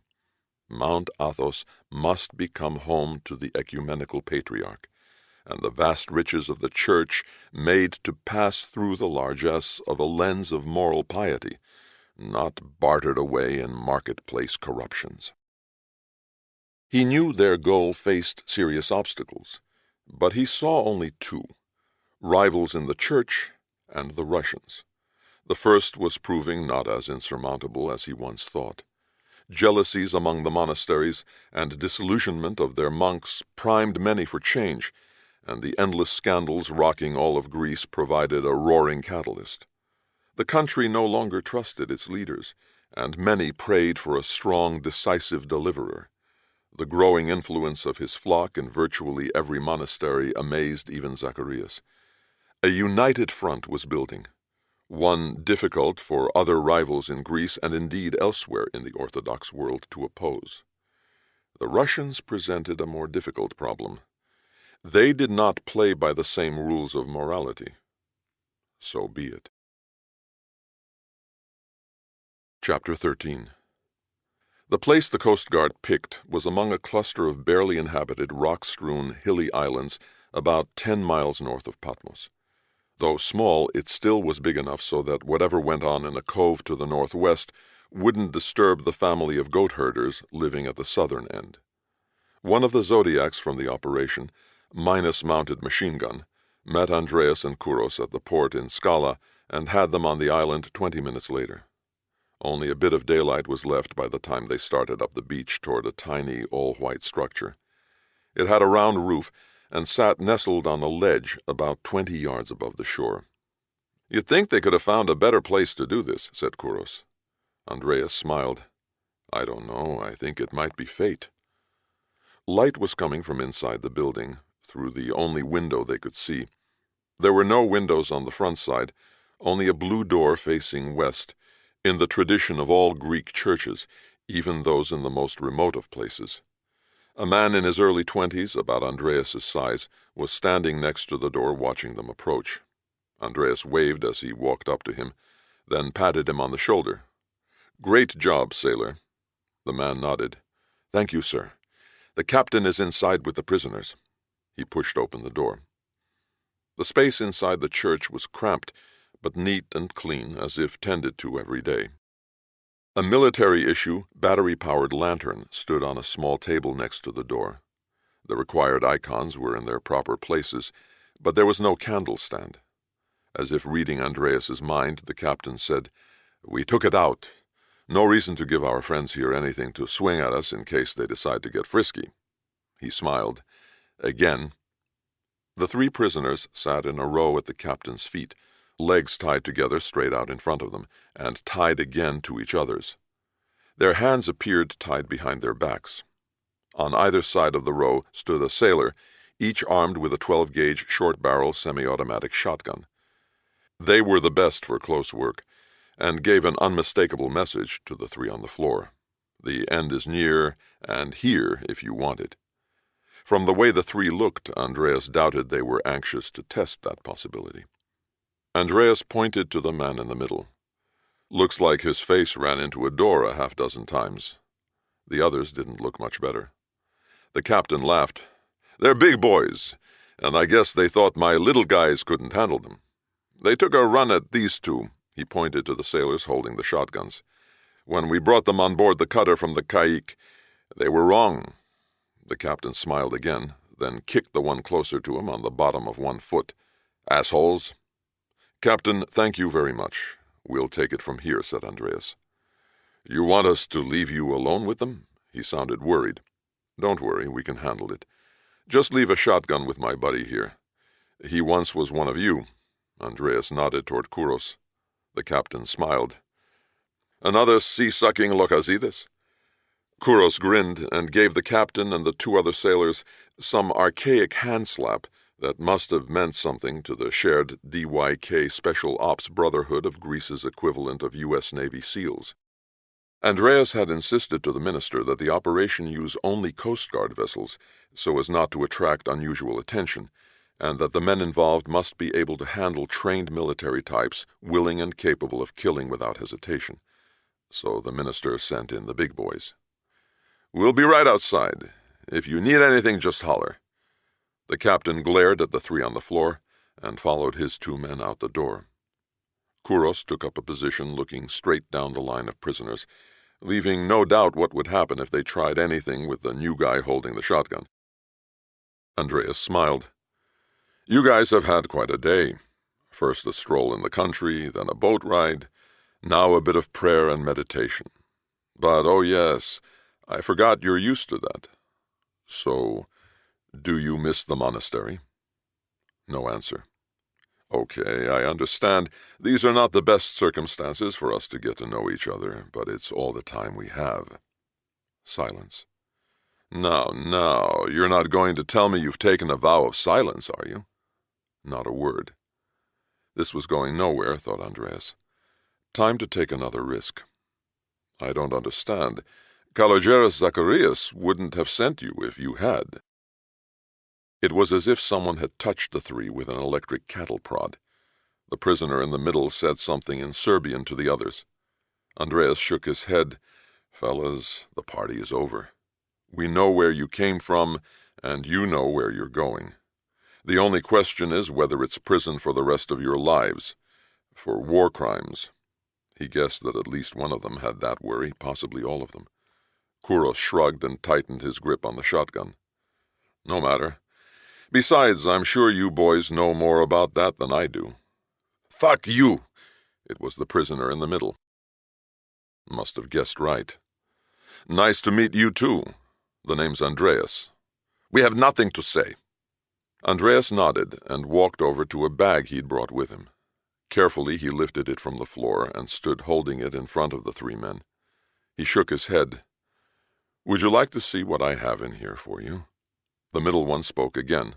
"Fuck you! We're not afraid. We've been tortured before." Andreas looked surprised. "Torture? Who's talking torture?" He reached into the bag, pulled out and pointed a cylinder in the man's face. "Here, bite this." The man jerked his head back and away from the thing, studied it, leaned forward, and sniffed at it. Then he took a bite. "Good, huh?" Andreas gave the others the same choice, and each accepted. Then he went up and down the line until the sausage was finished. "I know it's a little awkward doing things this way, but I'm sure you understand why I can't untie your hands." He reached into the bag, pulled out some bread, and repeated the process. "Cheese?" The 3 nodded. One even said, "Thank you." After another round of sausage, Andreas opened a bottle of wine. "Hope you don't mind sharing." Carefully he held the bottle up to each prisoner's lips, allowing each man to comfortably drink as much as the man wanted. Andreas kept this up until the bottle was empty, then gave them more sausages, another bottle of wine, more cheese, another bottle of wine, more cheese, and more wine. It took about a half hour for the feast to finish. "I hope you liked it. The farmer you worked for gave it to us." "Yeah, it was good." It was the prisoner who'd said thanks. "They were good people," said the one in the middle. "Sorry we had to do that to them.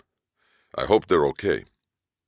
Andreas was always amazed when professional killers of innocents showed such seeming genuine concern for their prey. As if murder were just a job to them, unrelated to their feelings for those whose lives they ended. "Sure, no problem," said Andreas. "How did you end up there anyway?" The prisoner who'd been quiet looked at the others. "It's nothing he doesn't already know." The 2 others shrugged. "We found the place the first day we got there, just in case we needed to leave the monastery." "Smart," said Andreas. The thankful one said, "And when we heard you wanted to talk to us, we decided it was time to move on. And of course you couldn't go home to your monastery until Sunday." He nodded. "Yes, the farm seemed as safe as any place." "We were going to leave by boat next Saturday morning," said the quiet one. "That's how you got to Patmos in the first place, by boat." The middle one nodded. "So, who wants to tell me?" said Andreas. "Tell you what?" said the middle one. "Why did you have to kill him?" No one answered, their faces like carved stone. "Okay, guys, I know the rules. No confessions, ever. But here we have a special situation." Andreas looked at Kouros. "Tell them." Kouros looked each of them in the eye before speaking. "If you stick with the good soldier's name, rank, and serial number routine, you'll be prosecuted as international war criminals and spend the rest of your lives in prison. No tribunal would even consider a lighter sentence, not after what you did to a priest. You're all as good as dead." Andreas raised a finger. "However, there is an option. If you cooperate, I can promise that instead you'll be tried in a Greek court for murder." "Some promise," said the middle one. "It's a better deal than you think. First of all, Greece has no death penalty. Secondly, with the right lawyer and the right amount of money, in time you'll probably get out." Regrettably, thought Andreas, all that was true. "I want a better deal," said the quiet one. "I hoped you'd say that," said Kouros. "It will give me great joy to deliver you personally to a war crimes prosecutor." "We didn't plan on killing him, honest." It was the middle one. Thank God it worked, thought Andreas. "What happened?" "We were just supposed to watch him, see what he was up to." Andreas nodded. All that stuff he was saying had attracted a lot of attention. "It was all over Mount Athos," said the quiet one. "We only were supposed to watch him," the middle one repeated. Andreas grinned. Must have been pretty boring watching the old man do his thing. "Yeah, pretty routine," said the thankful one. The middle one looked down. "Then he went out that night." The quiet one said, "It all happened so quickly. He just up and left the monastery at 2:30 in the morning carrying an envelope. We didn't know what to do. We couldn't reach—" "Out to God for an answer," the middle one finished the sentence. The quiet one seemed startled, then nodded. "Yes, to God." "Fellas, God wouldn't tell you to cut his throat." Andreas said the line flatly. "We know," said the quiet one, glaring at the middle one. The middle one glared back. "Guess now we know who wielded the knife," thought Andreas. The quiet one continued. "We ran out behind him, and when we saw him take the high road past the taverna toward the town square, we took the path down to the bus stop and ran back up again into the square. We didn't intend to kill him. He was a man of God." This was becoming the middle one's mantra, thought Andreas. The quiet one said, "When he came into the square, we grabbed him and took the envelope. Then we saw what was inside. He didn't struggle, just stood there, clutching his cross as we held him. We had no instructions and no way of receiving any," said the thankful one. "Communication was forbidden by then," said Andreas. The middle one nodded. "We'd been told, use your judgment." Andreas nodded and decided to take another chance. "The photographs must have surprised you." "Yes," said the middle one. "If what he knew ever got out, it would mean the end of God's mission on earth. It was God's will for us to protect that mission with our lives if necessary. It would be a humble sacrifice." The thankful one bowed his head. "After it was done, we decided to make it look like a mugging." He looked up at the middle one. "But I wouldn't let them take his crosses." "His death was a necessary sacrifice to the Lord," said the middle one. "He knew it too. He immersed himself in prayer, accepting his fate." Andreas heard the shotgun safety click twice. He took it as Kouros' suggestion that they consider ending this interrogation with an attempted escape. Andreas went on. "That's when you tossed his room?" The quiet one nodded. "Yes, I did that. The others watched to make sure no one saw me." "Where's his stuff?" Andreas asked the quiet one. The thankful one answered for him. "We threw it in the sea when we fled to the farm." "Where?" "I don't know, some place between here and there. It all looked alike to me." "Anything on it surprise you?" "Never had a chance to look at it." Andreas didn't believe any of that, but the subject was going nowhere. "So, fellas, how about you telling me again just how you came to follow Kalogeros Vasilis?" Andreas drove them through their story 6 more times, twice in reverse. It all came out about the same.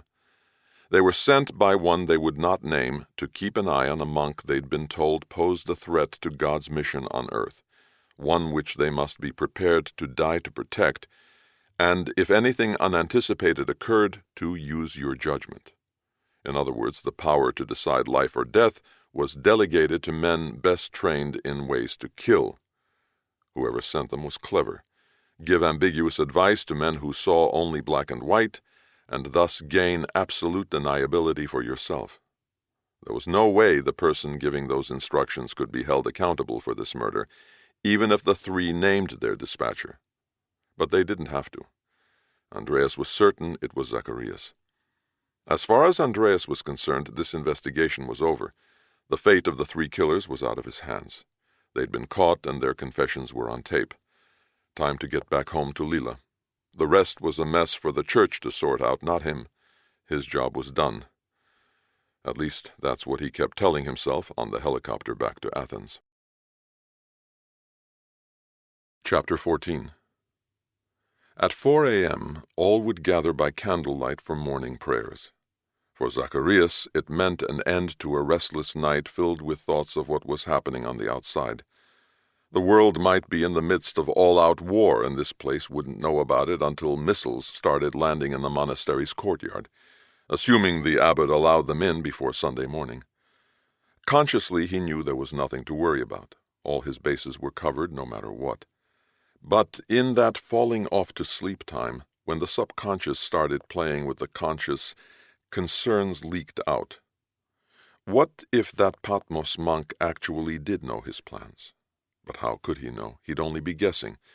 Still, the others respected the old monk, and a good guess would present problems, raise suspicions, put him on everyone's radar.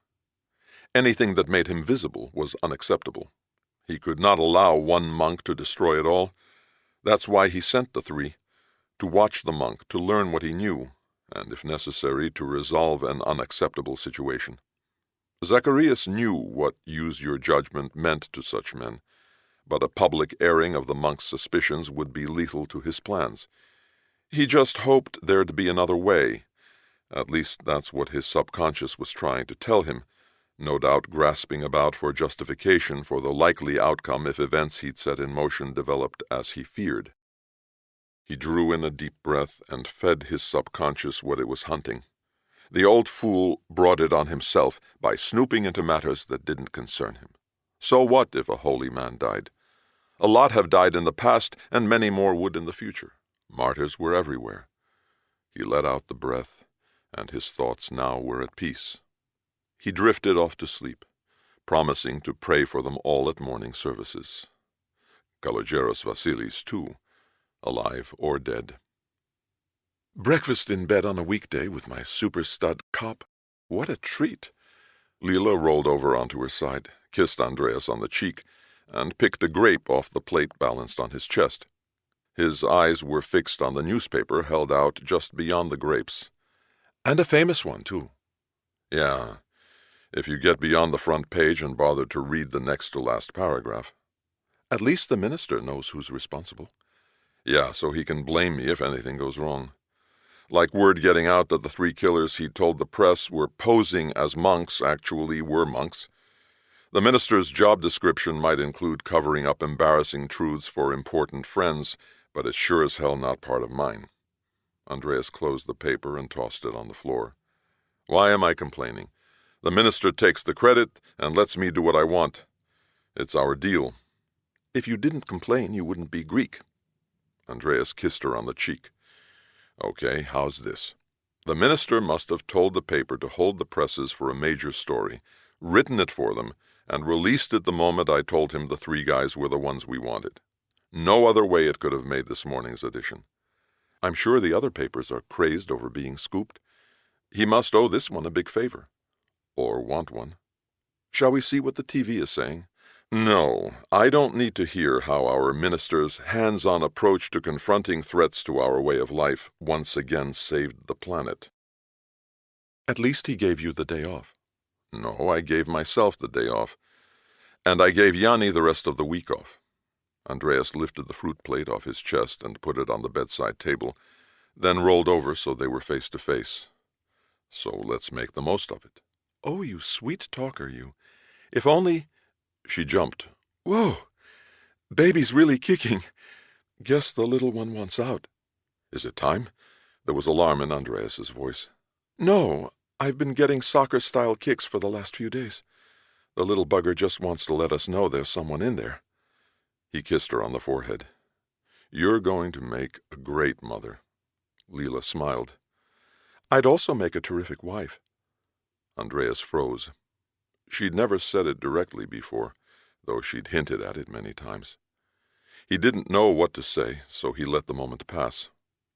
He knew she wouldn't push it. Why should she? She could have any man in the world she wanted.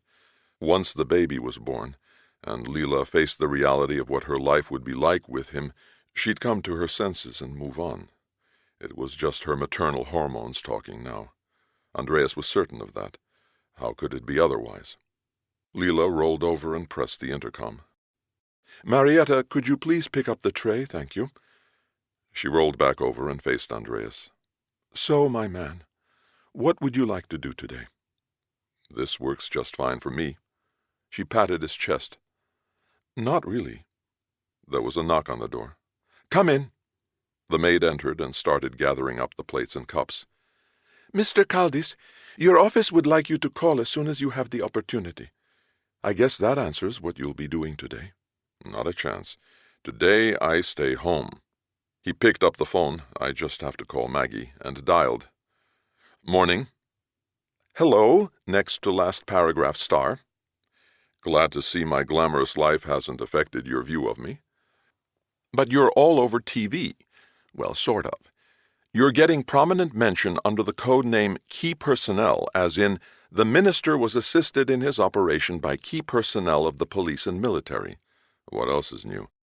As a matter of fact, you have a call from that guy you met on Patmos. What guy? The ex-spook, Dmitri. What did he want? Wouldn't say, but said it was very important. Something some farmer wants you to have. He left me his number. Andreas was tempted to say don't bother.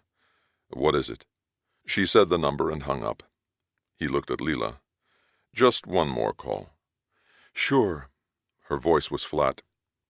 He dialed and waited, then heard the unmistakable voice of a salesman.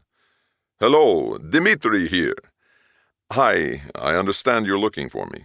Sorry to bother you, Chief, but I have something for you from that farmer you saved, or rather your minister rescued. He laughed. Bureaucrats are all the same. Andreas was not about to discuss his boss on a public phone. The farmer and his family have been more than kind. Thank them, please, but I really don't need any more of their food. It's not food, but something I'm pretty sure you'll want to chew on. Is this line safe? Jokes and drama. This guy knew how to sell, thought Andreas. Yes, but is yours? Yep, I'm talking from an old friend's office. Then I'd better be real careful with what I say, Andreas thought. In all that excitement, the farmer's hens got out and started laying eggs everywhere. After you left, the little girl was looking for the eggs and found something hidden under empty feed bags in the shed where the 3 men had been working. Her grandfather called me. He thought it might be something you'd be interested in seeing. How did he know to call you? Because I'd told him I was the one who sent you in the first place. You think I was going to let your minister take all the credit? Besides, it might get me a better price on eggs, he laughed. Andreas shook his head. Always an angle with this guy. Well, just send it on to my office. Better yet, I'll drop it off. Huh? Just got into Athens this morning, spending today and Good Friday with my sister. No need to rush. I won't be in today. Yes, you will. Don't bet on it. Dmitri laughed. Let's put it this way. I wouldn't wager anything you really care about. Andreas wanted this to end. It was old news. Okay, what did the little girl find? He waved his hand in the air to Leela as if to say, I want this guy to get off the phone already. A laptop computer and a pile of disks. I didn't look at them, but I have a hunch you'll want to. Andreas didn't respond. Hello? Did you hear what I said? This is old news. I don't want to know what's on Vasilis's computer. What time can you have them in my office? Leela rolled over and got out of bed. Holy Thursday's morning ceremony of the basin was a powerful moment in Zacharias's monastery. The abbot played the part of Christ washing his disciples' feet after the Last Supper, but the monks cast in those roles knew better than to view this as anything but a brief ceremonial exercise by the autocrat who ruled within these walls. Zacharias had been through more than a decade of these ceremonies. He watched the abbot move along the row of bare feet. Amazing how much he'd aged. He was very lucky I came along when I did. He needed me. Someone had to organize this place and speak enough different languages to communicate with the world beyond these walls. Still, the abbot never would have taken me in if I'd not sworn to reject all my worldly possessions and turn them over to his monastery. To Zacharias, that just proved anyone could find a place in the world, assuming, of course, you had the price of admission, which in his case was a very expensive ticket. The abbot was about to wash Zacharias's feet. How fitting he's doing this, Zacharias thought. After all I've done for him without taking a bit of credit, or a euro or a dollar or a ruble. But then again, that's our arrangement, the same as I have with all I've helped rise to power in our monasteries. I get them what they want without seeking anything for myself, except, of course, their friendship and access to them whenever I want. What more do I need of money? I have all I'll ever require in life safely away in Swiss bank accounts. The vast wealth of the ecumenical patriarch shall serve another purpose, for with it will come the earthly power to bring much-needed order to the world, once he is on our holy mountain and under my guidance. Zacharias smiled. The abbot noticed the smile and smiled back, as if reflecting on their past together. "Oh, yes, Your Holiness. I remember our first ceremony together," thought Zacharias. "I was the youngest, and that meant I played a special role. I was your Judas." Leela didn't act upset when Andreas said he had to go to the office just for an hour or so. She said she'd call her mother and they'd spend the afternoon doing baby things. Still, somehow he felt he'd screwed up. Big time. Dmitri had dropped off the computer and disks as promised, together with a handwritten note.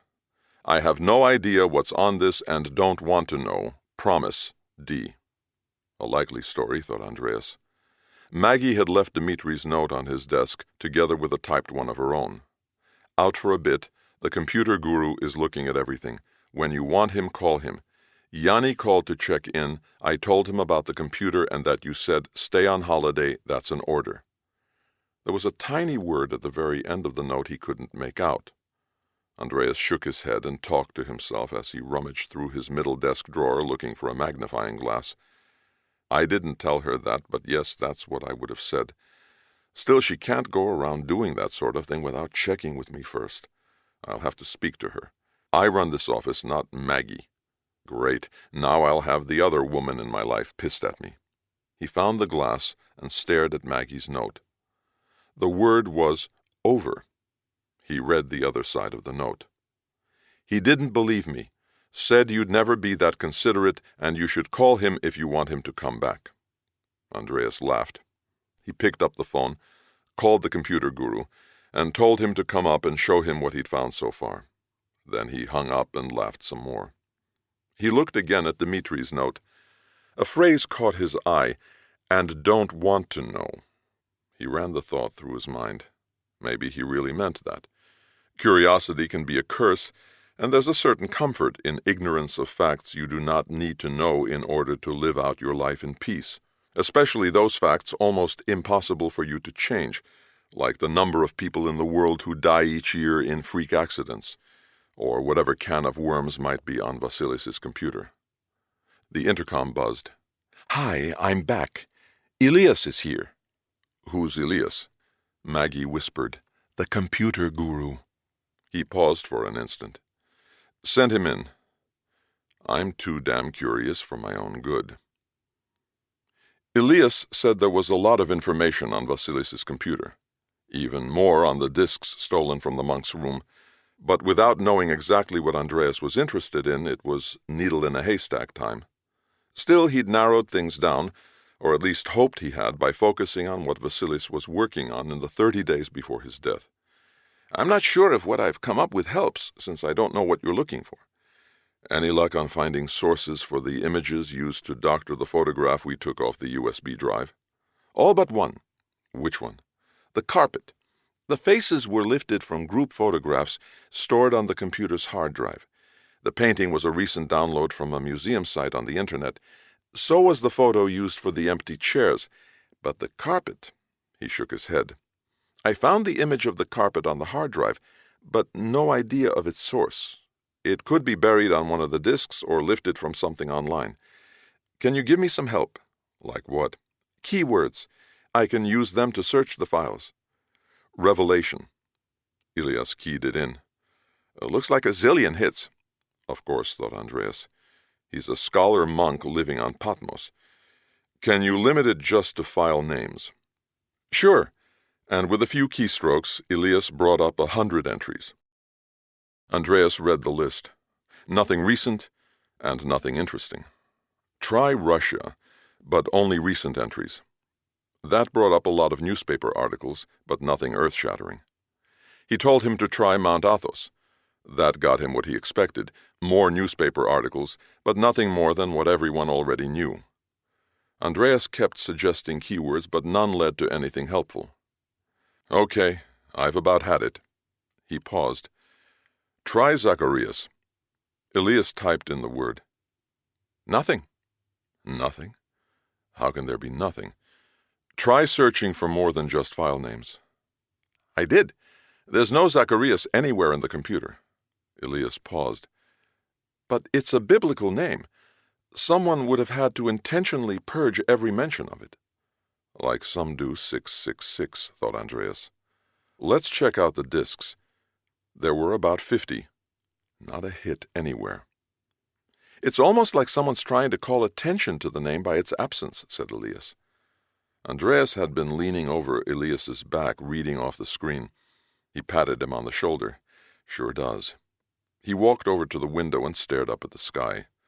Neither man said a word for about a minute. "Try Time is at Hand as a file name." Andreas spoke without taking his eyes off the sky.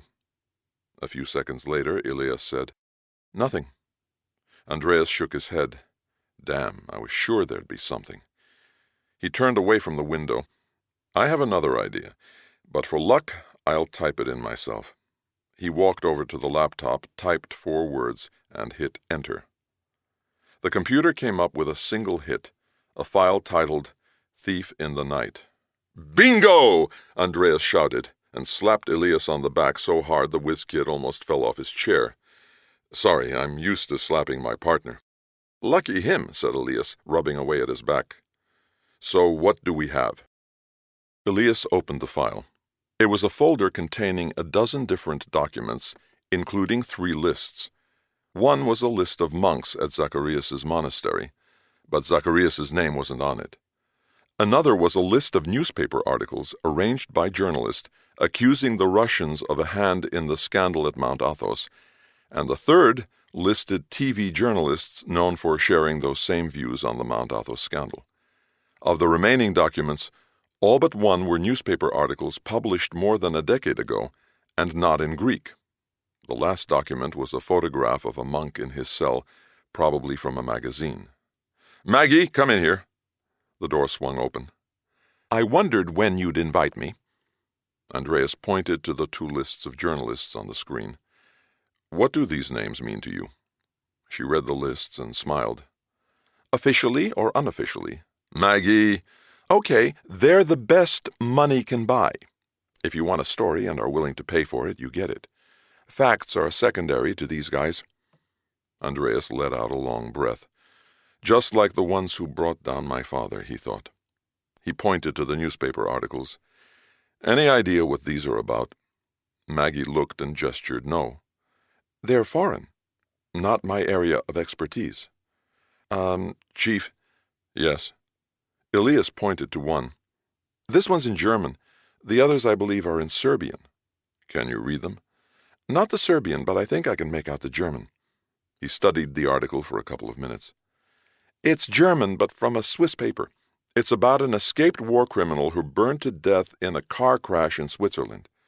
How was the body identified? From documents on the scene. How convenient they didn't burn, Andreas thought. Anything else? You'll need a professional translation for details. My German isn't that good, and my Serbian is practically non-existent. But Elias pointed to the articles in Serbian.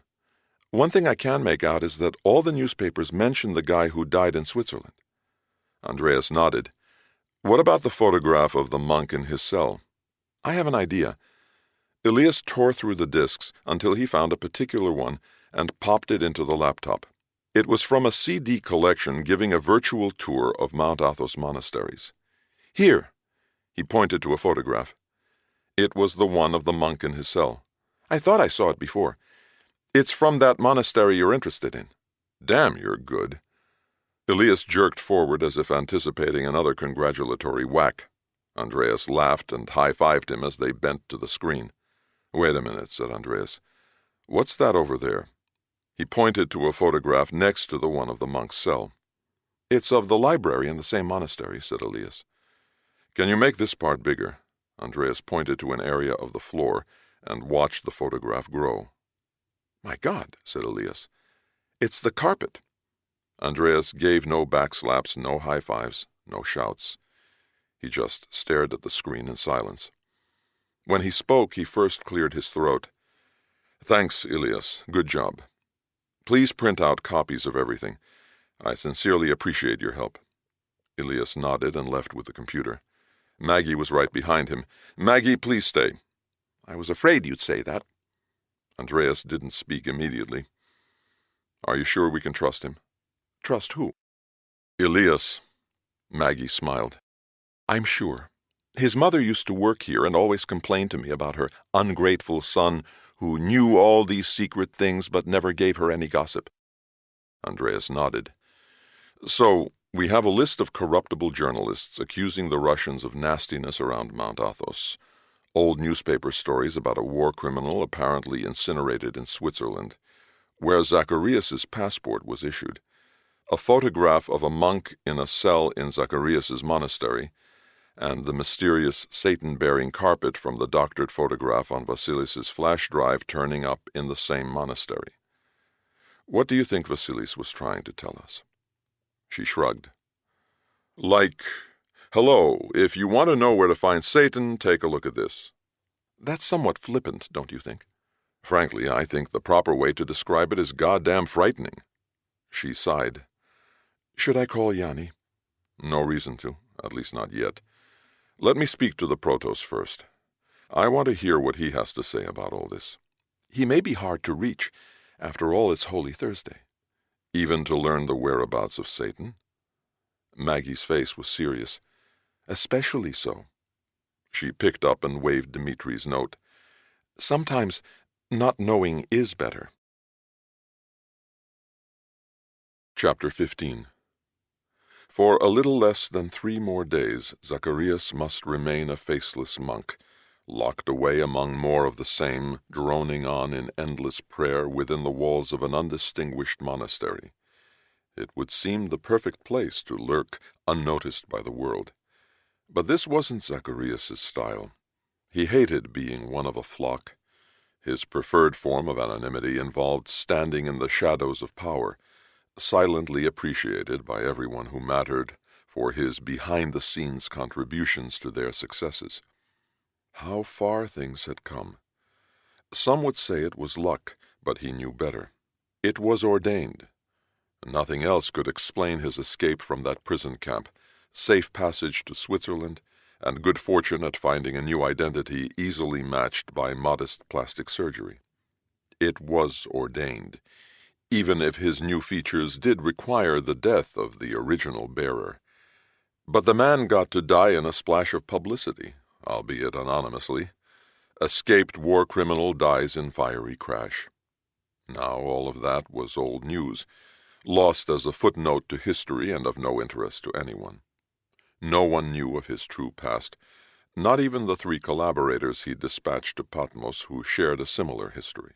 His mind wandered from the 3 men to thoughts of what might have happened on that holy island. Zacharias kept reassuring himself that even if something went wrong, he was covered. Everyone who counted owed him, and not just those living on this holy mountain, because all men seeking higher position in the church at one time or another passed through Mount Athos.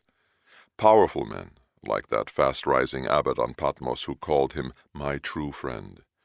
Still, that wasn't what kept him safe. Owed favors only went so far.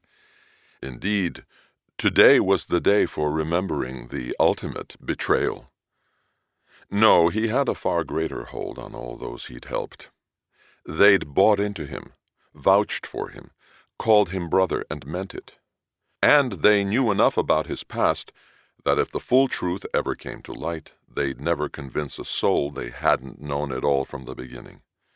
It would bring every one of them down with him, and a crippling scandal to Mount Athos and the church. Yes, they would protect him. They will protect him because they must protect themselves. Andreas left 2 messages for the Protos. The first was, "Please call me as soon as you can." 30 minutes later, he placed a second call saying, "It's urgent." He was about to call again when Maggie came into his office. "I think you're going to be interested in this." Andreas looked up. "I did the follow-up you suggested on that war criminal. Swiss authorities took no dental or DNA records, and what was left of the body was cremated at the request of family. How convenient. So much for a simple way of proving someone else fried in that car. By the way, what's the part that's going to interest me?" "We're not the only ones asking questions." "What are you talking about?"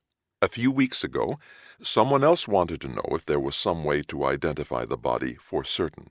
"You're putting me on." "The caller said it was an inquiry in connection with a church matter." "Did they tell him?"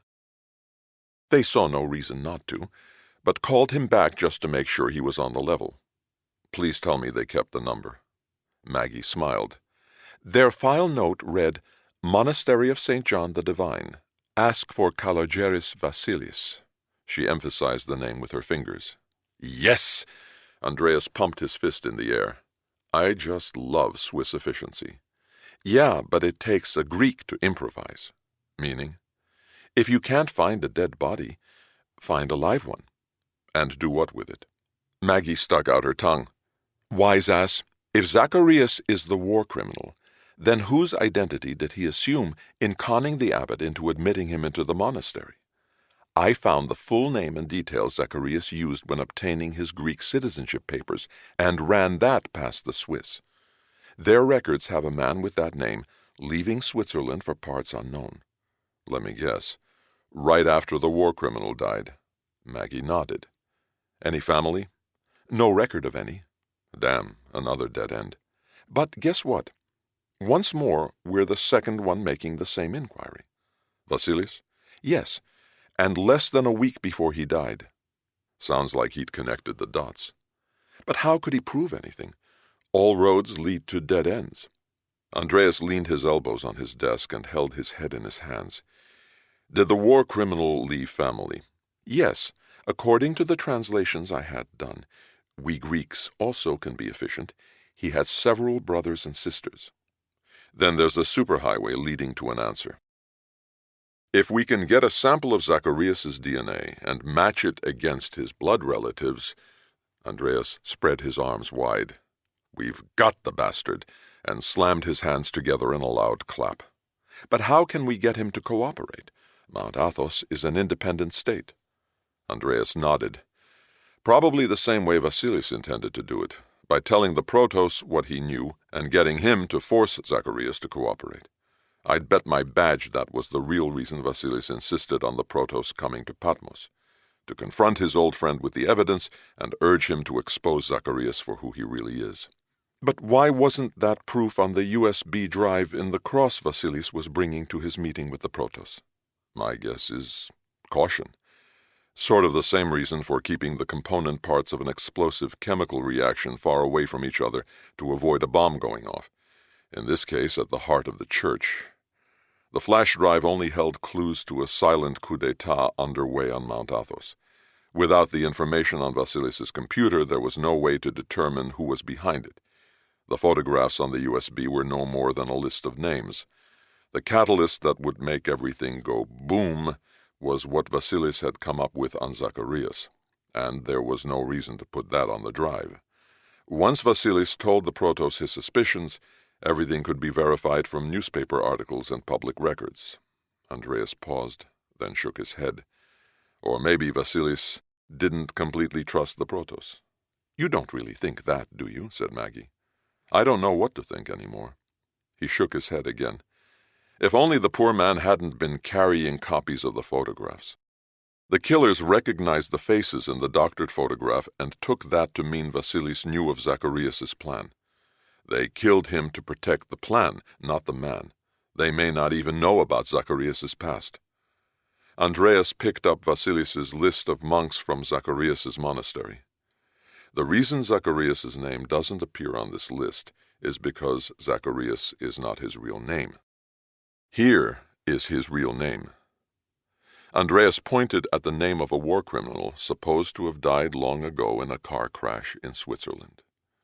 Buried in the middle of a list of monks. Andreas smacked his desk. "I think it's time to call the Protos again, and this time he'd better take my call." He dialed and waited for the answering machine to pick up. "Hello? Office of the Protos." Andreas was surprised to hear a live voice. "Hello, is the Protos available? It's Chief Inspector Kaldis." "Chief Inspector, as I'm sure you understand, the Protos is terribly busy this week. I've put you at the top of his list, and I'm certain he will call you back as soon as he has time. And I can assure you that your repeated calls insisting he call you back immediately will not get you a faster reply. Kalo Paska, goodbye." Andreas held the dead phone up to Maggie. "He didn't even wait for me to say goodbye. Just gave me Easter wishes and hung up, arrogant son of a bitch. You should be used to that by now. Everybody's available to you when they need you, and don't want to know you once you fix their problem. You remind them of what went wrong." Well, if he thought that was a problem, wait until he sees this. Andreas wrote something out in longhand across Vasilis's list of monks. "Here, fax this to the Protos, and mark it personal so that everyone who touches it reads it." If the Protos wanted to dodge Andreas's phone calls, that was his privilege. But to Andreas's way of thinking, the Protos did so at his peril. There was no danger posed by the Russians. They weren't involved in these intrigues. The Protos' problems were in his own backyard, so if he wouldn't take Andreas's calls, he damn well better pray no Judas had access to his fax machine. Maggie took the paper from Andreas and read it out loud. "Your Holiness, I obtained this list from our mutual friend. It's supposed to name all the monks serving in one of your monasteries. Please check the list to make sure no one is missing and call me. Thank you, respectfully, Andreas Kaldis." Maggie looked at Andreas. "I like it. Simple, courteous, innocuous. Just the sort of friendly note you'd expect if someone were trying to tell you, do you happen to know that a notorious, long-thought-dead war criminal is living in your midst?" Andreas smiled. "Let's see what this gets us." 15 minutes later, Maggie buzzed Andreas on the intercom. "It's the minister." "Hello, Kaldis here."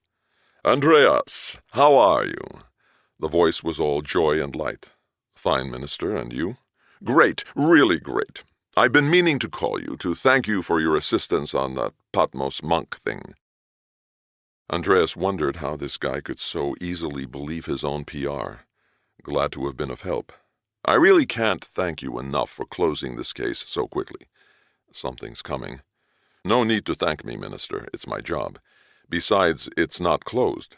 There's a major new development." "Yes, it is closed."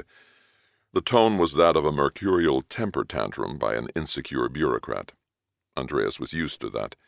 He also was used to pushing back. "Sorry, minister, it's not over." There was a decided pause on the other end of the line.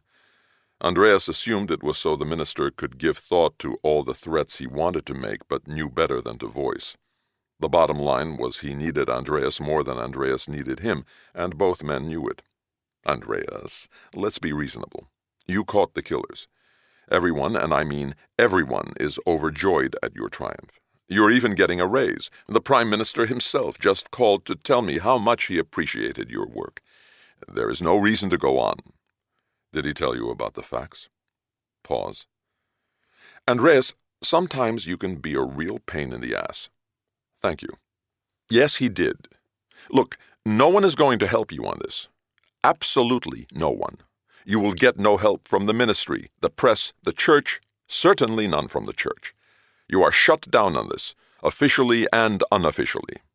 He paused. The church will deal with this problem in its own way. This cannot come out.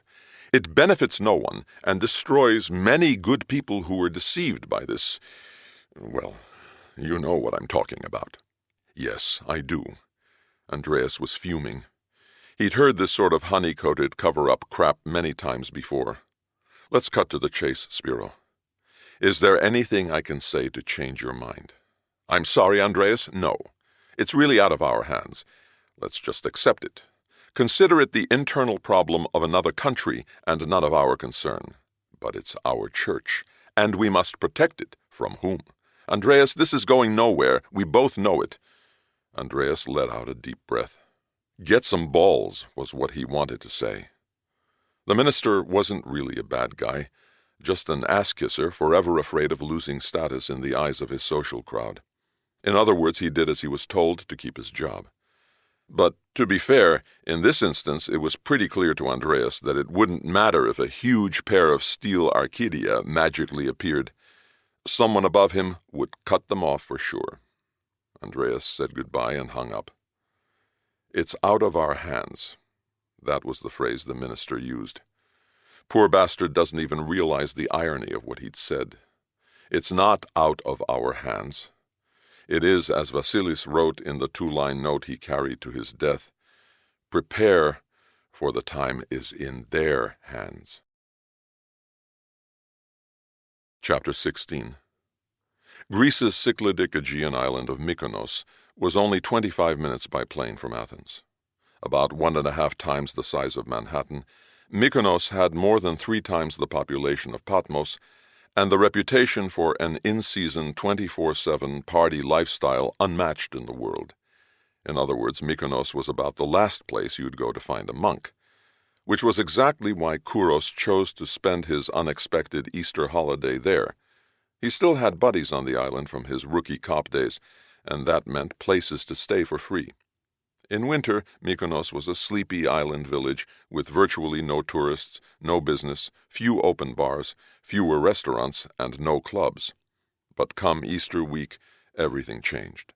The old town came to life, like the red and yellow springtime poppies bursting out all over Mykonos hillsides. It seemed that every world-class partier in the know and every Greek who could find a place to stay was on Mykonos from Thursday through Monday of Easter week. But this taste of the coming midsummer craziness was short-lived. If you didn't catch the action that weekend, come back in June, because the island was back in hibernation come Tuesday. It was a particularly warm weekend for April, and that meant time on the beach. Maybe not in the water quite yet, but definitely on the beach. Kouros was face down on a towel, thinking of nothing but the naked bodies lying not too far away when he heard his phone. Let me guess. It's my dream come true. I sure as hell hope not for your sake. What's up, Chief? Honestly, nothing. I mean, nothing we can do anything about. I'm just calling because you're the only one I can bitch to. I guess that means Maggie won't listen. Her exact words were, "I told you so." Oh boy. Let me share with you my most recent example of why police work is so fulfilling. Chief, are you sure you want to do this over a cell phone? I think the appropriate line is found in a famous American movie. Frankly, my dear, I don't give a damn. Thank you too, dear, but still, don't you think, Yanni, unless we're going back to the days of runners carrying messages from lips to ears, and that marathon sucker Pheidippides died anyway, we'll just have to risk it at times. Besides, if what I'm about to tell you gets out, it won't matter anyway. I've been told no one will pursue it. Kouros turned his head away from the naked. He concentrated on the rocky hills, bright blue sky, and his chief's anger. By the time Andreas finished, Kouros was sitting up, shaking his fist and yelling, "Miserable bastards! I'd like to show them what I'd do to that cocksucker Zacharias if he were in my hands." Kouros watched a nearby couple grab their clothes and hurry away from him. "I understand why you're angry, Chief, but what can we do about it?" "Wish I knew." "Well, think about it, and if anything comes to you, let me know." "Why don't you run it past our friend?" Kouros paused. "Mr. T." "Mr. T?" Kouros heard a laugh. "I get it. I see we're back to marathon-style communication. Okay, will do. Enjoy the rest of your holiday. Bye." Kouros let out a deep breath and looked around. The sun was almost down. He'd better get back to the apartment and take a nap. Tonight would be a late one. He intended to get plastered. Miserable bureaucrats, they're everywhere. "You just missed your mother." Leela was sitting next to the window in her study looking out toward the Acropolis. Andreas stood in the doorway staring at her. A Madonna at the window, framed in an illuminated Parthenon against the jet-black sky. "How is she?" Andreas blew her a kiss. She did not turn. "Still as lovely a person as I've ever known." "She feels the same about you." "I know." She looked at him. "She's all excited about the baby." He nodded. "How's the little bugger doing?" Leela stroked her belly. "Fine." She looked back out the window. Andreas grabbed a chair, pulled it up next to her, and sat down. He reached for her hand. She let him take it. "Everything okay?" "Perfect. Just perfect." In Andreas's experience with women, that generally meant just the opposite. "Are you nervous?" "No." "Sad?" Leela gestured no. "Then what is it, Kukla? I know something is bothering you." She turned her eyes toward him. Tears were welling up. "Disappointed." He felt the knife. "Why don't you love me enough to want to marry me?"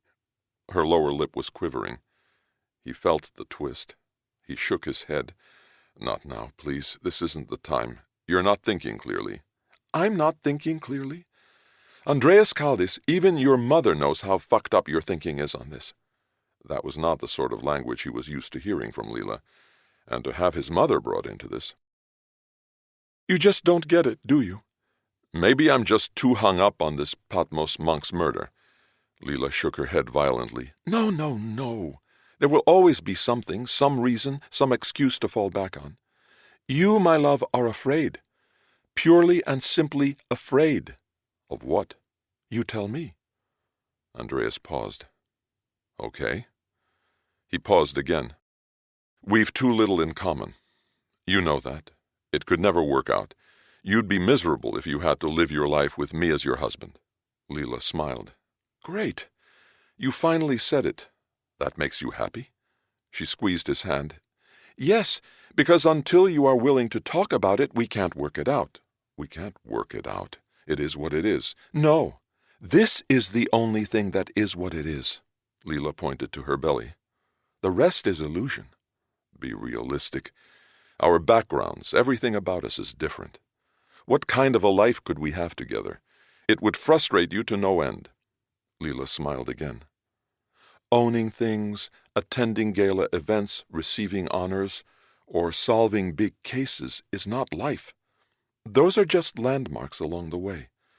A life is made up of everyday simple moments. Like making love in the morning in a bed filled with crumbs from your sloppy toast-eating habits. Laughing together at the pigeons in the park who pounced on your souvlaki after you put it down to tie my shoelace when I couldn't bend over." She paused. "Your being there when I needed you most, night after night, holding my hand, not knowing if I'd ever come out of my coma." She squeezed his hand and placed it on her belly. "And sharing moments like this. That's what a life is. The hard part is finding someone to share those moments with who loves and cares for you as much as I do you." He turned away. "Andreas, it's okay to cry." "Haven't in years." "I know. Your mother told me." She paused. "Don't worry. We don't have to talk about this now. I just wanted you to know how I felt." Andreas swallowed. Amazing. And I thought she'd be the one who couldn't handle this conversation now. I guess imminent motherhood toughens you. I have a lot to learn. Leela stood up and kissed him on the cheek. You have a lot to learn, my love. Kouros ate dinner at his favorite place on Mykonos, a little taverna on Megali Amos beach within walking distance of the old town. Great people, great food, a terrific view, and perhaps the best prices on Mykonos, a particularly important consideration for a cop treating his buddy to dinner for letting him crash at his apartment. Now it was many hours and what seemed 1,000 bars later. His buddy had gone home, leaving Kouros alone at what he called the hottest spot on Mykonos. The place was around the corner from Mykonos's town hall, 30 feet from the edge of the sea, and faced the nearby island of Tinos. Kouros was on a bar stool a few feet away from a pair of open French doors, relying on a breeze off the sea to keep him from falling asleep on the spot. The bartender was a nice guy, kept pouring him water every time he asked for vodka. It wasn't a rip-off because he knew Kouros was a cop and wouldn't take his money anyway. It was an act of kindness that preserved Kouros's macho image at the same time as it protected his liver. The guy next to him started to talk. This place stays open in the winter. It gets a mostly Mykonian crowd. Now it's mixed, part Mykonian, part tourist. Later in the season it's mixed in a different way. Gays and straights, mainly gays in August. Why is he telling me all this? Kouros took another sip of his drink and swung around on his stool to look across the bay toward Tinos. Delos is beautiful, isn't it? So spiritual. You can catch a boat for it over there. He pointed off to the right. In the morning. Obviously, the guy had no idea who Kouros was or that the holy island of Delos wasn't where he was looking. Kouros gave the guy a please stop bothering me stare. He was afraid if he said something it would be fuck off. No reason to start something. The guy didn't take the hint. You know, I come to Mykonos to get away from all the pressures of my life as a Greek living high in London. He launched into a story about his business, his corrupt partners, what he'd done for revenge, and a host of other things he probably wouldn't even think of telling his pillow. But now he was drunk at 4:30 in the morning in a bar on Mykonos. If Kouros were interested, he probably could get the guy to confess his deepest, most secret fears. That's just the way it was here. Everything seemed so unreal that people talked as if their words held no consequences. But Kouros wasn't interested, so he tuned the guy out, stared off into the distance, and tried to concentrate on how to nail Zacharias. So, what do you do, my friend? The guy smiled and put his hand on Kouros's thigh. In the not-too-distant past, that move would have resulted in a certain loss of fingers.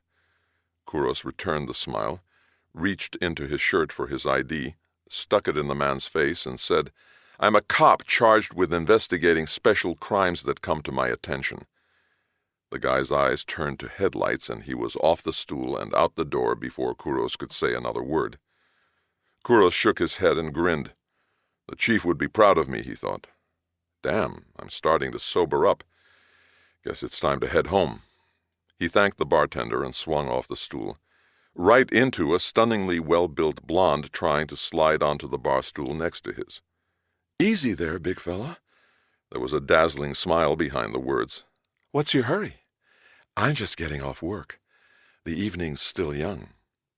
Kouros slid back onto his bar stool, thinking, I just love it here. It's an unstated law on Mykonos that no one disturbs a partier before 2 in the afternoon. When the banging began on Kouros's door, it was just before 1. Jesus, Mario, how could you forget your key? Kouros stumbled out of bed and kept yelling to his buddy. Mario, cool it already, I'm coming! He yanked open the door. It wasn't Mario. Morning, Yanni. Nice shorts. Tassos? What are you doing here? Tassos stepped inside without asking permission. Andreas told me you were here for the weekend. I didn't want you being alone for Easter. My cousin's family lives here, and you're invited to everything, just like one of the family.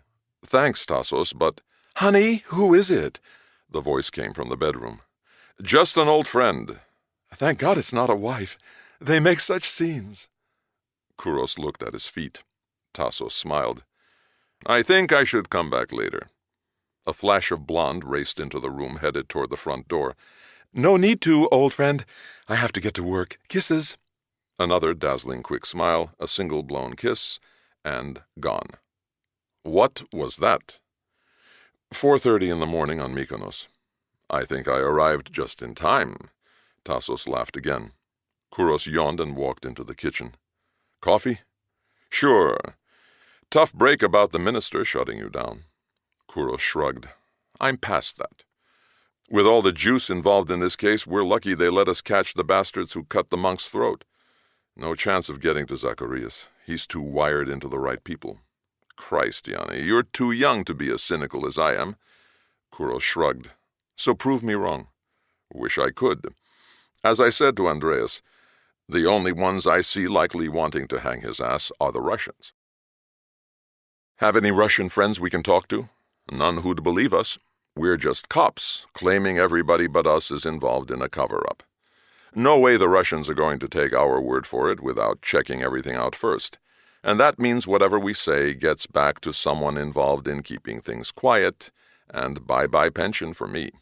And a career change for me. Directing traffic if I'm lucky. In the middle of the national highway. So, like I said, prove me wrong." Tassos shrugged. "I'm sure the Russians know all about the bad press they're getting here, and the rumors that they're behind everything that's gone wrong on Mount Athos. But Russians are a naturally suspicious sort, born and bred on intrigue. So for working-level Greek cops to appear on their doorstep out of nowhere with a story about some war criminal Mount Athos monk being behind it all smells just too much of a setup. They know damn well how much the Greek church would love to link them to a church politics plot involving Mount Athos. It would make every smoke and mirrors press story and rumor instantly fact." Kouros picked up 2 cups of coffee, handed one to Tassos, and started drinking from the other. "Thanks, Yanni. But there's no way the Russians will believe us. People just don't confide such serious stuff to total strangers out of the blue without a motive. Unless, of course, they're insane." Kouros paused in mid-sip. "I have an idea. Let's call Andreas." He put down the coffee, picked up the landline phone, and dialed. "What kind of idea?" "A good one, I hope." He waited for someone to answer. "Hello, Vardi residence." "Chief Kaldis, please. It's Yanni Kouros." "One moment, please." Kouros looked at Tassos. "I think this has a speaker on it." He pressed a button on the handset, and a few seconds later both men heard, "Yanni, what's up?" "Chief, I'm here with Tassos, and he filled me in on your conversation about the Russians." "You're on holiday, Yanni. Forget about it. It's dead and buried." "I have an idea. What if we get the Russians to think they figured out on their own who Zacharias was and what he was up to, and that it was something we didn't want them to know?" Andreas didn't sound impressed. "I think you're forgetting something. We're the good guys, not vigilantes, nor are we supposed to be helping foreign powers." Kouros sounded offended. "Who's talking about helping a foreign power? We're talking about a known war criminal behind the assassination of a Greek monk.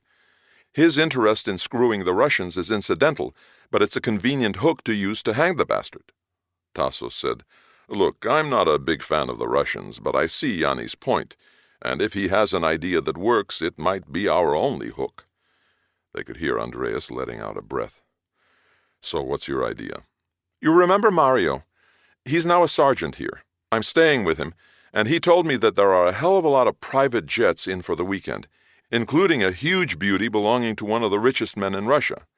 "I know him," said Tassos. "He has a house on Mykonos, and a friend of mine takes care of things for him here." "Well, he has a reputation as a pretty wild partier, always with an English-speaking entourage.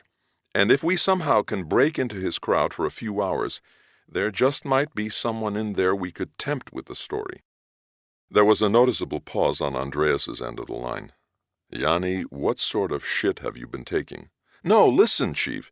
If we can get the right guy interested," Andreas cut him off. "Why on God's earth would one of the richest men in the world give a rat's ass about what a monk in Greece is doing to embarrass the Russian church?" Tassos answered, "As a matter of fact, that might be the only part of what sounds like a wild-ass plan that's a sure thing. If the rich guy bites, I'm sure it will get back to the right person." Are you two sharing the same bong? Tassos laughed. No, asshole, listen. After the fall of the Soviet Union, some young Russians made a lot of money in highly questionable ways and left Russia to live big capitalist lives elsewhere. A lot of old ex-socialist types who remained in power back home were jealous of what they called the oligarchs and came up with a plan. They offered those newly rich a choice. Share your wealth with us, or Mother Russia will bring you home to stand trial over how you stole from her to make your fortunes. A few examples were made through all-expenses-paid long-term vacations to the Gulag life, and voila, the others started paying. But the oligarchs still are deeply resented, and there's always someone else wanting a piece of them. Exposing such a serious assault on the Russian Orthodox Church could buy our Myconian oligarch a hell of a lot of goodwill. Remember, many of Russia's current leaders are deeply religious, and no strangers to the Russian monastery on Mount Athos. They know what's at stake there. Damn you both, said Andreas. I'm supposed to be at Lila's parents this evening. Kuro spoke. Look, Chief, maybe you're right, and we should forget about it. It's really just a far-fetched idea anyway, not even a plan. We'd have to get you some sort of introduction to the oligarch, find some way to get him to want to hang out with you, and then, whoa, what's with all this you crap, said Andreas. You're in charge of the investigation. You're the only one with enough credibility to be believed. You both speak English, and you're also the only one of us who fits in with the look of his crowd. I beg your pardon, said Tassos with a smile. What else were you going to say, said Andreas. He sounded testy. You have to convince him you're drunk enough to be honestly confiding secrets to a total stranger at 5 a.m. in a Mykonos party bar. Damn. And I bet the plan has to start today. Don't see a choice, said Kouros. He's probably here only for one night, then off to wherever for Easter. Ah, Easter time on Mykonos, said Tassos. A perfect example of spiritual and temporal coexistence. All of the island's Good Friday church rituals strictly observed during the day, followed by its nearly as hallowed party traditions through the night. What time would I have to be there? Not before 2, said Yanni.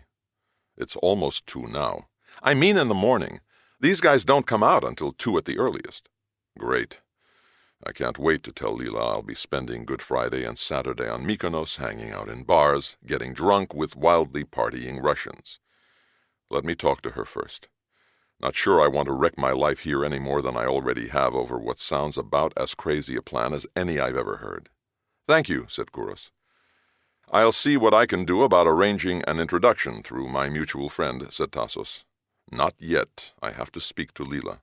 Don't worry, it won't be a problem. Besides, she would love to see you. Who's she? The lawyer for the oligarch on Mykonos. You remember Katerina? She always asks about you. Andreas hadn't seen Katerina since his promotion to Athens from Mykonos. She always had a thing for him, but he'd somehow managed to avoid her. Not an easy thing to do once she'd set her mind on a man. She was a bigger player than most guys, and better at it. Are you smiling? Asked Andreas. Yes, said Tassos. Bastard. Okay, see what you can do and let's talk later. They hung up. What do you think of our chances? Asked Yanni. About the same as Andreas does. But at least it'll keep you out of that sort of trouble for a night. Tassos pointed toward the bedroom and grinned. Like the chief said, bastard. He picked up his coffee. Tassos patted him on the shoulder. It's a really good idea, Yanni, but I think we're all concerned about the same thing. Losing our jobs? No. Setting something in motion over which we have absolutely no control. Like pouring gasoline on a campfire in the middle of a tinderbox forest? Something like that, but let's not forget who we're playing with. If these guys get pissed, they don't need gasoline. They're Russians. They have nukes. Kouros swallowed. Maybe I'll go to church. Good idea. I think I'll join you. Chapter 17. Zacharias' monastery was in full mourning mode, readying itself for the funeral of Christ. At Good Friday morning services, the body of Christ was brought down from the cross, and the symbolic shroud of his earthly form placed upon his bier, the Epitaphios. Across Greece, this was the day of Christ's wake, a time for paying respects, practicing traditions like passing 3 times beneath the Epitaphios for good luck and blessings and prayer. Zacharias remembered other funerals and other bodies, mainly bodies, the unburied, the buried together. The times had demanded it. One must do what must be done on earth as it is in heaven, he thought. There was no choice then, and there was less choice now. Time was running out. The ecumenical patriarch would not live forever. I must make sure that the new ecumenical patriarch's home is here, he thought. The Russians would isolate him from outside influences more than did the Turks. My plans need his ear. The Russians must be vilified, and not just by petty, bribed journalists whose reach rarely exceeded Greece's borders and few believed anyway. He must validate their words with an unequivocal act of proof. That would come Sunday, after the 3 men returned. The tragic passing of the abbot of the Russian monastery would be mourned deeply, but once the new abbot publicly denounced his predecessor's death as a brutal assassination, from the same source and uncommon poison as the victim's native Russia stood accused before the world of using in a botched but horribly disfiguring attempt to silence the Ukraine's president, all that was written before would become fact. The Russians would never recover from the impact of those words coming from its own abbot. Only one more death, and the world shall be on a better path to life. So how long do you think we'll have to stay at your parents'? Andreas had been standing in the doorway to Lila's dressing room for 10 minutes, talking to her as she sat at her vanity table putting on makeup. Lila put down the mascara brush and swung around on her chair. Enough already. You're like a little kid dancing around something he's afraid to talk about with his mother. What's on your mind? He shrugged. Guilty as charged. You'd make a lousy crook. I can read you like a book. You'd better be the only one who can. Otherwise I'll be in a hell of a mess by morning. Her eyes narrowed. Why do I think you're about to tell me you're taking off again? Well, only if you say it's okay. That's what I told Yanni and Tassos. Lila shook her head. As if I have a choice. If I don't agree, you'll never forgive me. Andreas pulled up a chair and sat next to her. That's not true at all. What they have in mind is crazy anyway, and it's not worth jeopardizing us. Lila smiled. That's nice to hear.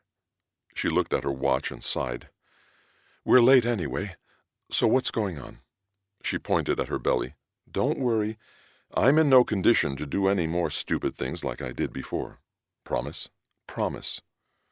Andreas told her everything, from the very first phone call ordering him to Patmos, up through his conversation with Tassos and Kouros 30 minutes ago. When he finished, Lila stared at him, not saying a word for a full minute. We're bringing a baby into this world. He looked down. I know. Don't worry, I'll stay. No, you don't understand. We're bringing a baby into this world. We must do whatever we can to make it a better place. I'm not sure that trying to get the Russians to take care of a Greek problem will make the world a better place, but I'm sure doing nothing will make it worse. Andreas smiled. You're tough. Lila let out a breath. But if you're going to try to pull this off, there's only one way to get and keep that Russian's attention beyond a perfunctory, hello, how are you, nice to meet you. I know him, and if you want him to include you in his partying, she waved her hand in the air, no doubt what you'll need. And what would that be? She smiled. To put it in the common vernacular, the hottest piece of ass on the planet. Deadpan, Andreas said, But you have to be at your parents'. Lila pointed at him. Very good answer. Then laughed. So we'll have to find you the second hottest. And only one, because if you show up with more than one, he'll get insecure, think you're trying to compete with him. If it's just you and a woman, he'll bring you into his crowd, like the spider offering its web to the fly. It's a game these guys play to prove they're men. They'll keep you occupied by making you feel important, while hustling the woman away with promises of whatever she wants to hear. How do you know so much about this? Remember, I'm the hottest. She smiled. Dickless types like that have tried it all on me. But you're the only smooth-talking stud who, scored. Miss Vardy, what language? Leela smiled. I wish I could offer you more, but at the moment I'm afraid I can't. But I can't risk using a hooker, and even the hottest female on the force is out of the question. It would look like a setup if the Russian ever found out. And once he hears what I have to say, he'll try to verify everything. How am I going to find someone by tonight? I know the perfect person. She's already on Mykonos, and utterly believable. What do you mean, utterly believable? Barbara. She's your best friend. She also was one of the most unpredictable people on the planet, although Leela and her friends preferred characterizing Barbara's behavior as spontaneous. Andreas attributed their charitable attitude to the fact that Barbara was rich, young, and gorgeous. It was much the same way that people called an old, rich nutjob eccentric rather than the more fitting raving lunatic. That's what makes it so believable, Leela said. It's the ultimate male fantasy, right? She smiled. Andreas didn't know if he should laugh or protest. He decided doing neither was the best choice. Don't worry, she can handle any man. Only one promise. Which is, as if he hadn't guessed. I want her returned unused. I promise. Let me see your fingers. They're not crossed, are they? After all, we want to make sure doing the best friend stays just a fantasy. Andreas smiled and waved his fingers in her face. You need not worry. My mind is on other things. Yeah, right. Now you're starting to worry me. Just promise you'll sleep on the couch. I'll settle for that. What couch? Where do you think you'll be staying? It has to be at Barbara's house. How do you think the Russians are going to believe you if you're not— Leela stopped, as if there were another word she'd decided not to add. He wondered if she was having second thoughts. Just promise. I promise. He leaned over and kissed her cheek. I love you. He smiled. Me, you too. Okay. Time to get you laid. Leela laughed. Andreas tried to. Evening services on Good Friday on Mykonos started at 7 in the old town's central churches of Kyriake, Metropolis, and Panakra. At precisely 9, each church's clergy and worshippers left their church in separate processions, carrying their church's epitaphios along a prearranged route, winding past the other two churches before ending up back at their own. It represented the funeral of Christ, and Mykonians and visitors lined the route, some standing on freshly painted balconies, sprinkling the participants below with a mixture of rose water and perfumes, the rodonoro used on Christ's body when taken down from the cross. Tassos and Kouros went to services at Kyriake, the church closest to the old harbor, and were walking through town somewhere in the middle of its procession. Haven't been to one of these in a long time, said Tassos. I like it. I guess that's what keeps it a tradition. People like it. They were about to turn onto Matogiani Street, Mykonos' compact version of New York City's Fifth Avenue. It started just ahead and ran down to Kyriake. For now, though, they were standing in a rare, much broader bit of lane, amid the coffee shops and bars comprising the heart of Mykonos' late-night cafe society scene. It was barely 30 yards long. Everyone who wanted to see or be seen made an appearance here at some point in the evening, generally between midnight and 4 a.m. What time is Andreas supposed to get here? Tassos looked at his watch. He said his plane gets in around midnight. He's lost his helicopter privileges. The first of many such experiences, I'm sure, if any of this wacky plan of yours ever gets back to the minister. Tassos nodded to someone waving to him from a tiny table in front of one of the bars.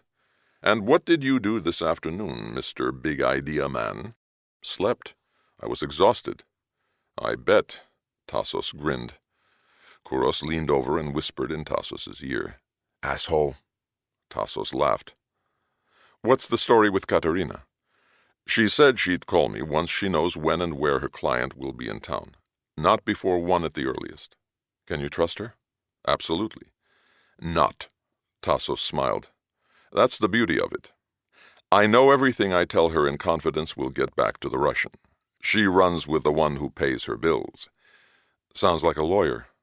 God bless them. At least they're predictable. What exactly did you tell her? That the chief of Gada's Special Crimes Unit wanted to talk to her oligarch of a client about an investigation that has absolutely nothing to do with him, and that we would be eternally grateful if she could arrange an accidental meeting. I impressed on her how important it was that her client not know the purpose of the inquiry, because this was to be a strictly back-channel, off-the-record conversation about a very serious issue. You've got to be kidding me. Andreas agreed that was the way to go. They'd find out everything anyway. It's called priming the pump. He smiled. And how did Mykonos's #1 lawyer react? She wasn't too hot about the idea until I reminded her that the chief was Andreas.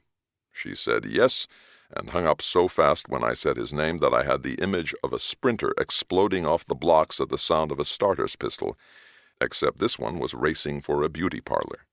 Kouros laughed. Should be an interesting night for the chief. I just don't like the idea of him flying solo. He's right, though. Everyone here knows we're cops. They'd get suspicious if they saw us hanging around. Don't worry, cops like to play too. I've got a few youngsters on the force from Syros, regulars on the Mykonos party scene, to keep an eye on him. He'll be covered. Besides, we get to share a night together in disguise in one of Mykonos's lovely mini-hauler garbage trucks, trailing them about town, recording their every word. With all the noise in those places, we'd be lucky to hear a bomb go off. Tassos shrugged. At least we get to spend some quality time together. Yeah, like blind mice sitting together in a garbage truck. It could be worse. If this goes bad, we could end up in the back. There better be room for 3. Tassos nodded. Yeah, 3 blind mice. See how they run. Andreas was in a window seat on the plane, staring at the moonlight reflecting off the sea. He smiled as he remembered once thinking that being transferred from Mykonos probably was the only thing that kept him out of Katerina's clutches. She was one of a kind. With her wild red hair and impressively augmented 5'5" figure, she could not be missed. And if by some chance an object of her attention did overlook her, she'd grab him with a roaring voice and thrust of mesmerizing cleavage. Hard to imagine she was over 50. Even harder to imagine anyone with balls enough to suggest anything close to that aloud. That's when it hit him. Jesus Christ. Andreas said it loud enough for the grandmotherly woman next to him to ask, "Are you okay?" "Yeah, sure, sorry. Just remembered something I forgot in Athens." Damn sure did. How could I forget what she's like? The second Katerina sees Barbara, it'll be all claws and teeth. He put his elbows on the armrest next to the window, dropped his head into his hand, and sighed. That's all we need to make tonight the biggest clusterfuck of all time. A mega catfight. The old woman patted his arm. "Don't worry, my son. It is God's will." The SMS message on Tassos's phone was simple. "See you at Vengara at 2. Vengara was the name Mykonian locals used to describe the Cafe Society area at the top of Matogiani Street. Vengara was a legendary bar that gave the location its original panache, but it was long gone, replaced by a jewelry store, as were many places from Mykonos's more innocent times. All that remained was the memory and the name. "We have a go. Start your engine, Mr. Kaldis, and good luck." Tassos raised his cup of coffee. "How much time do we have?" "About 30 minutes. No need to rush. I'm sure they'll be late. It's only 5 minutes from here." They were in an out-of-the-way coffee shop off behind Kyriake Church. I wish I'd had the chance to speak to Barbara, warn her about Katerina. "Didn't you drop your bag off at her house?" said Kouros. "Yes, but only the maid was there to let me in, and she took off the minute I got there. It seemed everybody had some place to be after midnight tonight. Barbara left me a note." He handed it to Tassos. Tassos read it aloud. "Hi, Andreas. Looking forward to a fun night. I'm having dinner with friends out of town. My phone will be off, but I'll call you when I'm done so you can tell me where to meet up. Kisses, B." "She doesn't seem to be taking this very seriously," said Kouros. The affectionate word to describe her state is relaxed. She's not the type that gets anxious easily. All she knows is that she's my wife's best friend hanging out with me for the night with instructions to look and act as hot as she can so that I can get close to some super-rich Russian. That's a drill she has down pat. I just wish she'd call me.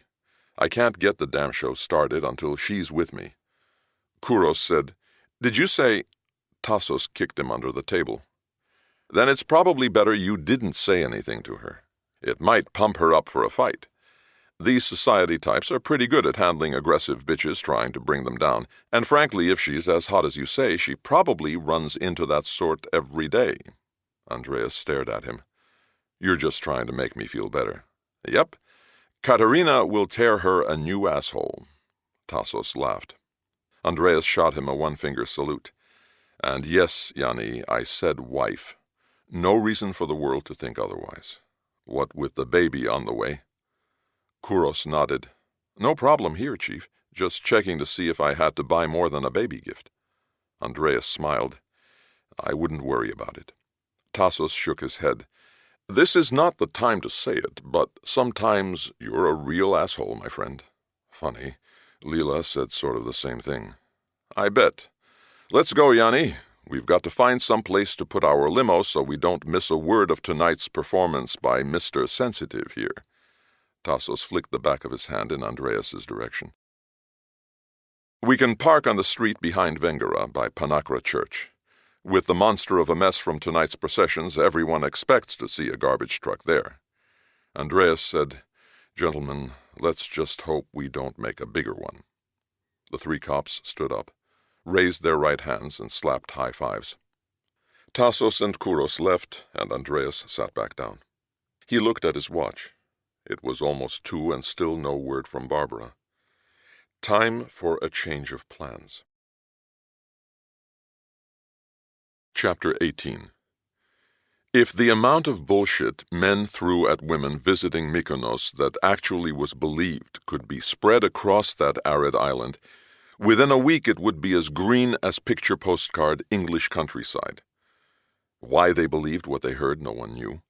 Perhaps they came looking for a fantasized Mr. Right on an idyllic Greek island, or maybe just wanted to hear something, anything, to justify behavior unthinkable back home.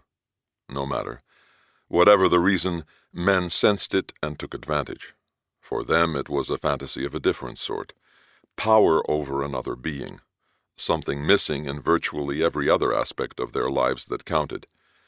Unless, of course, you were Vladimir Brusko. For him, no rules applied. Nothing was unattainable. His vast Russian-made fortune bought it all, anywhere and any time he wanted. He came to Mykonos not so much to play, although he surely did, as to validate his choice of lifestyle. Surrounded by so many from so much of the world, struggling so hard to get just a taste of what came to him so easily, was what made his Mykonos holidays a joy. He was a voyeur here, admiring himself endlessly in everyone else's mirror. At the moment he was sitting at a tiny cafe table by Vengara, staring at cleavage, listening to a pitch from its possessor. Why do all these peasants I employ to do local tasks for me think they can draw upon my time at will? Like I said, Vladimir, he is very important with the police in Athens, and he said it's urgent he speak with you. Urgent. But you aren't supposed to know any of this. She really thinks I need to know these low-level police? I know their bosses. I can get whatever I need with a phone call. I do not wish to get involved. It doesn't involve you. If you don't like what he has to say, ignore him. It's all up to you. No reason to offend this woman. I'll just say hello, let him make his little pitch, and be done with it. He smiled and leaned over to her. How could I ever refuse my Katerina? Then kissed her on the cheek. Katerina glowed. Thank you, Vladimir. No need to, because I shall give him nothing. Andreas began his stroll along Matogianni at precisely 2 a.m. With all the necessary hellos, it would take 15 minutes to make it to Vengara. Ex-police chiefs must listen to old and new gripes. Generally, he didn't mind, though tonight he had little patience for other than Yasumanos, kisses Irina, hello Theo. He must focus. This was far too important for more serious distractions. There was Katerina dead ahead. It's showtime. "Andreas! Andreas!" The voice came from a woman in a Greek fisherman's hat sitting to his left in front of a jewelry store. She was surrounded by colorful paintings of traditional Mykonean life. "I've missed you, Kukla. How are you? Please come and sit with me." "I can't see. I have to hurry." Everyone called her C. She was the dean of Mykonos artists, thought by many to be more symbolic of Mykonos than its pet pelicans. Her paintings brought Mykonos to the world, one tourist at a time. "I see. Now you're too important even for old friends, just like everyone else who goes off to Athens." He let out a breath, turned away from his path to Katerina, and walked over to her. "For you, there's always time." He leaned down and kissed her on both cheeks. "But not now, see." "Okay, but don't forget me." "Never." "Andreas, over here." It was from a voice Andreas knew, and with an intensity that made you think he was the mayor handing out tax breaks. Katerina Moo, what a pleasant surprise. She was the only woman sitting amid a group of men gathered around a small table. Some were on chairs, some sat on cushions on a low, smooth, white concrete wall. Others stood. 3 of the men wore black combat fatigues. Andreas wasn't sure if dressing bodyguards like that helped achieve their intended purpose, unless, of course, attracting attention was what you wanted. "Come here, please. I want you to meet a very good friend of mine." She switched to English and was nodding toward a man at her right. Andreas smiled. The man was about Andreas's age, looked fit, with sandy hair, brown eyes, and a why-are-you-bothering-me look. Andreas stepped up to the table, extended his hand, smiled, and said in English, "Hi, Andreas Kaldis." The man did not stand, just reached up, gave a perfunctory handshake, and said in clearly Russian-accented English, "Nice to meet you, Vladimir Brusko." Andreas nodded, then leaned down to Katerina, kissed her on both cheeks, and said in English, "Katerina, my love, you look as fantastic as ever," making sure to sneak an obvious peek at her breasts. "I've missed you. There is so much to catch up on." She slid along the cushion on the wall to make room for Andreas to sit between her and the Russian. "Thank you. I'd love to, but I'm meeting someone and can't stay. Maybe we'll bump into each other later. Kisses." He patted Vladimir on the shoulder. "Nice meeting you. Bye." And off he went, quickly lost in the Vengara crowds. Andreas's phone rang almost immediately. What the hell was that? It was Tassos. "I had no choice. No bait to fish with. Until I hear from Barbara, it's a waste of time. That guy's about as interested in talking to me as you are in going on a diet. Kiss my ass. When do you think you'll hear from her? Wish I knew. Just have one of your boys keep a loose eye on him so we know where they are when she calls. I'm sure she will, just not sure when her spaceship will land on this planet. But tell them to be careful. He probably has bodyguards undercover keeping an eye out for anyone watching him.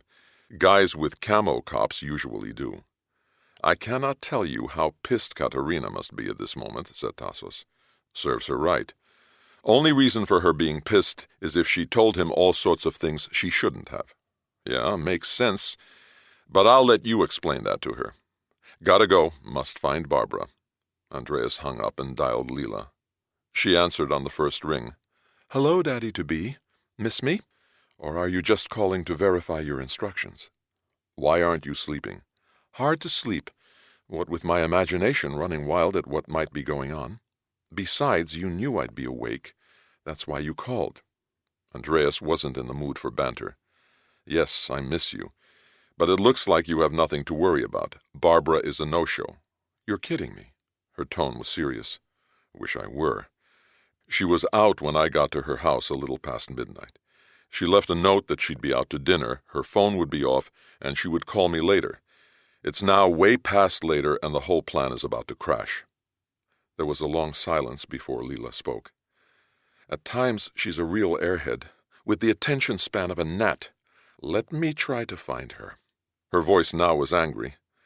"I'll get her to call you or let you know if I can't find her, but I will. Love you." She hung up. Andreas was standing between 2 churches. Really 3, just beyond the Nautical Museum. Time to say a prayer and light a candle. Make that 3 candles. Your friends seemed really excited at meeting me. The sarcasm was clear. Katerina's nervousness was obvious. Vladimir, I don't understand. He said it was important, honest. That bastard Tassos, wait until I get my hands on him. Don't worry about it. He patted her bare knee. He's just a poseur, and not a very good one at that. I'm meeting someone and can't stay. I just bet he is. Some fuck-me-for-a-drink mindless little tourist slut. Now he's just one less nobody looking to waste my time. Vladimir gestured for a bodyguard to pour them more champagne, then raised his glass and stared into Katerina's eyes. Her face lit up in a smile. He leaned over and whispered in her ear, "To no more urgent meetings. Ever." Katerina's smile vanished. Leela called a dozen people before she found one who knew where to find Barbara. She was sitting across from him, naked in a hot tub. Leela thought, thank God he's gay, because no straight man in that position would ever have answered the phone. Staring at arguably the world's most perfect set of tits would be far too much of a distraction. Christo, let me speak to her. Christo was the most sought-after and prominent hairdresser in Athens.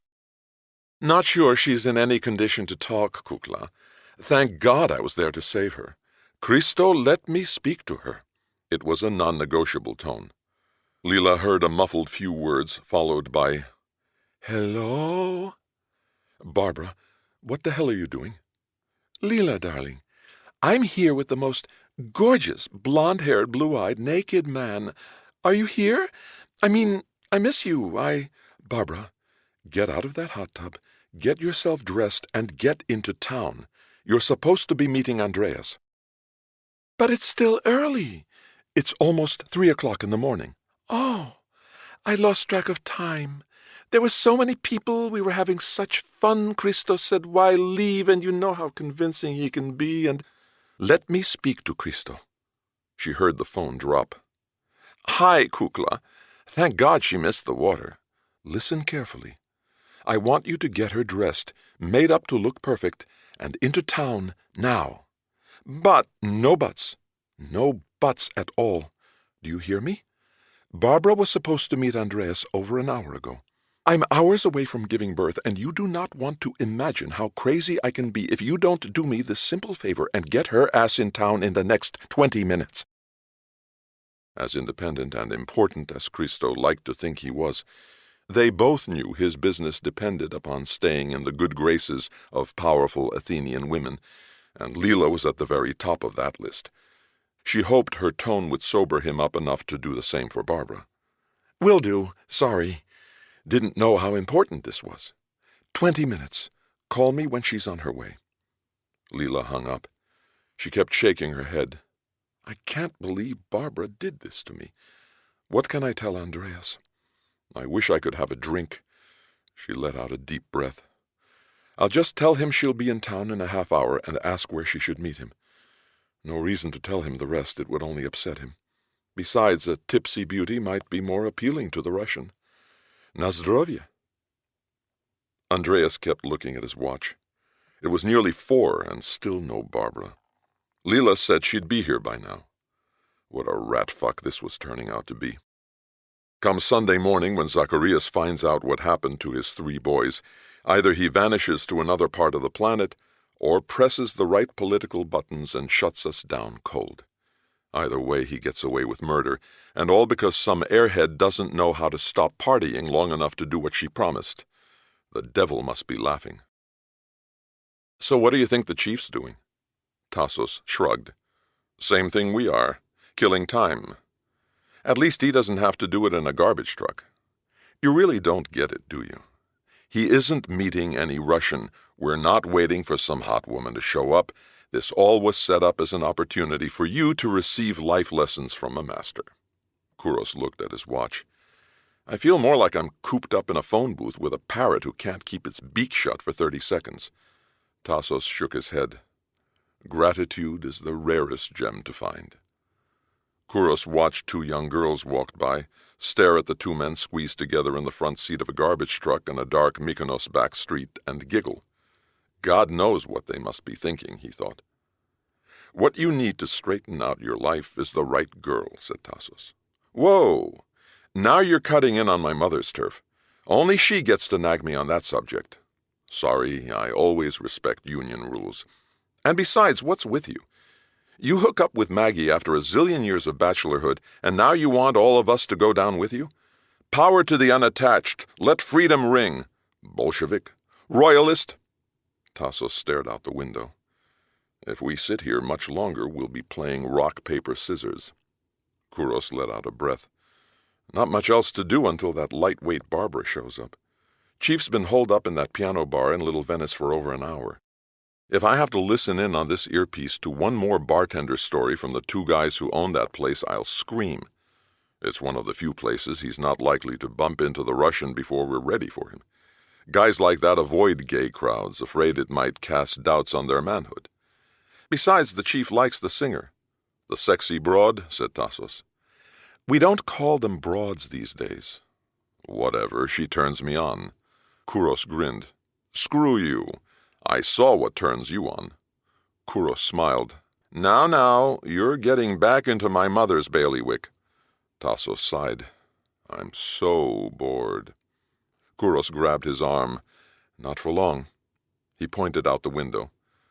Two men had stopped the girls who'd just passed the garbage truck.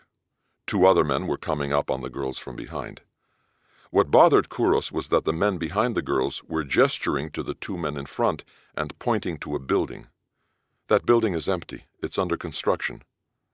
Honk the horn. Scare them off. They're drunk, said Tassos. But they'll just go after someone else. Just deal with the problem at hand.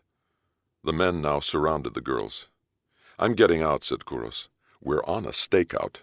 They need help. Tassos leaned over and pressed the horn. The men jumped. He hit the horn again and flashed the lights. The men left. Now they don't. Kouros stared at Tassos. A life lesson? Lesson number 1. Beat evil when you must, but only when you must. There's an inexhaustible supply in this world to keep you busy every second of your life. Put differently, there's too much crap in this world to shovel it all. If we try, we end up buried in it. Lesson 2. Protect and treasure all the good that comes your way, whenever and wherever you're lucky enough to find it. He smiled. Especially if it's the right girl. Kouros pressed his hand against his earpiece. Sounds like the chief found his. Hot chick number 1 is now in town and on the move. It's a go. Let the games begin. Stars was Vladimir's hangout on the island. Only 200 yards down the busy lane leading from Vengara, its open garden-like front was strategically set off from a continuing parade of the curious by an array of closely grouped potted greenery. Stars was where everyone wanted to be seen late at night. Inside, the music was deafening. Outside, the chatter nonstop. Everywhere, nothing but beautiful people, and those who could afford to pay for them. Vladimir would sit until dawn at his favorite table next to the front door, a few steps above the masses squeezed into tables in the garden below, and study those lucky enough to pass through the velvet rope guarded by lovely women. From there he'd watch them for hours, indulging in his favorite pastime, fantasizing how much everyone envied his life. It gave him more pleasure than sex, sometimes. Tonight he felt particularly confident, perhaps because he'd been to church, something he rarely did anymore. He stared at the tall white wall enclosing the far side of the courtyard. Above the garden, and slightly in from each end, the wall sloped sharply up to form a triangle jutting into the sky. It reminded him that a kindred spirit shared this space. Few, maybe none, realized the other was here. But all anyone needed to do was look up, for at the top of the triangle stood the sign of his presence, a simple white stone cross atop the church bounding the garden courtyard. Vladimir stared at the cross and smiled. Don't worry, you take care of the hereafter and leave the here and now to me. He'd spoken his thoughts aloud. "What was that?" Katerina asked. He kept staring at the cross. "Just a private conversation with God." Katerina nodded. It was after 4, and she'd been sitting next to him the entire night. Vladimir knew she'd love for him to show interest in her, but not a chance, even if she were 20 years younger. Make that 30. There was just too much available without complications. He'd come to the conclusion that it was best to use hooker types, not to pay them for sex, but to pay them to leave. Vladimir looked down from the cross. A fat 60-year-old man at a table across from him was groping 2 20-year-olds in strapless cocktail dresses. From the bags at the women's feet and similarity in their dresses, it was obvious they were wearing the fat man's purchases. Vladimir watched the man take the hand of one girl and press it to his crotch. She rubbed as the other kissed him on the lips. Vladimir couldn't help but laugh. Just who did he think he was impressing? Disgusting. That old man over there with those 2 young girls. Obviously, Katerina had caught the subject of his interest. Jealous, are we, my love? Not of them. They're classless, and she gave what must have been her most coquettish, cleavage-emphasizing smile. I'm sure lousy in bed. He smiled and squeezed her thigh. I'm sure. Suddenly, faces began turning, and several people headed toward the velvet rope, led by the owner. Paparazzi started flashing away. Vladimir gestured for the attention of one of his bodyguards. Find out what's going on. Katerina put her hand on Vladimir's. I like it when you touch me like that. He smiled and held her hand. The bodyguard was back. Nothing to worry about, sir. It's just a pretty woman everyone seems to know. Really? I think she should meet me. I don't think it will be a problem, sir. Why's that? He turned and pointed to a couple the owner was leading toward the VIP table across from them, as 2 members of the club's staff hurriedly relocated the obnoxious fat guy and his 2 ladies to a place on the terrace. Vladimir stared at the woman. Ice-blue eyes, long auburn hair, almost as tall as he, and more gorgeous than a dream. He pulled his hand away from Katerina's, waved to the couple, and said in English, Andreas, my friend, how nice to see you again. Please come join us. He turned to Katerina. Please move over to make room for your friends. Katerina's anger was obvious. She is not a friend of mine. Too bad. Then perhaps you should leave. It was time for him to reassert control over the here and now and all its beings. The gorgeous woman smiled at him, said in perfect English, Thank you very much, but we're expecting friends, turned away, and sat down in the power seat at the next table. Darling, she said, waving to Andreas and still speaking English, come sit here, patting the seat next to her. People started flocking to her table. Andreas shrugged and said to Vladimir and Katerina, What can I do? But please, won't the 2 of you join us? I'd love for you to meet Barbara. Vladimir paused and drew in a breath. He was the one who gave audiences. He stared at Andreas, then glanced up at the cross, and brought his eyes down so that they lingered on that gorgeous woman. He willed her to catch his eyes, but she never looked his way. Vladimir swallowed and smiled. It would be our pleasure. Chapter 19. Big dogs ruled. So when Vladimir moved over to Barbara's table, everyone made room for him to sit beside her, on the other side from Andreas. Katerina pushed herself in next to Vladimir, but she might as well have been in Siberia for all the attention he paid her. He kept trying to start a conversation with Barbara, but she treated him as if he were a waiter pressing for her order, and kept leaning forward to speak to her friends around the table in Greek. Andreas kept a sideways watch on the Russian's eyes. They hadn't moved from Barbara since he sat down.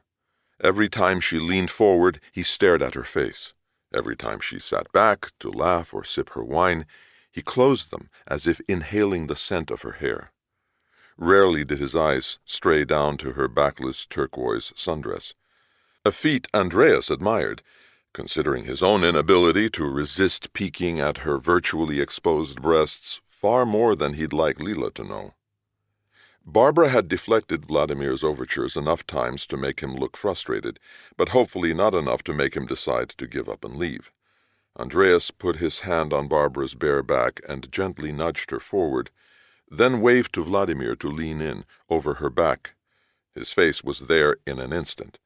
Andreas shrugged and said in English, "I'm sorry that everyone is speaking Greek." "Don't worry, it's no problem."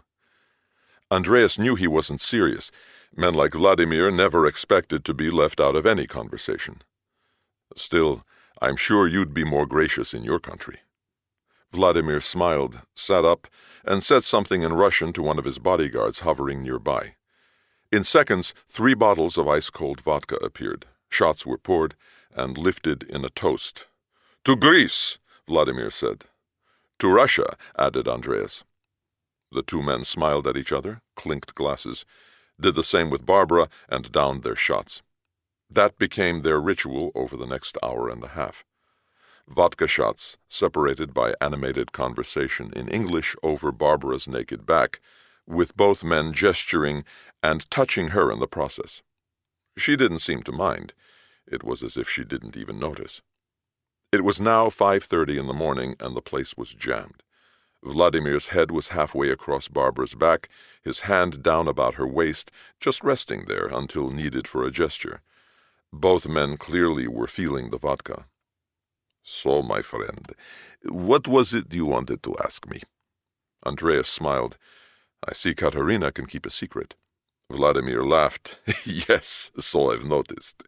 They slapped high fives, and Vladimir let his hand slide along Barbara's back to its resting place below. "No, really. If I can help you, it would be my honor." Andreas shook his head. "No reason to get you involved. The investigation has been shut down. No one wants to touch it. Sounds interesting. Too interesting, I'm afraid. But once I caught the 3 Serbian bastards who killed the monk, no one wanted to go further with it. Case closed." "Was that why you wanted to talk to me about the Serbs?" He gestured with his head to one of his men to pour another round. His hand never moved from Barbara's back. "No, I was more interested in another guy." "What guy?"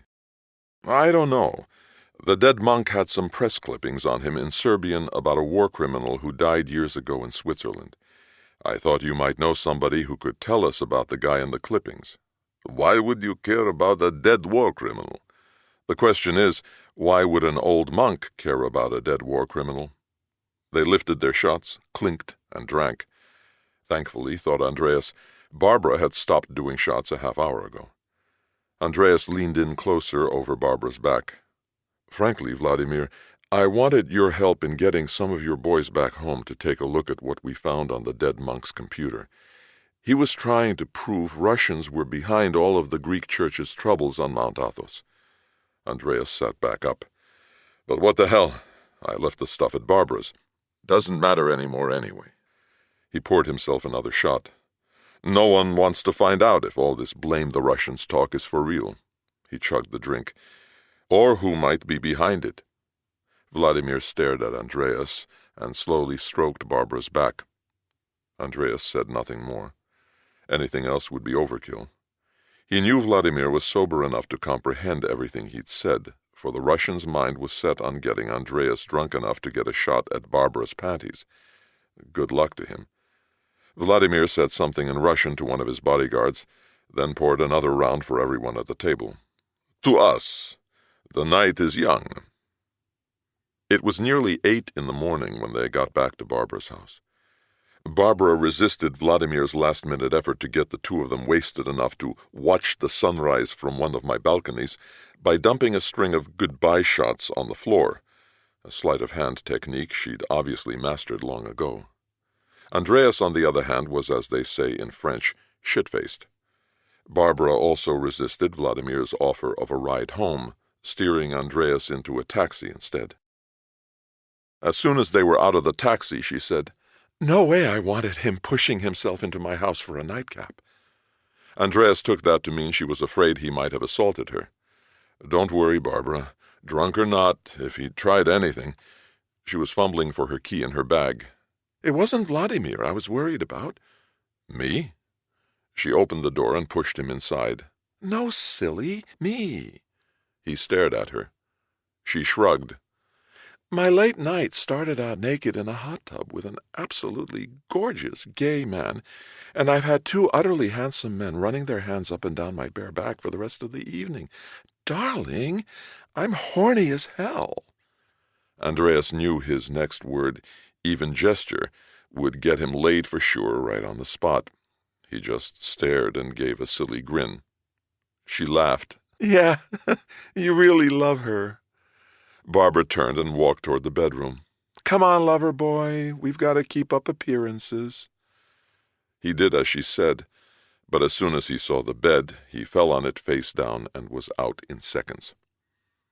Andreas had no idea how long he'd slept, but when he woke he was on his back, stark naked, and Barbara was beside him, just as naked, but asleep on her belly. She must have undressed him and turned him over. No way he did anything. He definitely would have remembered that ass. And those tits, he could see them from the side. The thought had him erect. All he had to do was roll over slightly and he'd be inside her. She might not even notice at first, and certainly wouldn't mind. It would be all so simple, easy, quick, and delicious. I could just slip right inside her, then move back and forth slowly. She'd start to moan, and we'd be off to the races. Damn, I want her. He was so hard at the thought that he felt the sort of throb he'd get near the verge of coming. He shook himself, rolled off the bed, and headed into the bathroom. Thank God I'm sober, he thought. Just a little bit drunk, no way I wouldn't be pounding into her this very second. He reached down and touched himself, thinking it might not be a bad idea to masturbate. He stroked himself twice, then stopped. He froze, felt some more, then turned and walked back into the bedroom and over to the table on Barbara's side of the bed. He picked up a purple-capped clear plastic bottle, Astro-Glide Personal Lubricant and Moisturizer. He stared at the bottle and touched himself again. "You were terrific, darling. Can only imagine how great you must be when you're awake." Barbara was talking with her head in the pillow. "Consider it payment in full for driving me crazy all night." She rolled onto her back, pulled her knees up toward her hips, and said, "But in case you can't remember what it feels like to be inside me, bare." She spread open her arms and smiled. Andreas stared at her, holding personal lubricant in his one hand and a very hard dick in the other. "I think I'll take a shower." "Lucky woman." Barbara rolled back onto her belly. The conversation was so awkward for Andreas that he didn't know what to do next. He showered for 20 minutes, trying to think of something to say. By the time he came out of the bathroom, Barbara was gone. A note was on her pillow. He picked it up.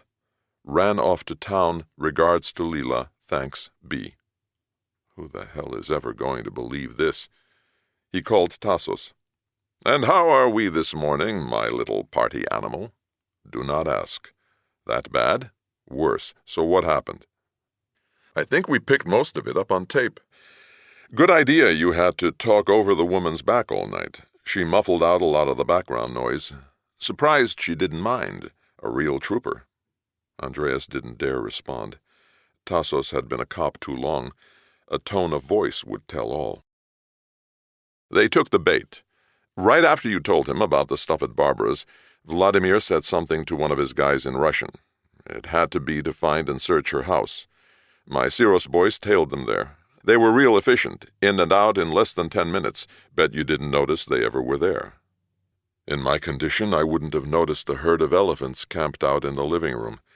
Did your boys check to see if they planted any bugs in the house?" "Yes, it's clean." Andreas walked into the living room and looked at his briefcase. "Did your guys touch my briefcase?" He rarely carried one, but did for this trip. "I told them if they even breathed on it, they'd be singing castrato at Easter services."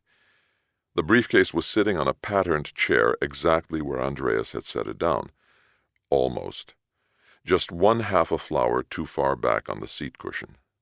Yeah, these guys were good. Not perfect, but good. He opened the case. Again, everything almost where it should be. The flash drive was not exactly at the same spot on the newspaper as he'd placed it before going out, nor was the folder with copies of the articles and photographs exactly where he'd left it. Looks like they got to everything and took care I wouldn't notice. Any chance they missed it? Asked Tassos. If they were blind and dumb. Not those guys. So now what? Don't know about you, but for once I'll be spending my holiday at home. Let the other guys do the work. Kalo Paska. Andreas paused. How do you say Happy Easter in Russian? Why? Well, that guy Vladimir wasn't so bad. The fact he wanted to screw Barbara only made him human. I thought I'd call and say thanks. He did pick up the check. Probably not a good idea. The only reason he'd want to talk to you, unless you can get him laid, is to make sure this whole thing wasn't a setup. If I were you, I'd avoid him. Andreas nodded at the phone. Good advice. I'm off to the airport. I wonder what they're going to do with what they took. My guess is start off by ruining a lot of people's holiday. As long as it's not ours, amen to that, my friend. The area of Costa Ilios was not far from the center of town, but trying to get a taxi from there to the airport at 6 p.m. on the Saturday before Easter required a bit of a miracle. In Andreas's case, it took a call from the current Mykonos police chief. Andreas hoped to get a seat on the 7:30 flight. It was the first one to Athens since he'd gotten up. He was banking on everyone being where they intended to be by now, what with Saturday night being the main event of Greek Easter. Andreas was in the midst of a heated argument with a particularly belligerent ticket agent who kept insisting that despite a virtually deserted departures area, there were no seats available on the flight, even for a GADA chief inspector. Chief Kaldis? The voice was behind him. Andreas turned. Yes? Mr. Brusco would like you to join him for coffee. The accent was Russian, but the man was not someone he recognized from last night. He was stocky, 5'10", around 60, and dressed like a college professor on holiday. Andreas looked around. I don't see him. He's at his home. Andreas nodded. I see. Well, please thank him, but I have a plane to catch. He looked at his watch. In 30 minutes. It is very important. So is getting home in time for Easter. He can arrange to fly you there. I'm sure he can, but my family is expecting me on this plane. Please thank him, especially for last night, but I must respectfully decline. The man studied him for a moment. It's about Zacharias. Andreas shrugged. The man smiled. Very good. Very good what? I don't know any Zacharias. Andreas looked at his watch and turned back to the ticket agent. The agent looked right past him, as if expecting a sign from Vladimir's man. Andreas leaned in. Bad move, numbnuts. If I don't have a ticket in my hand in 15 seconds, I'm coming behind this counter and kicking the fucking shit out of you. And just try getting a cop to help you. The guy started to stammer. 11, 10, no talk, just a ticket. 7. The agent frantically punched away at his keyboard, yanked out a ticket from the printer, and handed it to Andreas. Andreas turned and faced the Russian man behind him. Your turn. Just how long a holiday would you like to spend in Greece? Ever see Midnight Express? Would you like to experience the Greek version? Consider your next move carefully. Andreas stepped toward him. The man stepped aside. Andreas leaned over and whispered in his ear. Smart move. And tell your boss sitting in the Hummer outside not to be so conspicuous next time. Andreas walked to the check-in counter at the north end of the room. By the time he'd checked in and turned around, Vladimir was standing by the door to the departure gates. Andreas walked straight toward him. I see you missed my company. Vladimir nodded. Yes, but this is far more serious than drinks at a bar and playing with a woman's back. Maybe for you, but for me it's a hell of a lot less exciting. Vladimir smiled. May we talk outside? They went out and stood by the entrance to the parking area. What you told me last night could have severe implications. About what? You know exactly what I'm talking about. Vladimir, you're a nice guy, and I know you want to bury your cock about as deep as it can go in Barbara, but aside from that, I have no idea what you're talking about. Vladimir smiled again. "You're right about point one, but I don't believe your second." Andreas placed his arm over Vladimir's shoulder and locked eyes with him. "For the life of me, Vladimir, I really want to help you out here, so if there is something on your mind, just tell me directly. Otherwise, please stop with all this bullshit and let me catch my plane. If you don't confirm, nothing will happen." Andreas dropped his arm from Vladimir's shoulder and shook his head. "I just bought the ticket. There is nothing to confirm." Vladimir nodded. "Okay. Have it your way. Your elaborate ruse of last night will have been a total waste of time." Andreas patted him on the arm. "Obviously, you've never slept with Barbara. Gotta run. Happy Easter." He never looked back. Just walked into the terminal, through the metal detector, and out to the plane. He had no idea if he'd handled this test correctly, but he'd gone with his instincts. What happened next was out of his hands anyway, and certainly not in God's. Chapter 20. Vladimir and the other Russian sat in the back of the Hummer. It hadn't moved from in front of the terminal. "What do you think?" Vladimir asked. "He demonstrated the inborn aggressive traits of an animal under stress. It's called the fight-or-flight response." "Okay, Anatoly. I know you're a psychologist, but I'm asking for your KGB instincts. You dealt with these sorts all the time. Do you think he's for real, or is all this some sort of setup? Does he have a motive for setting you up? Who knows? A lot of people would like to see me fall. He could be working for any one of them." "I know. Even paranoids have enemies, Vladimir, but he reacted like someone who feared he'd told you something he shouldn't have. And the guy's a cop. He knew that the best way to deal with that sort of confrontation was with absolute, flat-out denials, assuming, of course, there was no other way to prove he was lying. You get in trouble when you try building a story. An experienced examiner will tear you to shreds. Or he really didn't know what we were talking about." Anatoly nodded. "Yes, but do you believe that?" Vladimir shook his head. "No. I heard him. I know what he said. I know what he planned on giving me." "Then he's frightened." "Could it be just another part of the con, a way of reinforcing what he said last night?" "Anything's possible, but he didn't seek you out. He was trying to get on the plane and off the island. We stopped him." Vladimir let out a breath. "This is all so risky. I'm tempted to just walk away." "Did you mention Zacharias? That's not something he told me last night. We figured it out from the documents." "Yes, but he never reacted." Vladimir shook his head. "Damn it. If he really was as drunk as he appeared, he probably doesn't remember what he told me. That would be consistent with your fear scenario. Deny everything. Or he really doesn't know who Zacharias might be." Vladimir shrugged. "Maybe. Perhaps I should ask some colleagues from the old days to check out this Zacharias monk, and if he turns out to be who we think he is, this could be a very serious matter indeed." "Why do you think I had you flown here from Moscow?" "Bringing in the former head of counterintelligence for the KGB's first Chief Directorate Foreign Intelligence Service was not a decision he'd made lightly. It brought with it all the risks of petting an attack dog trained by another. The presumably dead man in the clippings was very clever, very ruthless, and very Machiavellian. His intrigues became Balkan legend. At the time of his death, he was very angry with us. He claimed we weren't supportive enough against the Americans, even blamed us for his capture. I can assure you we did not regret his passing. So, like I said, what should I do with everything that cop dumped in my lap?" "Good question. You could ignore it, which is what I assume you'd prefer. If Zacharias is living out his days as a monk in some out-of-the-way place, no one will care, even if he is who I think he might be. But if he is the one behind these efforts to embarrass our country with the church, that is a very different story."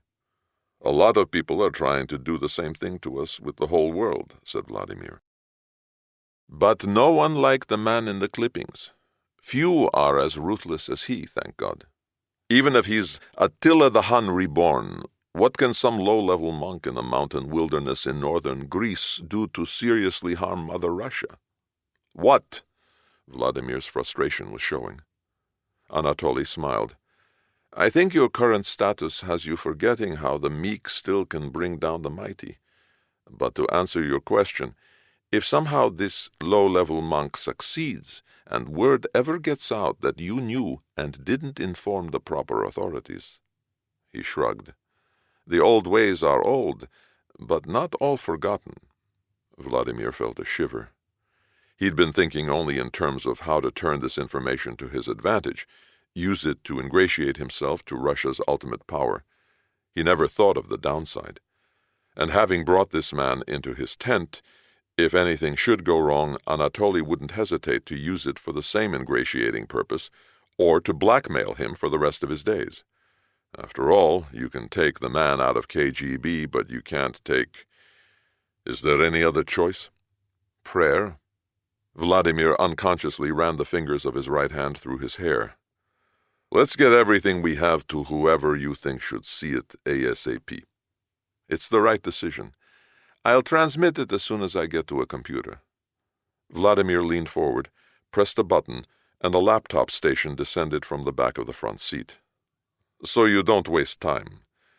And so Vladimir could verify the information actually was sent. The smart play for this guy was to compromise Vladimir by not sending it on, while allowing him to think that he had. Great, but I don't have the information with me. Vladimir pulled a flash drive from his shirt pocket.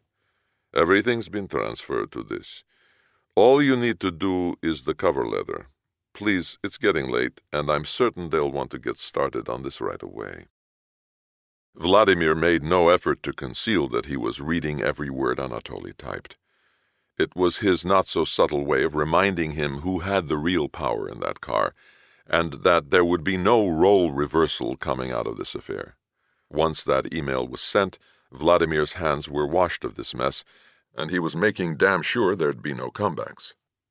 Anatoly finished typing. Is this okay? Vladimir carefully read it, then smiled. Perfect, my friend, with one slight typo. The name in the email address ends with an N, not an M. Sorry about that. No problem, but we wouldn't want it going out like that. We might never know that it wasn't received. I certainly wouldn't know because it wasn't my email. Vladimir leaned over and made the correction, then reread the email and verified that all the attachments were there.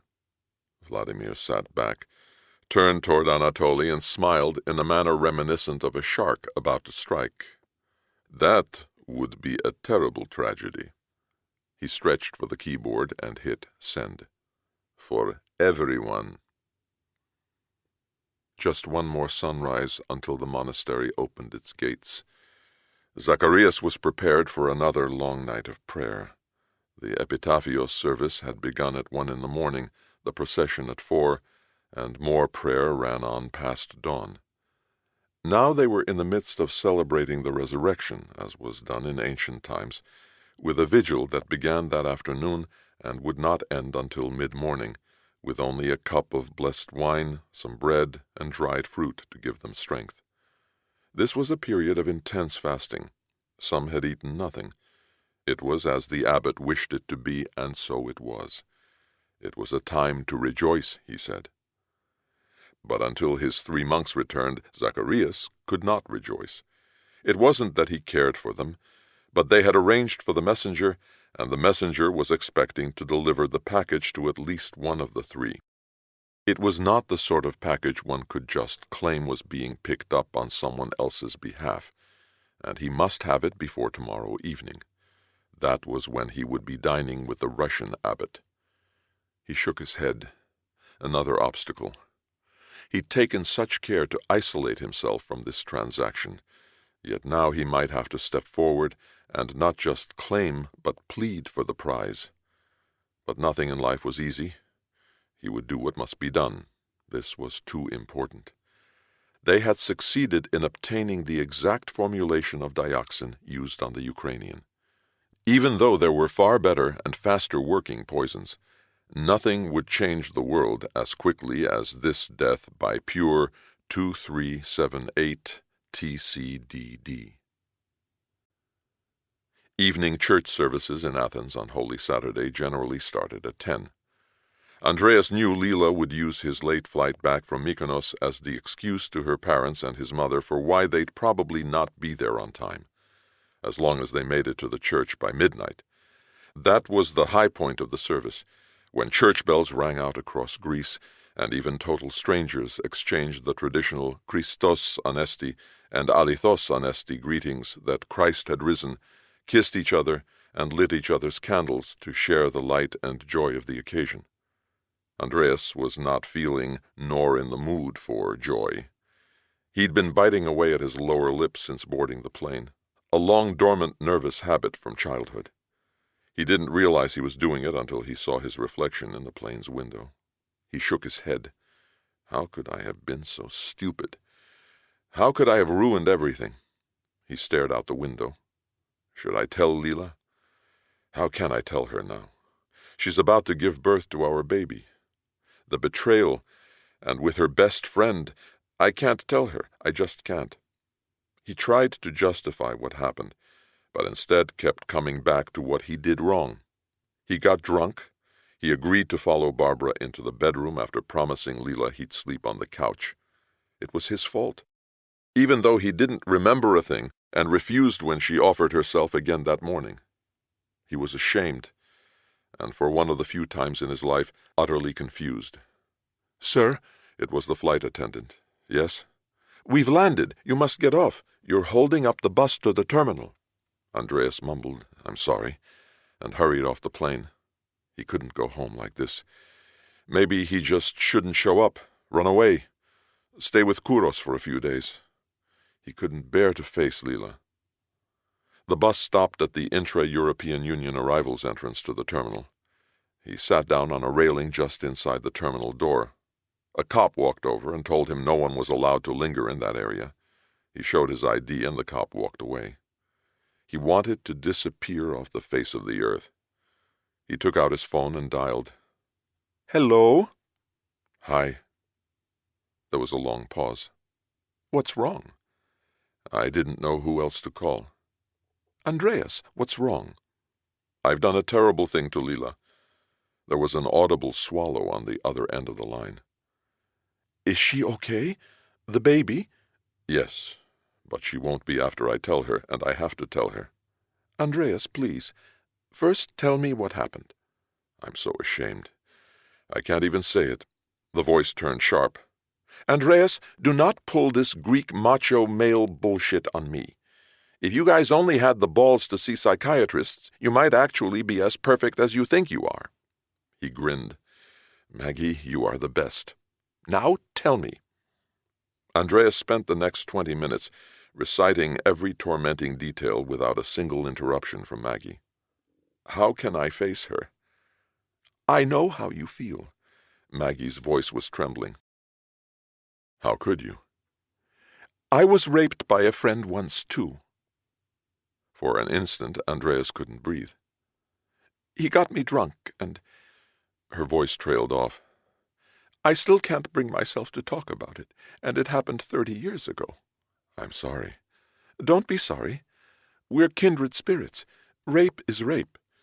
The fact you would have enjoyed it under different circumstances doesn't change things. That only makes you feel guiltier, giving you even more reason for blaming yourself. Believe me, you did nothing wrong. You were the victim.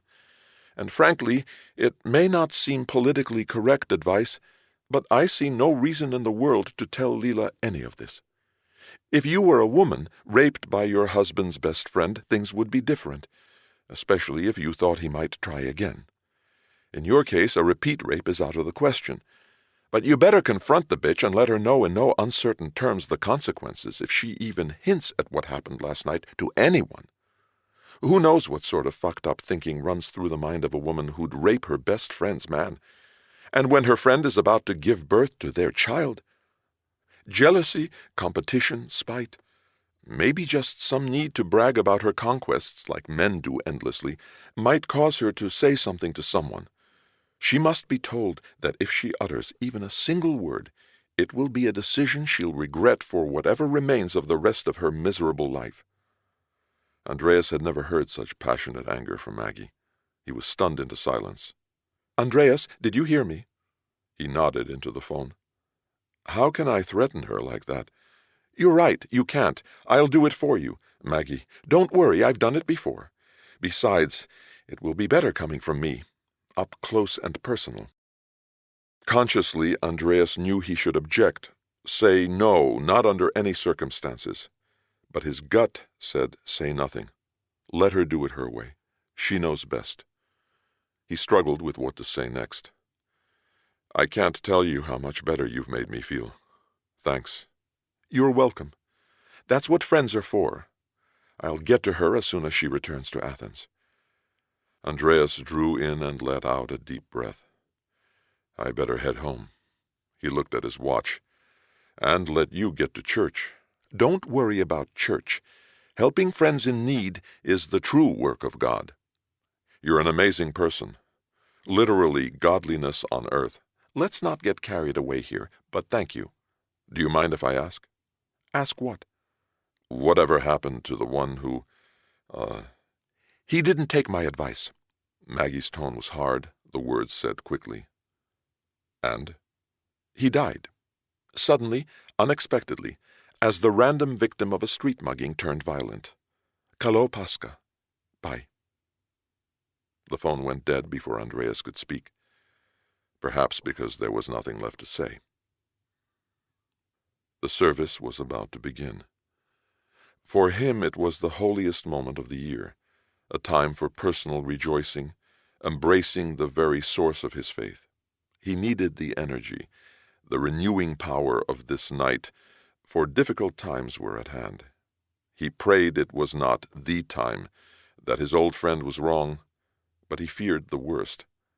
That was why he'd made the decision, the practical one now tormenting him. He saw it as the only path, but would God accept that what must be done in his name on earth could not always be as it is in heaven? He only prayed no more innocents died at the hands of the evil one in their midst. He shut his eyes and bowed his head. "May you strike me down this very night, if I have made a dreadful mistake in your name." It was as genuine a prayer as the Protos ever uttered. Chapter 21. The email hit Yakov's computer screen just as he was about to leave for home. His wife would give him holy hell if they were late for midnight services. But the message was from his ex-director back in the days when Yakov was new to the foreign intelligence game. Anatoly had plucked him from the crowd and made him chief espionage analyst for Southern Europe and the Balkans, better known then as Section 5. He at least must take a quick look at it, if only for old time's sake. Yakov began quickly scrolling through the message. The pace of his reading slowed, then slowed even more. He picked up the phone, pressed the speed dial button, and waited until the man now in charge of his old Section 5 duties in Russia's new Foreign Intelligence Service answered. "Artur, come to my office immediately." Yakov was reading the attachments when a man entered his office. "What is it, Director?" "Artur, do you remember about a decade or so ago the man we called the Balkan Butcher? How could I forget him? But didn't he die?" "So we thought. I'm not sure anymore. This just came in." Yakov pointed to the screen. "Read it." Yakov kept talking as Artur read. "Even if this monk Zacharias is the butcher, if all he's doing is running around creating political angst for the Greek church, I'm not sure his past matters anymore. After all, we do believe in redemption, do we not?" He smiled. Artur did not answer, just kept reading. Yakov didn't mind.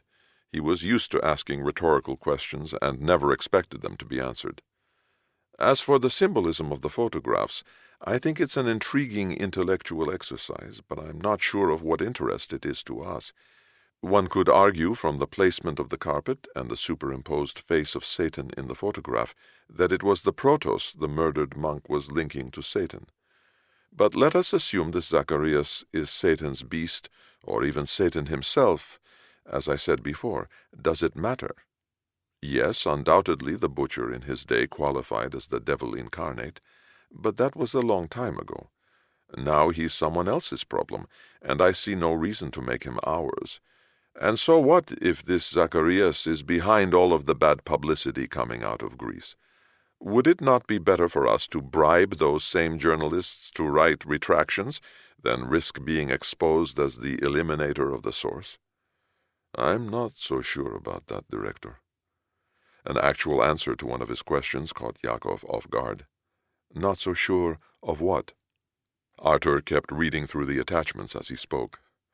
We've received reports of someone attempting to locate the source of the dioxin used on the Ukrainian. At first we thought it was a journalist trying to wring yet another story out of the incident. Maybe even Yushchenko himself trying to find some way to revive his political fortunes with more emotional tales from the past. But then we learned that someone actually was trying to buy dioxin from that same source, and not just any dioxin, but the exact formulation found in Yushchenko. At that point, we inserted our operatives into the transaction. We wanted to know who was so interested. Arthur turned to face Yakov. We do not know who the buyers are. There have been no face-to-face communications, but we do know two things. One, he raised his right hand and popped out his index finger. The language used by the buyers was Serbian, and two, out came the middle finger. Delivery is to take place in Greece, in Uranoupolis. Yakov's pulse was racing, but his voice was flat. The gateway to Mount Athos. This changes everything. He drummed his forehead with the fingers of his left hand. Forget about looking for signs of the devil. This intrigue is a sign of the butcher, calculating, ruthless, deadly. Any idea of the target? Arthur shook his head. None. If Zacharias is the butcher, whatever is planned will strike directly at our heart. We cannot permit that. When is delivery to take place? There's no exact time. A messenger with the package is to wait by a taverna in the port for contact to be made. He looked at his watch. Between 12 and 18 hours from now. Yakov picked up the phone and dialed his wife. He and a lot of other people would be missing church tonight. It was almost midnight. St. Dionysios on Skufa Street in Kolinaki was packed. Andreas hadn't been to this church before, or for that matter to any church, in a very long time. He'd gone with Lila to a wedding in a small church on Stisikorou Street behind her apartment, and managed to miss a couple of baptisms there. But this was the first time he'd been to her parents' church. They had insisted the entire family be together tonight, and that included Andreas's mother and his sister's family. Andreas wondered if they could tell, if his sin showed. He was lucky they weren't the kind to talk in church. He feared he might confess despite Maggie's warning. He was holding Lila's hand and looking at his mother sitting next to him on his left. She was beaming. He knew what she was thinking. My family all together in church, and my son happy at last with the right woman, his friend. Yes, that was what she insisted on calling Lila. Andreas had told his mother she could call Lila his wife, that Lila wouldn't mind. But I would, was his mother's response. Not until they were married in church would she call Lila her son's wife, no matter how much she wished it were so. Andreas felt Lila squeeze his hand, and he turned to face her. She was smiling at him and patting her belly. Baby's happy, too. If he confessed, he'd destroy the lives of the two people he loved most in the world. He could never do that. He'd have to live with what he'd done, accept it, and try to become better for it. He felt no guilt at his decision. Quite the contrary. For the first time in a very long time, Andreas was at peace. The chanting and prayer had hit its peak. Bells were ringing, Rejoice, Christos Anesti. But Zacharias saw no joy about him, only mindless, rote prayer without purpose. He needed to escape this. Next year would be different. He would move on. It was not unheard of to switch monasteries. He needed a more civilized base for his plans, somewhere he could flourish and never be incommunicado again. There was too much at stake, too many in need of his guidance. His flock was prey to wolves without its shepherd. No, this year he would move on. There were many monasteries here that would accept him with joy. All he needed was the consent of his abbot. No problem. If the old tyrant were fool enough to refuse, it would be he who moved on. Yes, the time to emerge from these depths was at hand. He was certain of it. Now was the fun part of Easter in Greece, at least for those skipping out of church at midnight, carrying candles lit by fire from the holy flame of Christ's nativity cave in Jerusalem into their homes or favorite restaurants. Andreas and the family chose the latter, a fairy tale place in the National Gardens next to the breathtaking 19th century Zapeion Megaron, the first building constructed specifically for the purpose of reviving the modern Olympic Games. They had challenged each other with the customary smacking of dyed red eggs for good luck to the winner, devoured the traditional maïritsa soup to break the fast, left very little of the salads and very little of the wine, leaving Leela the only fully sober one at the table, and not by choice. The babies on the wagon was Leela's excuse to every well-wisher passing by their table and offering a toast. It was 2:30 in the morning, and Leela was text messaging furiously. Reading, writing, reading, writing. "What's going on?" Andreas asked. "It's Barbara. You can't believe what she's telling me." His heart stopped. Deny, deny, deny. No, not this time.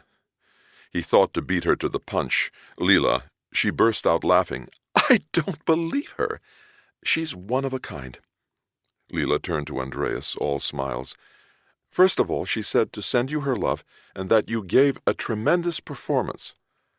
I wonder if Maggie has talked to her yet, Andreas thought. "I had invited her to join us for dinner. She should have been here hours ago." Maggie better have, but if she had, she'd have told me. But she can't make it. Thank God. Because she's in Moscow. You've got to be kidding me. She was at the airport waiting to catch the last plane back to Athens, and guess who she ran into? Good thing she didn't know more than that I needed an escort. Your Russian from last night. He convinced her it would be a lot more fun to celebrate Easter in Moscow than Athens. She said to tell you she decided to go, so it wouldn't be a total loss. What does that mean? Got me. She's a bit wacky. I'll say. Leela laughed again. Barbara, Barbara, you never fail to amaze me. I'll say. Thanks for inviting me. You were right. Easter dinner alone on Mykonos would have been a downer. Tassos patted Kouros on the arm. Hey, your family. Besides, I didn't have to cook. He did. Kouros pointed to a man hurrying toward them with plates stacked along his left arm from fingertips to elbow. He was the vision of a Greek leprechaun, with a round, rosy-cheeked face, twinkling eyes, and a Greek fisherman's mustache. "Stelina!" the leprechaun shouted. "Hurry with the rest of the plates before this old bastard from Syros arrests me." I see he knows you.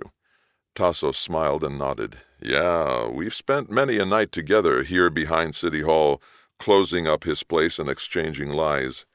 It started out as a locals' place. Now it's the most famous taverna on the island. Everybody comes here. Kouros looked over Tassos's shoulder at someone aimed straight for their table. Oh boy, were you ever right. What are you talking? You miserable fucking piece of shit! And thus began a 30-second string of expletives delivered at disco club volume. Tourists' heads jerked around to see who was about to be murdered. Locals just shrugged and continued on with Easter dinner. It was only Katerina doing her warpath thing. Tassos braced himself. Then came a smack to the back of his head. Kouros smiled. I see you've been through this before. Tassos stayed braced. She's not done yet. Smack. She did it again. Then another. Tassos relaxed. I think she's done. I heard that, asshole! And gave him another slap. Tassos turned to face her. Christos anesti, Katerina, moo. Please join us. She was shaking her fist in his face and stopped only long enough to say, Alithos anesti, before starting in on him again. How could you have done that to me? Set me up so badly. Tassos pulled out a chair as she raged on. Katerina sat down without missing a beat in her diatribe. "I have never been so embarrassed in all my life." "I assume you know all of my cousins?" Tassos pointed to the people around the table. "And of course, Yanni Kouros." Katerina nodded and smiled to all the cousins, then looked at Kouros. "You're as bad as this one," pointing to Tassos. Kouros decided to follow Tassos's lead. "Christos Anesti." "Alithos Anesti." She turned back to Tassos and repeated, "How could you have done that to me?" Tassos sighed. "Katerina, what did I do to you?" "You set me up. You knew I would tell Vladimir." Tassos leaned over and kissed her on the cheek. "I love you. Really I do. You're one of a kind. Here, have a drink." He handed her a glass of wine. "Yamas." Katerina, Tassos, and Kouros clinked glasses and drank. "Miserable bastards," she said. Then she poured the three of them more wine. "I feel almost as stupid as some of my dumbass clients.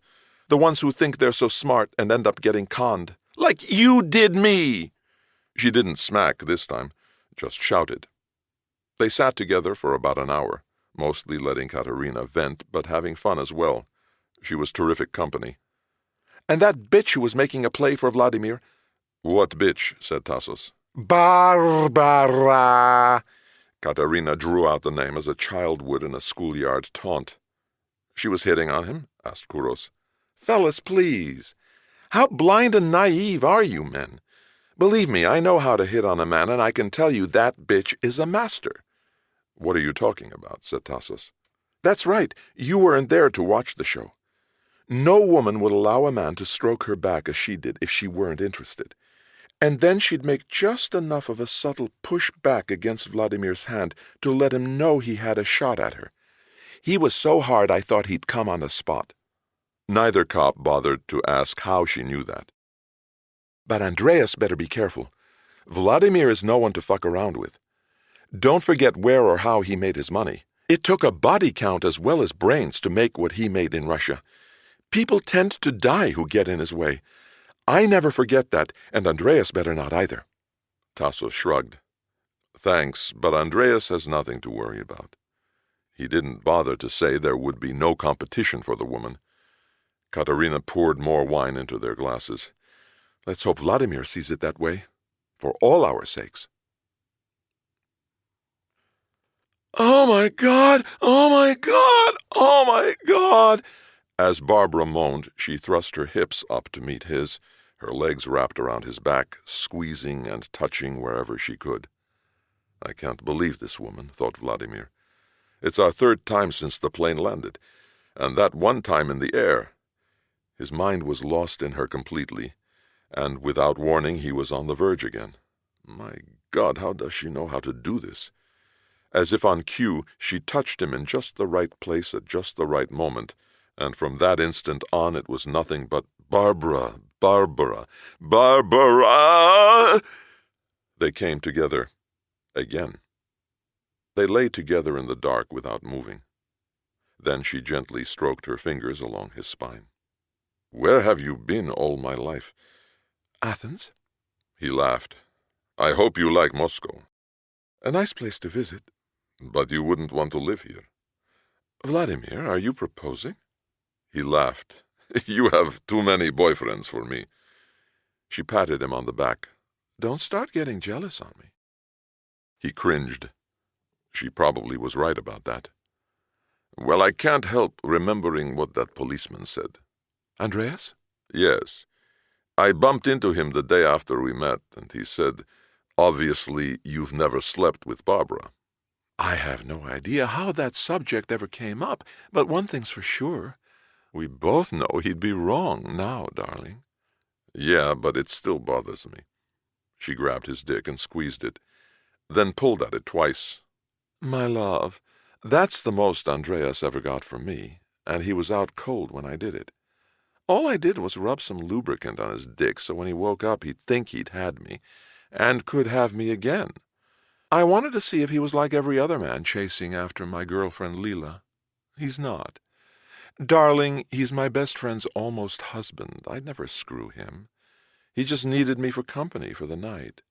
She kissed his cheek. "There, that's the truth. So now, do you feel better? It was dark in the room, so Barbara couldn't see his face. It was not a look of joy. Excuse me, my love. I must make a telephone call. Vladimir left the room. Anatoly, we have a problem. Vladimir, it's almost 5 o'clock in the morning. We've been set up. What are you talking about? The cop used the woman to get next to me. It's been a hustle from the very beginning. He wanted to make me curious enough to break into the woman's house, copy the information, and pass it on, to make it seem real and legitimate. We have to stop it. We can't. It's too late. I was afraid of that. Then we must do whatever it takes to make it seem that the information did not come from me. I'm certain I'm being set up as the link to something intended to embarrass Mother Russia and get me sent off to a gulag. Or worse, he thought, but did not say. I wonder which of my enemies is behind this. Vladimir, relax. We can come up with another source, one that covers both of us. But who else knows about your involvement in all this? Only the cop, as far as I know. Then he must be eliminated. What about the woman? Vladimir paused. I think not. She knows nothing more than that she was to be his companion for the evening. Are you sure? Yes. This is going to cost a lot of money. That is not a problem. I didn't think it would be. Just do it, and leave no witnesses. It will take a couple of days to organize, but consider it done. Vladimir hung up the phone. Too bad, he thought. I kind of liked that cop. Andreas knew he had no control over what he'd set in motion. Too many variables, too many different agendas involved. No telling what might happen. All he knew for certain was that this time he'd done the right thing. He just hoped no innocents suffered because of him if the Russians decided to act. Unlike the traditional Italian concept of a hit, assassinate just the offending one, Russians were prepared to blow up a room full of people as long as they took out their target. That thinking led him to other thoughts and other concerns. For those who believed in heaven and hell, there was always hope that good would prevail and bad would be punished. For those who didn't believe, it was a tougher call, because bad guys didn't play by the rules, giving them a decided advantage. As Andreas saw it, a cop could be a believer in his heart, but damn well better think like a Dirty Harry non-believer on the job. He decided to spend the rest of the week keeping an eye on Leela, just to be on the safe side. Besides, it was a good excuse for sharing what remained of their pre-baby era of life. He couldn't imagine being happier, no matter what the future brought. But he also told Maggie to keep up on the news from Mount Athos, just in case. Chapter 22. Free at last. Praise the Lord. It was noon, and the monastery's doors at last were open. Everyone was off to eat, then to sleep. 40 days of fasting without meat, fish, cheese, butter, or eggs had taken much of their energy. But Zacharias had no time for that. He had to hurry to catch the fast boat from the port of Daphne to Uranopolis and be back in time for supper at 7 in the Russian abbot's monastery. A 2-hour mountain road walk to the bus, a half-hour ride to the boat, a 1-hour voyage aboard the Little St. Anna, and a return voyage getting him back to Daphne before evening prayers at 6 was the plan. Thank God the Russian monastery wasn't far from Daphne. Still, it would be close.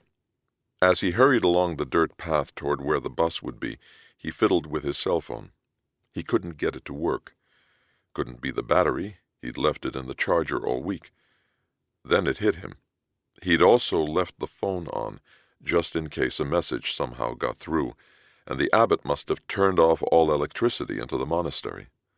The phone was dead. Damn. He quickened his pace. No matter, he'd assumed the worst, that none of them made it to Uranopolis, and he'd have to do this alone. He could do it. He could do anything. As he walked, Zacharias thought of other possibilities. What if they were caught? What if there were police waiting for him in Uranopolis? No, the three would never talk. They're afraid of the Lord and what would happen to their souls should they stray from the path they'd chosen to walk together with him, and to their families should they cross him. He had picked his men carefully, each with a past and a family to protect. Yes, they would never give him away. The bus wound its way through timeless green beauty. He stared out the window. There seemed no human presence, man non-existent. This now was his place. This was where he belonged. He would make it worthy of his work. The boat was there, as if ordained to wait for him. Yes, it was ordained. It was part of the Lord's plan. The time was now. It was almost 4 p.m, and the man had been sitting in the same taverna chair for almost 5 hours. His ass was killing him. But his orders were clear and direct. Petro, do not move under any circumstances until contact is made, and that means any circumstances. They were not instructions one could misinterpret, especially considering their source. He'd been doing this sort of work for more years than he liked to remember, but this was the first time the director had given him his orders personally. The jet, the parachute, the underwater approach were right out of one of those James Bond movies, but considering the last-minute timing involved with this operation, there was no other real choice. You couldn't get even a donkey to move in Greece on Easter. Still, he was getting too old for this special ops craziness. He just hoped the boat was here to meet him.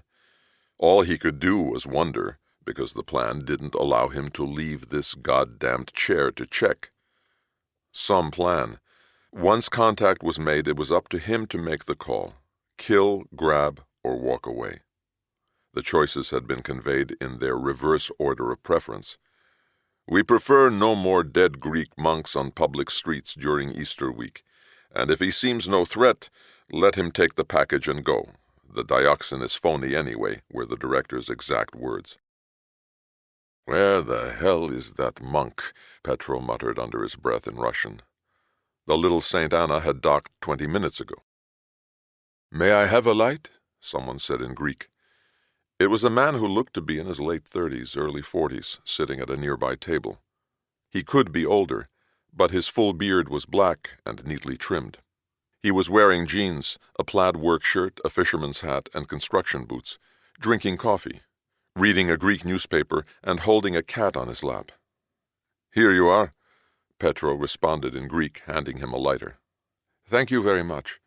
That is very kind of you, said the man with the cat. So where's the package? He now spoke Russian with a Serbian accent. Package? What package? Petro responded in Greek. The man with the cat continued in Russian. Since you understood what I said, there is no reason for you to continue straining to speak in Greek. I am very comfortable in your mother tongue. He smiled in a way suggestive of twinkling eyes, but his remained dark and focused. So I see, Petro said, switching to Russian. But I still don't understand what you're talking about. The man stroked the cat and spoke as if talking to himself. Of course you don't. And if I gave you 75,000 reasons, you still wouldn't know, would you? That was the amount the director told him would be paid for the dioxin. That's a lot of reasons. The cat man smiled, staring off toward the sea. Yes, I know. And I also know that you were expecting someone else to give them to you. Petro nodded. Yes, one of 2 possible persons, as a matter of fact. And you do not fit the descriptions they provided. Catman smiled again, still staring off to sea. You mean 3? Petro nodded again. Yes, 3. So why isn't one of them here? They had commitments elsewhere and asked me to come in their place. Highly unusual for this sort of transaction. Catman nodded. I accept that. Well, I can't. The man dropped the cat to the street and looked directly at Petro. I am not with the authorities, although I do not expect you to believe me. But I am the one who is providing the money. You're right, I don't believe you. How can I change your mind? His tone was conciliatory, solicitous. Petro shrugged. I have a job to do, to deliver whatever's in that package to one of 3 people and pick up the payment. If I deliver it to the wrong party, my ass is on the line. Catman shrugged. It's going to be a lot more on the line if you don't show up with the money. Maybe. But then again, why take the risk? I get paid the same whether I deliver or I walk, but unless I get a specific ID confirmation on the party I'm supposed to meet, my instructions are to walk. Catman nodded. Okay. Now that we understand each other, what do I have to do to make you comfortable enough to take the risk? Shall I present you with the ID you were to be given, or descriptions of the 3 you were expecting to meet? He shook his head. No need to. I'm sure you know the 3. I just don't know you. Okay, then let me put it simply. How much? Petro smiled. 40,000. 10. 30. 15. 25. No. No? Why no? 15,000 additional euros for no additional risk. Take it or leave it. Petro hesitated. Okay, but I want to see the money now. Catman looked around the taverna, leaned toward Petro, and opened his shirt to show a money belt strapped about his waist. It was more like a belly band for a bad back, but with pockets filled with euros. I see you've done this sort of thing before. Catman smiled. A long, long time ago. So where's the package? It's in the boat at the pier on the other end of the harbor. Go get it. Not a chance. For all I know, your missing 3 guys are waiting out there to rip me off. We have a standoff. Not really. We go to the pier, you wait at the entrance, I go to the boat and come back to you. We make the exchange there. Assuming you put the money in something other than your shirt. Don't worry about that. For the first time, Catman seemed nervous, as if deciding whether or not to continue. Okay, but you stay in front of me the entire way. We walk side by side until the pier. Catman paused, then nodded. Okay, but give me a minute. He walked over and said something to the waiter, then gave him 10 euros, and picked up a beat-up plastic fishing bucket next to the kitchen door. Let's go. What's that for? Asked the man. For your fucking money. Zacharias wanted to say, for the bait that hooked you, but that would have given away his ruse, and besides, he enjoyed being able to swear in public for a change. He thought his idea of wearing working man's clothes was brilliant. No one would expect a monk to be dressed like that. Amazing how easy it was to convince that little Santa Anna seaman to let him borrow some clothes so Zacharias the monk could see what it was like to walk about this hard world in your shoes, my son. Everyone believed him. It was his gift. Zacharias had picked up on the Russian within minutes of walking into the taverna, but it was as if he were invisible to the Russian. Zacharias smiled to himself. It was the stray cat touch that did it. He knew the Russian ultimately would turn over the package for money, probably his own mother if the price were right. He was paying a lot more than he thought necessary, but there was no time to play out the negotiation game longer. He had to get the package and be back on the boat before it left for Daphne. He also didn't like leaving the busy end of the harbor, but then again he understood the man's point. Each had to be wary of the other. It was the way of the jungle in which they lived. The walk along the cobblestone road took less than 10 minutes. No one seemed to be around. Of course not. It was Easter Sunday. Everyone was home cooking and eating lamb. He stood where he could see anyone approach from any direction. "I'll wait here," said Zacharias. "No problem," said the Russian, as he turned and slowly walked toward a military-style inflatable tied to the far end of the pier. Zacharias watched him jump into the boat, take something out from beneath the captain's seat, and step back onto the pier. Zacharias didn't see anyone else on the boat. Good, he thought. No tricks. Zacharias opened his shirt and looked around to see if anyone was watching. Nobody. He pulled off the money belt and carefully arranged it in the bucket. The Russian came back holding a canvas backpack. "It's in here." He unzipped the bag and pointed at a plastic canister. "Open it," said Zacharias. "Here?" "Yes, here." "Are you crazy?" "No, just careful. You see, my friend, too many times in the past I've done the same thing." The Russian smirked. "Do you think I'd not deliver what was promised?" Zacharias smiled. No, that's not my concern. If you were foolish enough to defraud me, I'd hunt you down and every member of your family and destroy you all. He almost hissed the last words, and his eyes seemed to glow. But as I said, that's not my concern. That is yours. My only fear is that when I open the canister, there will be another surprise, one that will end my life. So, my friend, you open the canister. Fuck you. Zacharias held out the bucket. Don't you want this? Yeah, and I'm going to take it. Zacharias reached inside as the Russian grabbed for the bucket. The Russian came away with the bucket, and Zacharias with the small pistol he'd hidden under the money belt. Now open the canister. Zacharias kept the gun trained on the center of the Russian's chest. The Russian paused, then let go of the bucket, reached into the backpack, and pulled out the canister. Fine, if you want the whole world to see, here. He twisted off the cap. Nothing happened, and he held the canister out in front of him. Well, do you want to look, or should I ask some cop to take it out for you? Zacharias kept his eye and the gun on the Russian, but leaned in to take a quick sideways peek at what was in the canister. It was a package bearing all the markings of dioxin. Zacharias smiled. Good, we have a deal.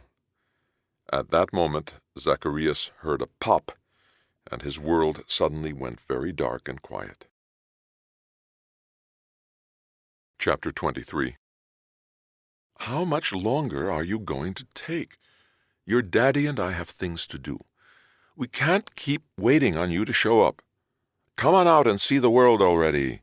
Leela was sitting in the passenger seat talking to her belly. Andreas smiled and patted the object of Leela's conversation with his right hand, never taking his eyes off the road or his left hand off the steering wheel. I like spending this time together.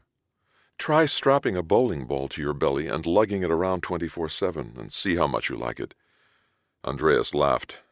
Hey, the doctor just told us everything is perfect. The baby should be here by the weekend and not to worry. Besides, I'm sticking to you like glue until it's time. Leela smiled. I'm glad you are. She leaned over and kissed his cheek. So, do you want to go dancing? I mean, it's only Thursday. We have at least a day or so. He knew she was teasing. Yeah, sure. But why don't we start out with lunch in Kolonaki? After all, it's the fashionable place to be in Athens, and who's more fashionable than my baby's mommy? Oh, you sweet-talking guy. If you hadn't already knocked me up, I'd let you do it all over again. I think I still remember how. Glad one of us does. He laughed. Okay, where to? Our usual hangout. Home. Just not up for the social scene. No problem. I'll drop you off in front and park the car in the garage. Thanks. I'm not up for the walk. Andreas patted her hand. He knew she wouldn't want to go out. They hadn't been out since Easter Sunday, and probably wouldn't have gone out today if it weren't for her doctor's appointment. Leela described what they were doing as nesting. Whatever it was, he liked it. And home also was the safest possible place for them to be. Their street running past the presidential palace was filled with police and military types protecting the powerful in and out of government who lived there. Their building itself was a modern-day fortress, with automatic shutdowns and security devices designed to foil even the most aggressive kidnappers, today's scourge of the wealthy. The K garage was only a few blocks from the apartment. It was where you parked when you couldn't find a place on the street. If Andreas were in a police car, he'd park anywhere, but this was Leela's car, and she kept it safely parked in the garage in a reserved space. He pulled up in front of the apartment building. It was on the left side of a one-way street, so he had to park with the driver's side at the curb. A black American-made Chevrolet Suburban with deeply tinted windows was parked just beyond the building's entrance on the same side of the street. Wait until I come around before opening your door. Some idiot on a motorbike might run into it. Andreas jumped out and walked around the front of the car. He glanced into the Suburban. The light coming through the windshield allowed him to make out 3 men inside. 2 in front, 1 in the back. The engine was running. Must be waiting for someone, he thought. Andreas smiled. Cop force of habit. Stay alert, stay alive. Live in condition yellow. Green is your mother's womb. Red is in the heat of an all-out battle, and yellow is every other moment of a cop's life. He opened Leela's door and walked her to the curb. He heard a buzz. It was the sound you heard when someone opened a vehicle door with the motor running. "I'll say goodbye here. See you upstairs." Andreas kissed her on the cheek, his peripheral vision on the Suburban. "Is everything okay?" Leela asked. "Perfect. I just want to put the car away and get back home to you. I don't like leaving you and Junior alone." "Don't worry, we'll be fine." She kissed him and walked toward the entrance. He stood angled by the driver's door of the car so that he could see Leela and the Suburban. He waited until she was inside the building. Something wasn't right about the Suburban. Its warning buzzer still was blaring, yet no one had stepped out. Andreas got into the car, turned on the engine, and slowly pulled away from the curb. He inched up alongside the Suburban as if he were planning to stop beside the still partially open door. But just before reaching that door, Andreas floored the gas pedal and his car shot up the street toward the corner. In his rearview mirror, he watched as the door yanked shut and the Suburban lurched away from the curb. Definitely not right. He reached for his phone and pressed the code for "Officer needs assistance." Thank God for GPS. The only question was what to do until the cavalry arrived. Heading to the garage was a no-no. He'd be cornered there. Being stuck in traffic along the way wasn't a much better alternative. Only one thing to do. "Leela, please forgive me." He said the words aloud as if to give himself courage, then slammed on the brakes, threw the car into reverse, and sped backwards straight at the Suburban. The Suburban jerked to a stop. Andreas didn't. Thank God Leela's car was built to take a rear-end collision. Andreas jumped out of the car with his gun drawn. The Suburban's driver door opened and a man in shirt and tie started yelling in heavily accented Greek. "Stop! Stop! Are you crazy?" "Damn well fucking better believe I am. Face down in the street, now." The driver hesitated, and Andreas locked his elbows in the shooting position for a headshot. The man dropped to the pavement instantly. "You in the passenger seat! Slide out this way. Keep your hands where I can see them." The man slid across the seat slowly, deliberately. Police cars were arriving from both directions, and military types from around the palace were racing toward them with M16s at the ready.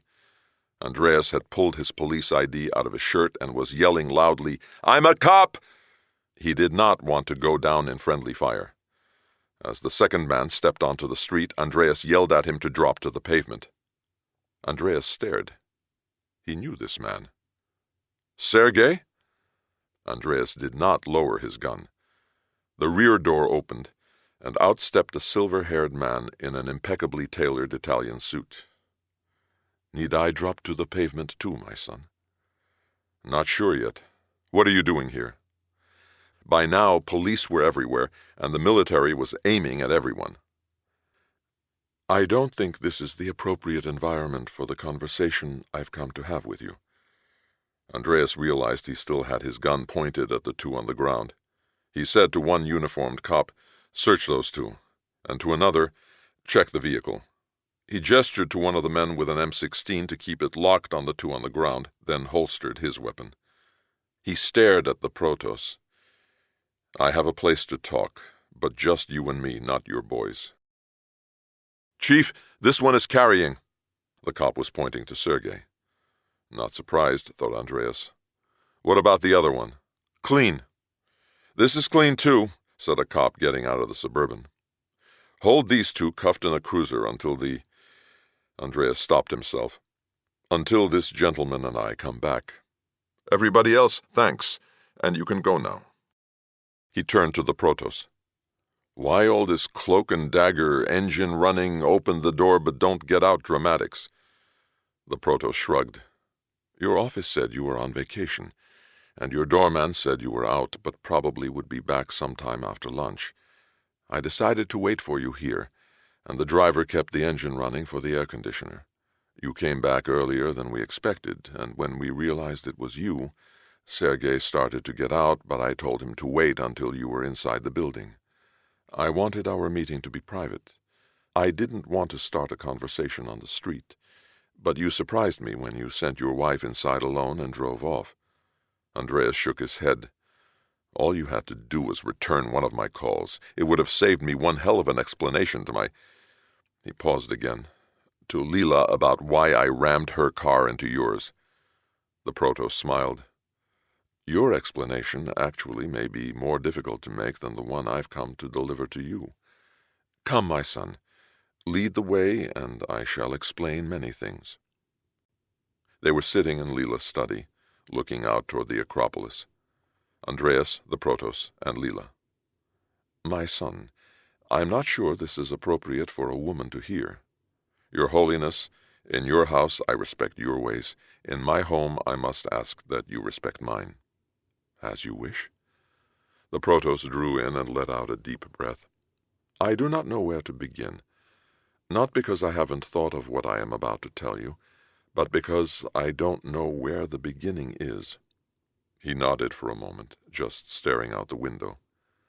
"Vasilis was my dearest friend, going back to our days in school. He tried to warn me about the scourge we faced." He turned to Andreas. "But you know all of that." He let out another breath. "The scourge is gone, or so it seems. He left his monastery Sunday morning, the moment its doors opened, and took a boat to Uranopolis. He borrowed a seaman's clothes, left the man with all that linked him to life as a monk, and has not been seen since." "I assume you're talking about Zacharias," said Andreas. The Protos nodded. "Has he fled, or is he dead?" The Protos shrugged. "I have no idea. As long as he does not return, we are blessed." "What about all those people he butchered in the Balkans?" It was Leela. "His ultimate judgment is in the hands of God." Andreas hoped Leela would let the subject drop. He knew she had strong feelings on the subject of war criminals. Leela looked down at her nails and said nothing. "So, Your Holiness, what does all this have to do with me?" The Protos nodded. "You were our savior." Andreas looked at Leela, then back at the Protos. "That's a bit much, isn't it?" The Protos shook his head. "No." He looked back out the window. "When I realized who was behind this, why can't you just say his real name, or at least call him Zacharias?" Leela sounded testy. "Because, my child, that name was a monk's name, and this was not a monk in spirit, heart, or soul. He does not deserve to be addressed or spoken of with the same words as revere the memory of a man such as Kalogeras Vasilis. I cannot say his name, and never shall. He destroyed much, and came close to destroying all." "All?" Leela's tone hadn't changed. "If who he was and what he had done became public, it would have inflicted irreparable wounds on the Church." "You mean on the Church's current leaders?" Leela wouldn't stop. "I mean on the institution of the Church. Its leaders did nothing wrong. We did not know his past. We saw a man gifted in bringing men together, working tirelessly without seeking glory, fame, or recognition for himself." He paused. "Our error was that we never saw the devil among us. Only Vasilis recognized the false prophet." His head sank to his chest. "And he died trying to warn us." The Protos looked up at Andreas.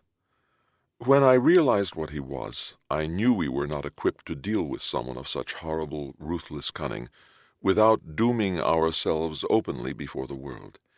He had created a network of followers across our holy mountain, more loyal to him than to their abbots, and in some cases the abbots themselves had fallen to him. It was an infection we could not treat until rid of the source. That was when I reached a decision. You were the only one who could free us of this scourge, but only if you believed you were being forced to let him escape, that the power of the government and the Church would allow him to go, that there would be no justice for his crimes." He paused. "You have a thirst for vengeance, and an ability to achieve it that I do not." Leela's face was livid. "What you're saying is that you used your influence to shut down the investigation, to make it seem nothing would be done to Zacharias, just so you could deceive my unborn child's father into risking his life to go after someone you wanted out of the way? Make him your own personal avenging angel? Or would you rather continue with your savior?" She was glaring, but let the sentence trail off. The Protos stared at Leela. His face was sad. "I don't see it that way. I see your unborn child's father as slaying the dragon of Satan, something no one without sin could have done." Andreas wanted desperately to lighten the tone. "Now you're calling me a sinner. I preferred the other titles." He said it with a smile. The Protos forced a smile. "You live in a world foreign to me, foreign to many both in and out of the church. We must rely upon others to protect us from the evil of that world, and to serve as judge when necessary, rendering the harshest of judgments at times, because it is the fair judgment and one that must be made. That is why I turned to you, to be our shield and our sword." "Sounds like a speech to the Crusaders," Leela mumbled under her breath. If the Protos heard her, he didn't react. "Please, believe me when I say I am not here to do anything more than thank you for saving our church from certain tragedy, and for bringing the killers of my close friend to justice. I live amid a world that many think is—" He seemed to be searching for a word. "Unsoiled." Leela perked up, but did not interrupt. "Whether or not I agree is not important, only that I realize no one from that world could have done what you did." "That was an interesting, and I must say unusual word choice, Your Holiness," said Leela. The Protos smiled at her. "I'd thought you might grasp its meaning. You're a very smart woman, and a fan of anagrams." He stood. "Now there is only one more thing left to do." The Protos reached into his jacket pocket and pulled out a cross. He waved it above their heads. "May the Lord bless you with long, healthy life and happy, healthy children. Make that many happy, healthy children. Amen." Andreas said, "Amen." Leela nodded and said, "Thank you. This is yours, by the way." The Protos handed Andreas the cross. Andreas took it. "It's not mine." "Yes, it is. It's the one Vasilis wore all his life. It came from his father's father. I know he would want you to have it, for you to pass on to the child of a new generation." Andreas stared at it. "Thank you, Your Holiness. I will treasure it always." "I know you will." The Protos patted Andreas on the shoulder. "By the way, in case you wonder how I came to have it, I asked a mutual friend on Patmos to pick it up for me from Abbot Christodoulos. Our friend said to say thank you for convincing the abbot to let his building permit go through." Andreas was puzzled. "I don't understand. I assume you're talking about Dmitri, but I never spoke to the abbot about his permit."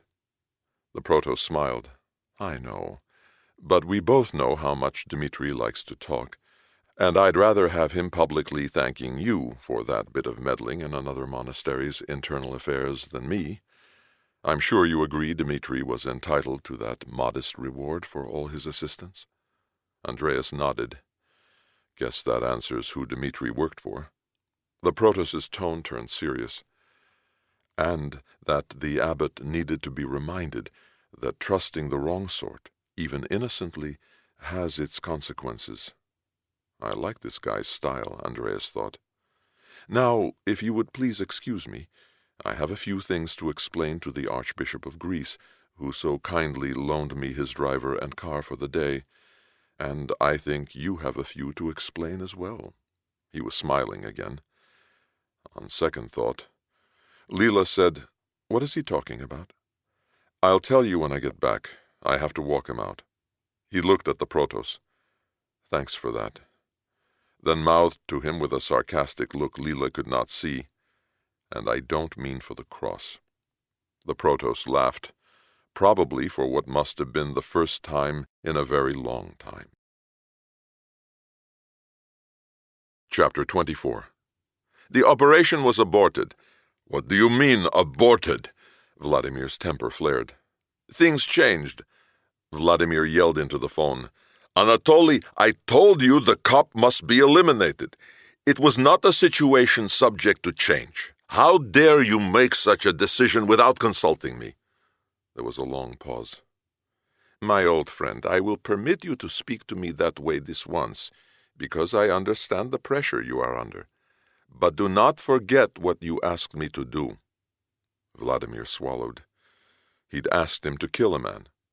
Something Anatoly had arranged many times before, and could do again should Vladimir push him too far. Yes, I am under pressure. It was as much of an apology as Vladimir was capable of giving. Good. Now let me tell you why the operation was terminated. Our man met Zacharias at Uranopolis. Anatoly is calling him our man, thought Vladimir. Once KGB, always KGB. At first, our man thought him not worthy of further attention and planned to let him walk away. He seemed to have lost his old edge, even allowed our man to bully him into paying a ridiculous bribe. Then, just as our man was about to turn over the package, the true butcher showed himself. He threatened to wipe our man's seed off the earth and pulled a gun. But our man was prepared for the worst. The canister carrying the dioxin was equipped to flood a 16-square-foot area with an instantly debilitating gas at the press of a button. It took down both Zacharias and our man.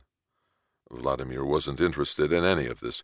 He wanted to know why the cop was still alive. But he dared not interrupt. He sensed Anatoly was dragging this out just to let him know that now he was in charge. Thankfully, comrades were hidden and watching from a nearby building. They carried both men to a waiting boat, administered the antidote to our man, and made rendezvous with a helicopter at sea. Zacharias awoke in Moscow. Did he say anything? Not at first. Vladimir didn't have to ask what that meant. Ultimately, he told us everything. Vladimir couldn't control himself. Anatoly, stop with this. What did he say? Is there a problem? Not for you, my friend. Anatoly! Vladimir's frustration was patent. I just learned what happened myself. It took days to break him down. But, as I said, he broke. Vladimir realized that the more anxiety he showed, the more likely Anatoly was to drag this out. It was a torture technique. Old ways never changed. He decided to say nothing and let Vladimir ramble on until his point was made. He'd make it. No doubt he would. It was a trait common to all apparatchiks, an irresistible urge to reinforce their personal illusions of power by revealing information they alone possessed. He has made you a hero, my friend. Vladimir held his tongue. The butcher had followed the traditional route of many fleeing the world's attention. He found the perfect place to hide until memories faded enough for him to acquire a different, less isolated exile elsewhere. But the butcher could not resist his basic nature. He came to believe that God had chosen him to change the world. Whether his thinking was the product of mad, messianic delusions or a fundamentally evil soul, I do not know, nor do I care. What I do know is that he planned on killing the abbot of our Russian monastery on Mount Athos, our leader's favorite cleric. My God, Vladimir didn't even realize he'd spoken. Well put. Our leader thinks of him as God's emissary on earth today. He personally called to congratulate me for obtaining the information that saved his friend's life. Of course, I told him it was you who actually was responsible for saving the abbot's life. Yeah, I bet, Vladimir thought. I wonder if you even mentioned my name. Under the circumstances, I thought it would be unwise to kill the policeman who passed on the information that saved the abbot's life. Although Zacharias no longer is of concern to this world, the exact words of the order were, "Send that bastard back to his maker in hell," passions still are running high on how close he came to killing our abbot. We wouldn't want someone thinking you were working with Zacharias as an accomplice and sought to murder the policeman and his family as revenge for exposing your friend and ally, the Balkan butcher. Vladimir's heart skipped 3 beats. Only 2 people on earth could validate that it was Vladimir who passed on the information. One was Anatoly, the other the Greek cop. He'd carefully kept all mention of his own name out of the original email to Moscow, and his call to Anatoly ordering the immediate elimination of the cop and the opening words of this conversation were undoubtedly recorded by this snake to be edited into who knows what form. Yes, Anatoly was telling him what could happen to him, and what would happen, unless. So, my dear friend Vladimir, don't you think all of this wonderful news is deserving of a reward? And certainly one far greater than you offered me to eliminate the one who saved the life of our leader's spiritual guide? How much? How much is one of your many private jets or boats worth? Surely you do not need them all? Vladimir swallowed hard. I will expect you personally to inform our leader in my presence that I am the one responsible for saving the abbot's life. Absolutely. Goodbye. Goodbye, my friend. There was a tinge of harshness to the words. Vladimir hung up, drew in and let out a deep breath. He'd been blackmailed before, and no doubt would be again. That was the price of success in Russia. He looked at his watch. He thought to call Barbara in Athens. No, she said she would be at the hospital with her friend, the cop's wife. The woman had just had a baby. He shook his head as if tossing away all thoughts of what he'd planned to do to that family. I must send them a gift. He's absolutely the most beautiful baby in the world. Thank you, Maggie. Leela was glowing. Frankly, I think he looks like Tassos, said Kouros. Tassos smiled. That's the blessing of having a Winston Churchill-like face. All babies look like you. When are you going home? Maggie's eyes were glued on the baby snuggled next to Leela on the bed. Tomorrow morning. She wanted to go home tonight, but her parents insisted she stay the night. After all, the baby was only born this afternoon, said Andreas. Parents, forever protecting their children. Leela stroked her baby's forehead. Now I understand. Where are your parents? Asked Tassos. They left with my mother. Andreas answered for her. Leela's eyes stayed on her baby. They said they wanted to make room for our friends. Maybe I should leave, said Kouros. Don't worry, there's plenty of room. I'm only expecting one more. Barbara should be here any minute. Andreas glanced at Maggie. Oh, Chief, in all the excitement, I forgot I have a message for you. Maggie handed him a note. The party finally returned to Athens early this morning and swears nothing ever happened. You've been had. Or rather, not. Andreas stared at Maggie. Is this for real? Absolutely. Is what for real? Asked Leela. Us. Time to change the subject, thought Andreas. I still don't know what to make of yesterday. Or what you made of my car. Andreas shrugged. Sorry. Leela looked at the baby and smiled. All is forgiven. Pick a name yet? Asked Maggie. Andreas's father's name, said Leela. Good choice. Tassos smiled. What was it? Asked Kouros. Tassos, said Maggie. Kouros smiled. Poor kid. Tassos smacked Kouros lightly on the back of his head. So, what happened yesterday that has you wondering? Andreas gave a quick version of the Protos' visit. All I know for sure is that this case is closed.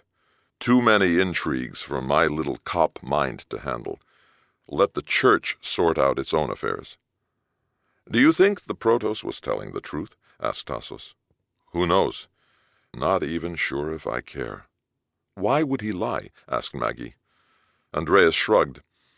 If the Russians were embarrassed and the ecumenical patriarch relocated to Mount Athos, that would knock the position of Protos off the top of the Holy Mountain. Can you imagine 2 popes sharing the same Vatican? Maggie gestured no. But this Protos wouldn't care. How can you say that? Said Andreas. Well, for one thing, the Protos never has to worry about an ecumenical patriarch moving to Mount Athos during his lifetime. Andreas stared at Maggie. You never fail to amaze me, but How can you possibly know that this ecumenical patriarch will outlive the Protos? I don't, wise ass. But remember, I'm the one who checked out Vasilis's background. In addition to our current ecumenical patriarch, Vasilis was one of only 2 surviving graduates of the Halki school. That makes his schoolmate, the Protos, the only living person qualified under Turkish law to serve as the next ecumenical patriarch in Constantinople. To him it wouldn't matter whether the Russians were embarrassed or not, for he'd be the next ecumenical patriarch if he wanted the position. Andreas kept staring at her, then shook his head and let out a long sigh. I give up. I'm not going to delude myself into thinking I'll ever figure this out. All I know is the bad guys have all gone bye-bye. Or so we hope, said Tassos. Leela smiled at Andreas. That reminds me of our conversation with the Protos. Let's not get into that again, please. I'm anxious enough at being a new father without worrying about being a pawn in church wars. No, I'm not talking about that part of the conversation. I'm talking about where he impressed me with his candor. I must have missed it. Well, it wasn't something he said directly, and besides, you had other things on your mind. Like my car. Leela laughed. It was when he was grasping for a word to describe something very important to him, one that explained why he needed your help. The word he chose seemed odd to me, and when I hinted at what else he might have meant, he changed the subject. I didn't pursue it out of respect. Leela glanced down at the baby, smiled, and looked up at Andreas. The Protos said, I live amidst a world that many think is unsoiled. Whether or not I agree is not important, only that I realize no one from that world could have done what you did. Yeah, I know, he was saying he needed a sinner to deal with sinners. No, he wasn't calling you a sinner. He was describing his world, one that many think is unsoiled. Whether intended or not, unsoiled is an anagram for another word. She paused to kiss the baby's forehead. She did not look up when she said, I live amid a world that many think is delusion. Whether or not I agree is not important, only that I realize no one from that world could have done what you did. The thought just hung there as if no one wanted to touch it. Any vigil for the truth seemed further from an answer than when it began, assuming there was any truth to be found. Andreas cleared his throat. Could you guys give us a few minutes? They left, leaving Leela and Andreas alone with their baby. Andreas sat on the edge of the bed, the baby between them. He held Leela's hand. I guess you were right about what you once said about us. And what was that? He drew a circle in the air around the 3 of them. This is the only thing that is what it is. Us. The rest is illusion. I'm just beginning to realize that. It's why a parent will run into a burning house to save the children. He touched his son's fingers. Or kill himself to spare them a life of shame. Leela squeezed his hand. A tear ran down her cheek. There was something else in our conversation with the Protos that bothered me. I didn't like the way you both kept referring to me as the unborn child's father. She scrunched up her face and sniffled. Sorry, I just couldn't bring myself to lie about something like that to a holy man. Andreas nodded. I understand. I had the same problem. I think we have to come up with another way to describe me, one that's honest. She shrugged. Okay. What would you like to be called? Andreas paused. Your husband. Leela smiled. Done.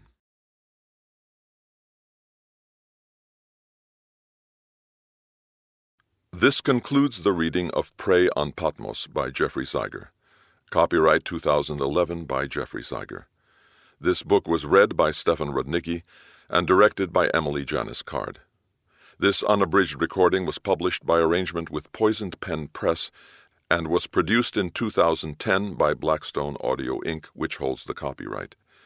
Neither this recording nor any portion of it may be reproduced or used for any purpose without prior written authorization from Blackstone Audio, Inc.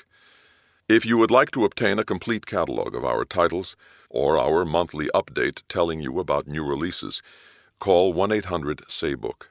That's 1-800-729-2665. Or visit our website at www.blackstoneaudio.com. Thank you.